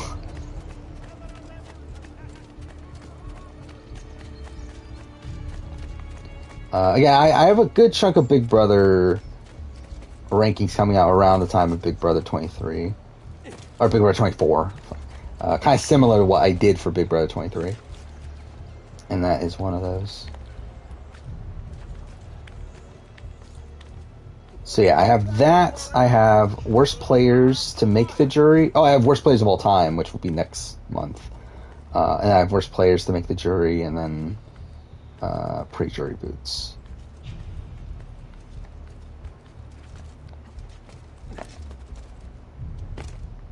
Why are you up here? Please get down, or I'll throw you down. Get down. Let me climb? Whatever. I mean, yeah, it's kind of what I was. It's like, really, it's like, who from Swaggy's side is actively targeting Swaggy anytime soon? If he does hold control. It's like, maybe Scotty eventually. But even then, I don't think it's like, for a while. Like, at least until jury phase. Like, Fessy's never turning on Swaggy. Bailey's never turning on Swaggy. I don't think Rockstar's ever turning on Swaggy. I think Haley maybe eventually, but even then, again, pretty deep into the game. And even then, who would she flip with? Like Scotty, I guess. But like she wouldn't. I don't think she would ever get Fessy on board with flipping on Swaggy.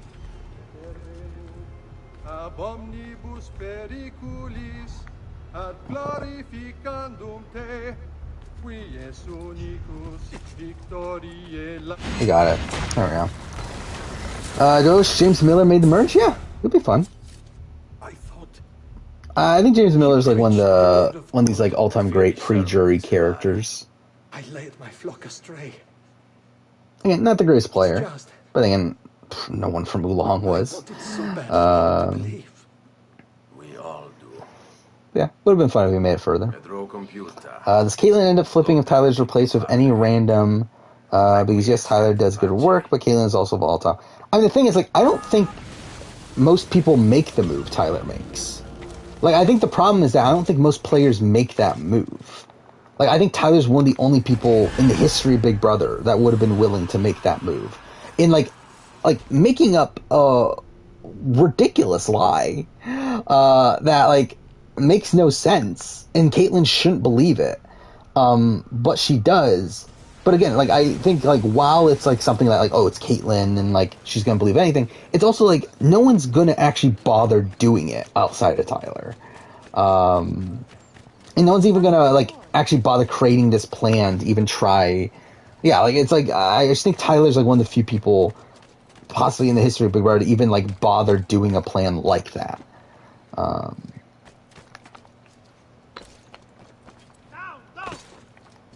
Because even at the time, I remember at the time, when, like, we heard that, oh, this is, like, Tyler's plan, or, like, I think he was, like, telling Casey the day before he did it, that this was his plan, and, like, I was like, this sounds fucking dumb. Like, there's no fucking way this is gonna work. But then he fucking does. I mean, he tells Caitlin that, essentially he lies to Caitlin about Sam's power. He says to Caitlin that if Caitlin, votes out, if Caitlin votes out Sam will, like, come back into the game and, like, be able to vote out anyone she wants or something to that nature. It was like, he essentially, like, straight up lies to her about what Sam's power does.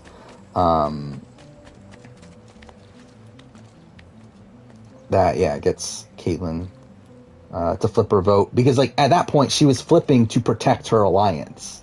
Like, that's the way she perceived it. You're not allowed, on Big Brother, you're not allowed to lie about your own power, but you are allowed to lie about other people's powers. So, like, that's why Tyler was able to get away with it, is because he was lying about Sam's power, not his own power. Like, you're not allowed, like, if Tyler had this power, he would not be able to, like, outright lie about what his power does. But because it's Sam's power, he's allowed to lie about it. Like, if with his power, with the, what the fuck was it? I forgot what his power even was, but he wouldn't be able to lie. Why? Because it's using production as a strategy. Fuck off.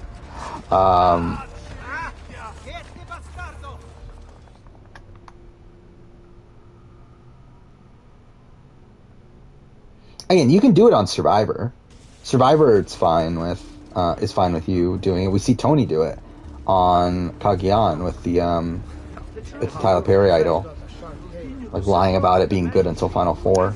But yeah, on Big Brother, I forgot, there is an actual, like, a real reason why.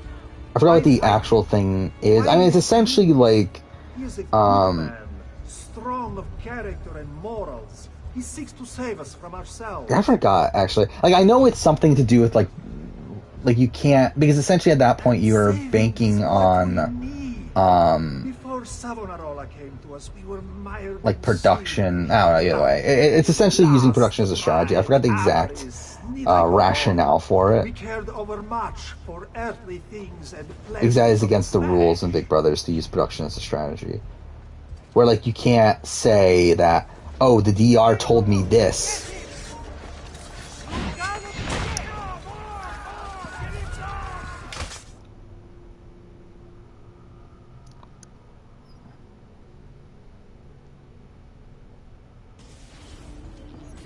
I think Survivor should make a season consisting of players from Big Brother. I think it'd be interesting, but I don't think they're going to do it. Especially because, like, Survivor production looks down on Big Brother. The choice is yours to make. So I doubt they would want an entire cast full of Big Brother people. Is Survivor 43, 44 filming soon? I don't know. I think you would expect it to, but I don't think it's been confirmed. He seeks to save us from ourselves. Haven't I seen you before? Actually, no, I forgot. What did Redmond say? I forgot. There was a 43, 44 thing, update, not too long ago. But I don't remember what it was, though. But I think either way, it's on pace to be the same schedule. We cared overmuch for earthly things and pleasures of the flesh.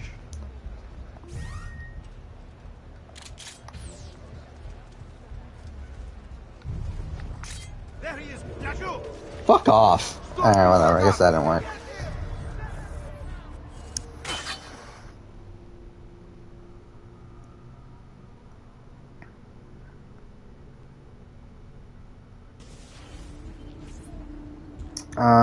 So when Victoria had a thing with Zach, she wasn't allowed to do that. In terms of what? Like, you're not allowed to say that, like, the DR told me that, like, Jackson is working with Jack, and now we need to target them. Like, you're not allowed to say that. Like, that's the sort of thing that I'm talking about, where it's like, that's using production as a strategy. Where it's essentially you're trying to use production to say that something is fact, when in reality it isn't. Like, that's what you're not allowed to do. strong of character and Like, essentially, okay, actually, now I remember why. This is why Tyler is able to say the thing about Sam. It's because, like, he is saying that, okay, Sam told me that this is her power. He's not saying production told me this is Sam's power. Like, that's the big difference there. Because, like, things... Oh, that actually works. Okay, interesting. Yeah, like, because, like, essentially things from production are meant to be fact. Like, that is supposed to be things that are, like, actually true.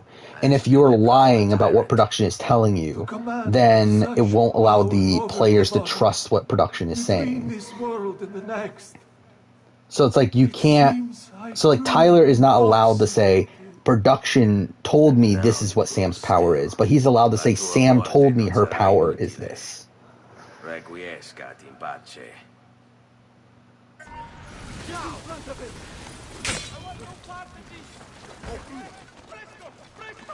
Technically, no. Like, are you allowed to talk about? Are you allowed to mention production if it's true? Technically, no. Either way.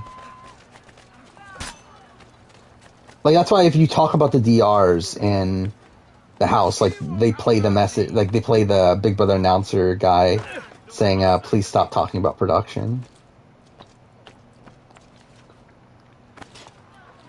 Yeah, why are there no Ponderosa videos for 4-2? Are there no Ponderosa videos for 4-2? I have not seen that.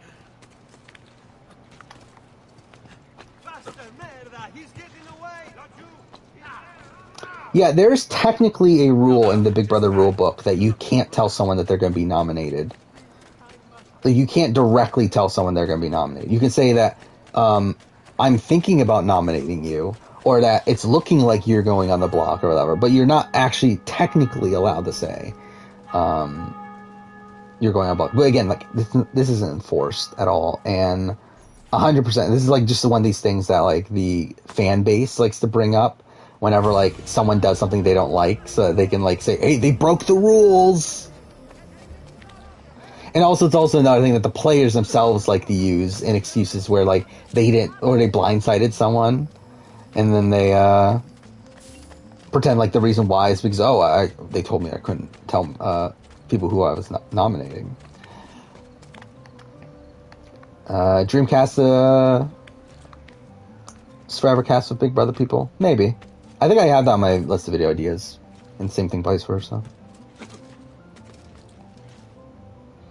What did I have to say that I got blocked by a girl on Snapchat because I told her I wanted to conquer the world? That seems pretty apt. I think you saying most things to girls on Snapchat would get you blocked. What do you believe happened at the Frankie Bob solo win? Oh, Battle of the Block. What do you mean what happened? I think it's pretty clear what happened. I think Caleb, I think Caleb's an idiot by wanting to not participate at all, which actually makes it easier for Frankie. But then, like, supposedly what happened is that they told, actually, no, what's the opposite, right? Because, like, Zach does end up doing it by himself, right? But anyway, I mean, like, I think it was the opposite. That, like, originally it was supposed to be that you can only do it with 2 people, but then when Frankie did it, like, just by himself, they were like, okay, we'll let it happen there. What the devil's take? Yeah, what if BB actually followed the rulebook video? Yeah, that'd be funny. I mean, is there an actual, like, full copy of the Big Brother rulebook online? Like, obviously it's in the house. Like, they literally have the rulebook in the house. But I don't know if, like, we have the full rulebook online. Like, I know Survivor we do. Or at least we did. Like, we have an old version of it. But I'm not sure if there is a Big Brother one.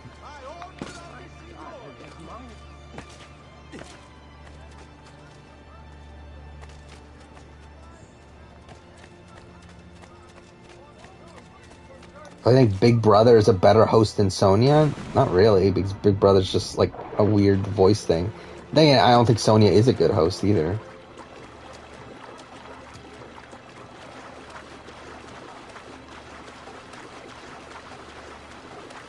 What was that? If Jackson would have been penalized for his rule violations of 21, how would that have impacted the season? I'm not sure.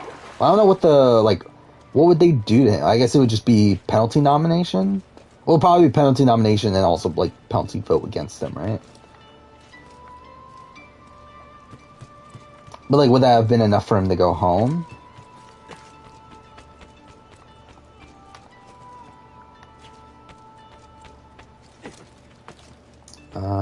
What if BBK had the HOH veto rule every season? That might be interesting, because I mean that was a lot of the reason why they changed it, right? In BB-Can 7 was because like BB-Can 6 had a lot of people that were like winning HOH and veto the same week, so that could be interesting. I think it'd take a lot of research though to figure out like who was like in second place in certain comps and whatnot. It would be interesting. I guess they do have it here. Well, at least part of it.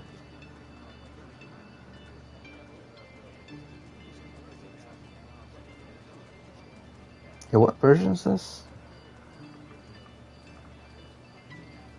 Either way. That's interesting.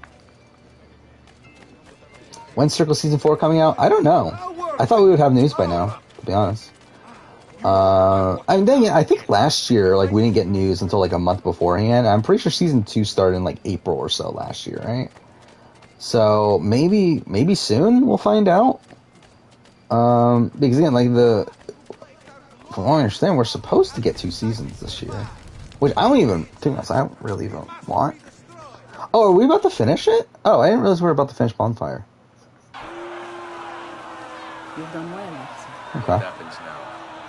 We're about to get to, well, not right away, but let's get to one of my favorite Assassin's Creed scenes. I always want to do that. I always want to do top 10 Assassin's Creed moments.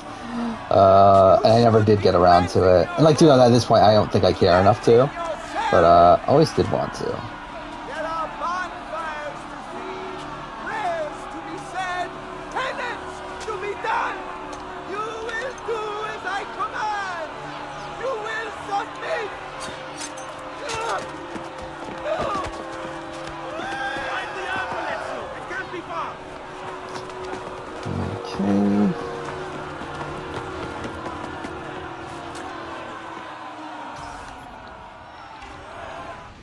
Circle 3, good. I liked it. I think there's like conflicting reports out there, but like I personally really liked it. It's actually my favorite Circle US season for sure. Possibly favorite season worldwide. It's definitely the most strategic. It's one of the most gameplay heavy seasons. Okay, well, cool.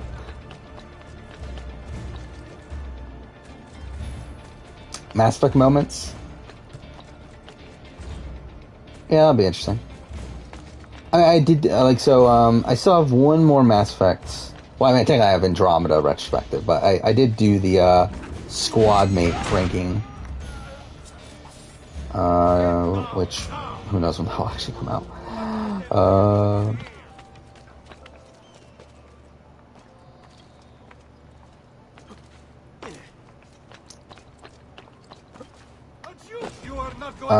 When I think I'll release a video of top 10 survivors post All-Stars? Probably never, because I made one pre-All-Stars. Okay, so this is like this is a thing that I did. I did do pre-All-Stars. I did post Micronesia, and I did post Heroes vs. Villains. Those are the 3 that I've already like worked on. I think I'm also going to do post Cambodia, and I think that might be the end of it. Just because, like, I feel like I've obviously already done Winners at War, because that's my actual top 10 video. And I feel like those are, like, kind of the important points in Survivor history.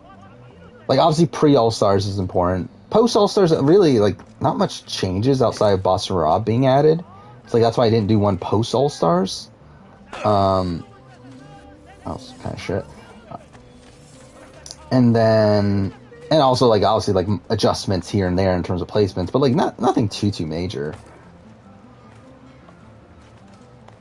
And then, yeah, originally I was just gonna do, post Heroes vs. Villains. But then I kind of realized that's like, well, there's actually like, by the time of Micronesia, the entire list is completely different. So it's like, I might as well, and then also between Micronesia and Heroes vs. Villains, not necessarily all the list is different, but like, at least in terms of different people, but like, placements are radically different.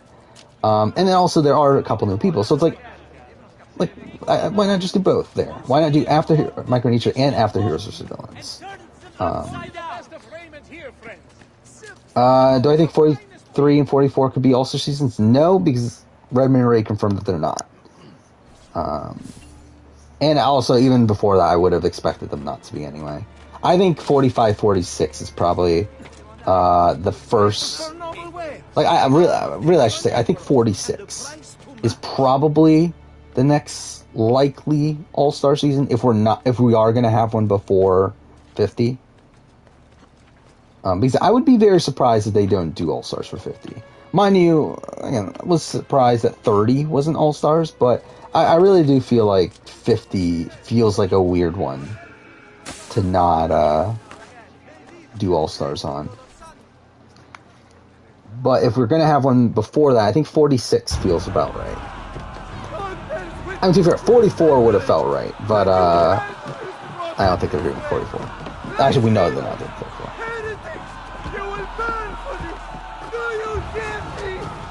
Yeah, 50 should be Legends. That's actually something, by the way, with Koh-Lanta that I was looking up. Koh-Lanta just did a Legends season. That was, I believe that was the season that did end with no winner because of the cheater. But, like, that was a Legends season. Koh-Lanta's already done a Legends season. Like, that's kind of insane to me. Mind you, I mean, to be fair, US has done an all-winner season, which I don't... Okay, what is going on? Whatever. Yeah, Mitchell, so that's Ed's brother, right? Yeah, he could definitely be on the challenge. That seems like a pretty decent pick. Really, Chloe from the challenge, or from the circle also. I have.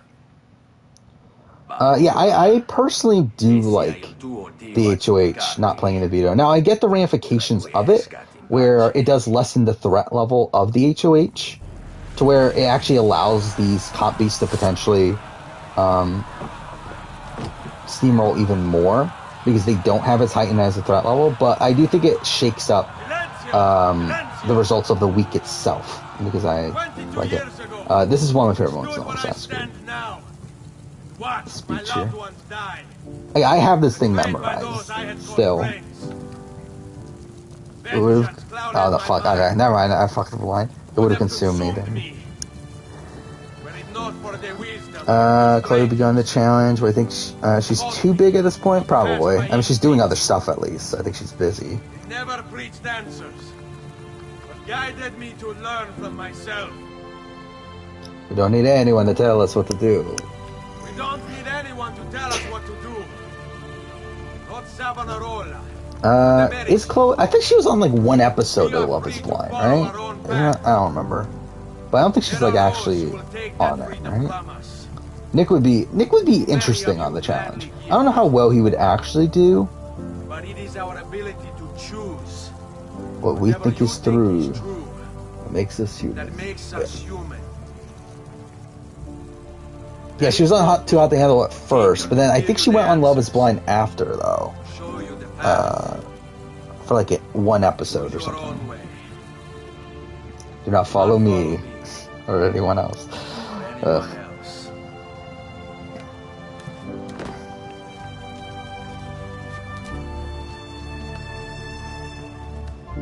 It's so weird this was cut from the main game, though. It's like the entire, like, DLC of this game, like, the DLC is, like, actually kind of shit. Especially, like, the fact that it was originally part of the main game. But for them to cut out this speech is actually, like, really, bad also. It's, like, one of the best scenes in the entire game. Hope Kells returns. Yeah, I think it'll be fun. I mean, he seems to be one of the only people that's actually, like, willing to go against the vets, at least on that season.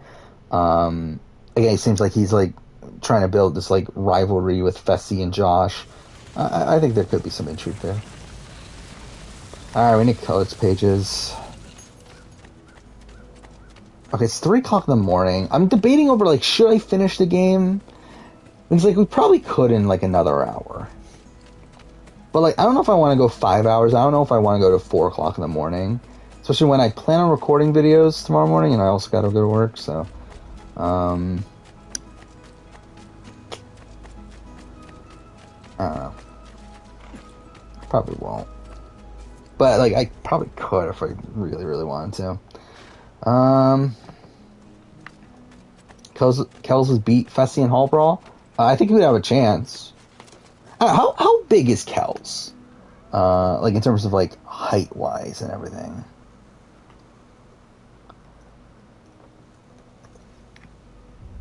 He's 6'6". So he's like, I think he's an inch taller than Fessy, right? So, at least height-wise, he's bigger. So. They think Big Brother Australia could make an all-star season. I mean, they're doing half and half.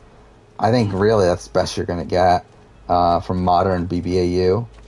I think they technically could, but I don't expect them to. Do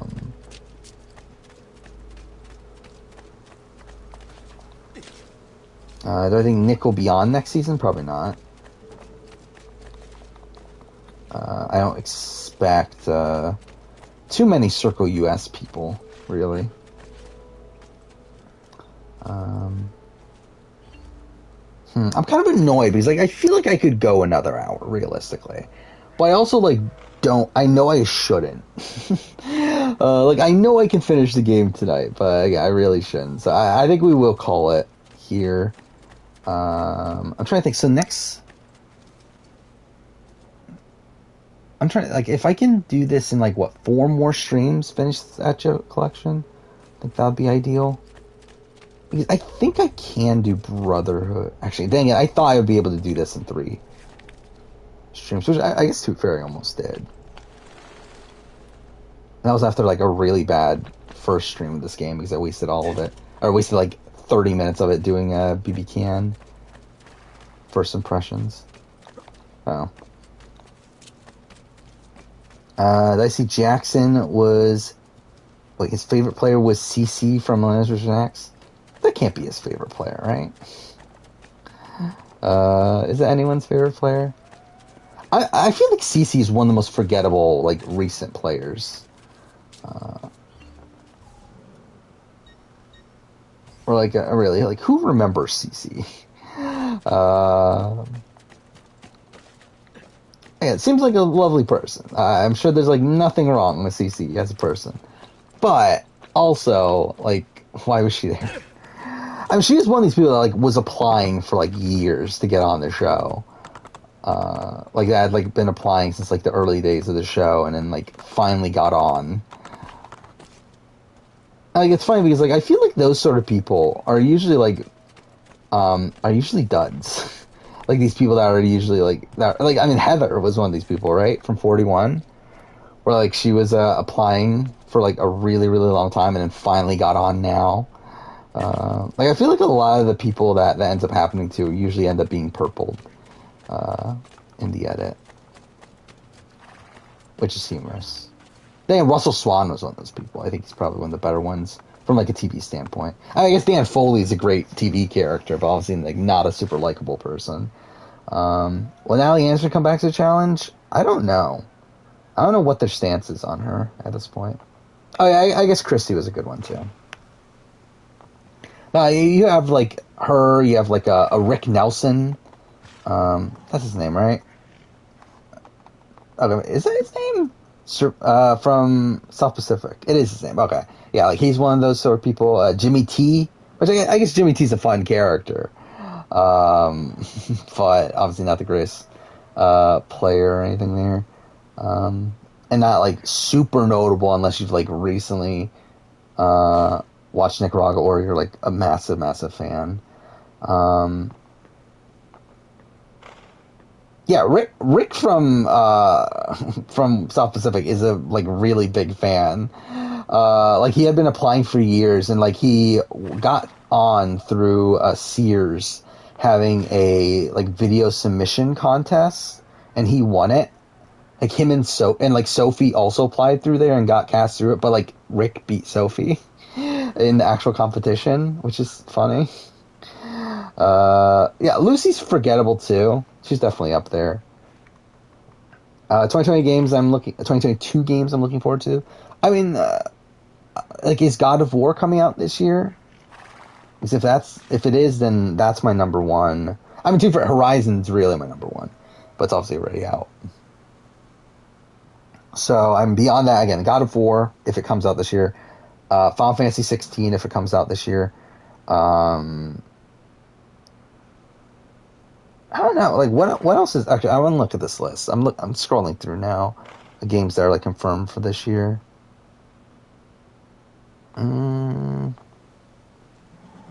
Strangers of Paradise. I think that'll be interesting.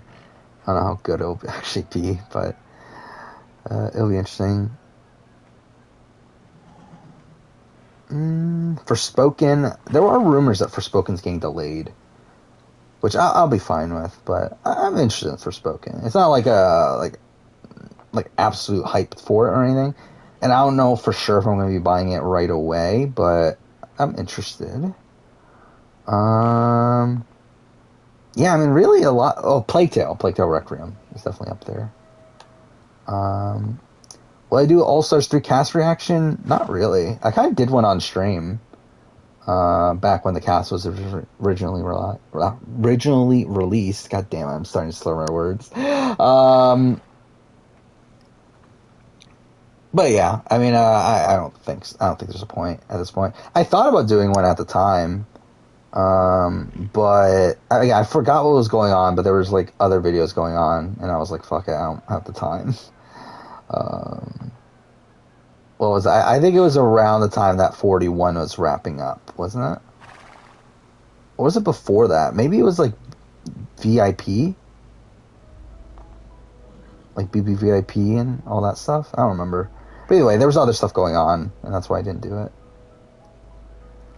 I might do one for CBS, depending on the cast and depending on like if I have the time. But maybe for CBS I'll do one. Yeah, I'm just scrolling through the games from this year. Again, I think a Plague Tale... I think it's God of War if it comes out this year, then a Plague Tale. And it's Final Fantasy 16. But yeah, I think that's and even that Final Fantasy 16 is not guaranteed for this year.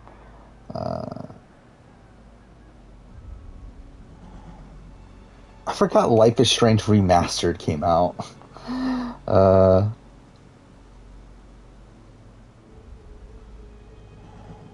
No, there really isn't. I mean, it's like, for me, it's like, this is a year that I'm like really excited for like these big games, but like, I don't know how many like smaller games I'm that excited for this year. Somerville, that's like a cool one. Like, not like anything too major. Stray, that should be fun. I'm excited for the Witcher 3 PS5 version. PS5 versions of Resident Evil 2, 3, and 7 got announced today. So that's cool. What I do them for regular season? I don't know. Again, like, I think it really has to do with, like, do I have the time in real life and also time on the schedule to put one together.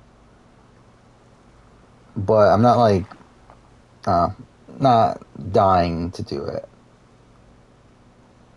But I think CBS I'm more apt to do because it's still like within the sphere of like these other shows that I cover. Anyway, like 38, we'll see. Especially if there are more CBS representation on that. Oh yeah, I forgot about Little Devil Inside. That seems interesting too. Multiverses. Stray. Yeah, Stray seems interesting. I just feel like I haven't seen enough of it, though. I feel like God of War, Plague Tale, I guess you can add Forspoken. Yeah, I don't know. That's probably the major ones that I actually think are probably coming out this year.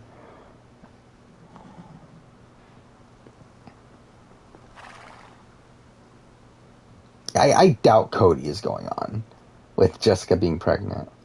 Now, I assume she's like relatively early on, and like filming is this month, so it's like it's not out of the realm possibility entirely, but like I doubt it though.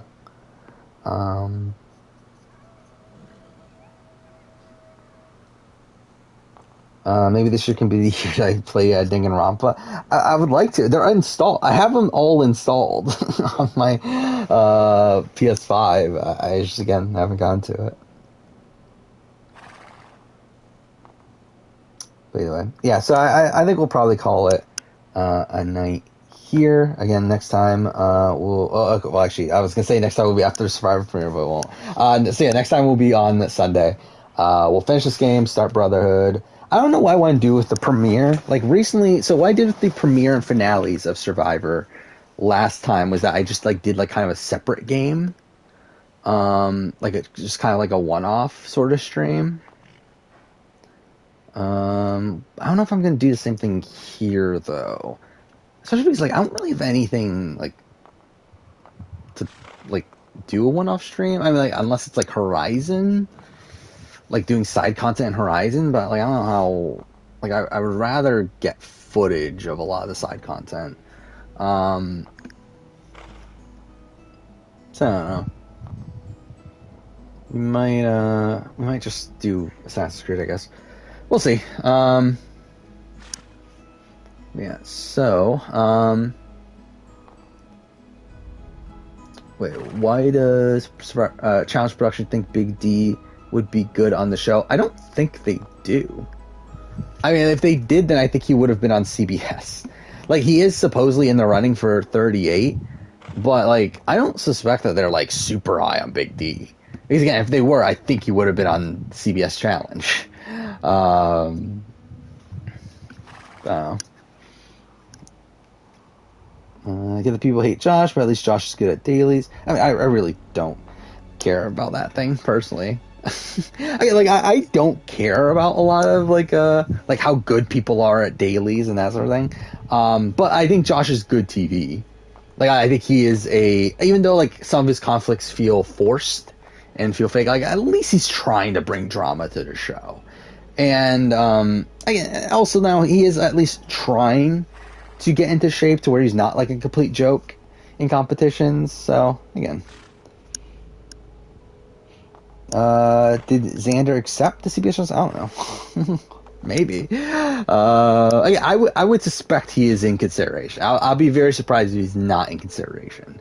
And like I don't know why he like unless he has like other stuff going on. Like I wouldn't expect him to say no. But we'll see. There. So so we're back on Sunday. More of this. And what do we have? And we'll have like what, a new episode of Australian Survivor. And we'll also have a first eviction of BB Can. Forgot about that. Fuck, we're gonna have so much BB Can stuff going on now. I forgot about that. But yeah, so that'll be a thing. But yeah, until then, thank you guys for watching.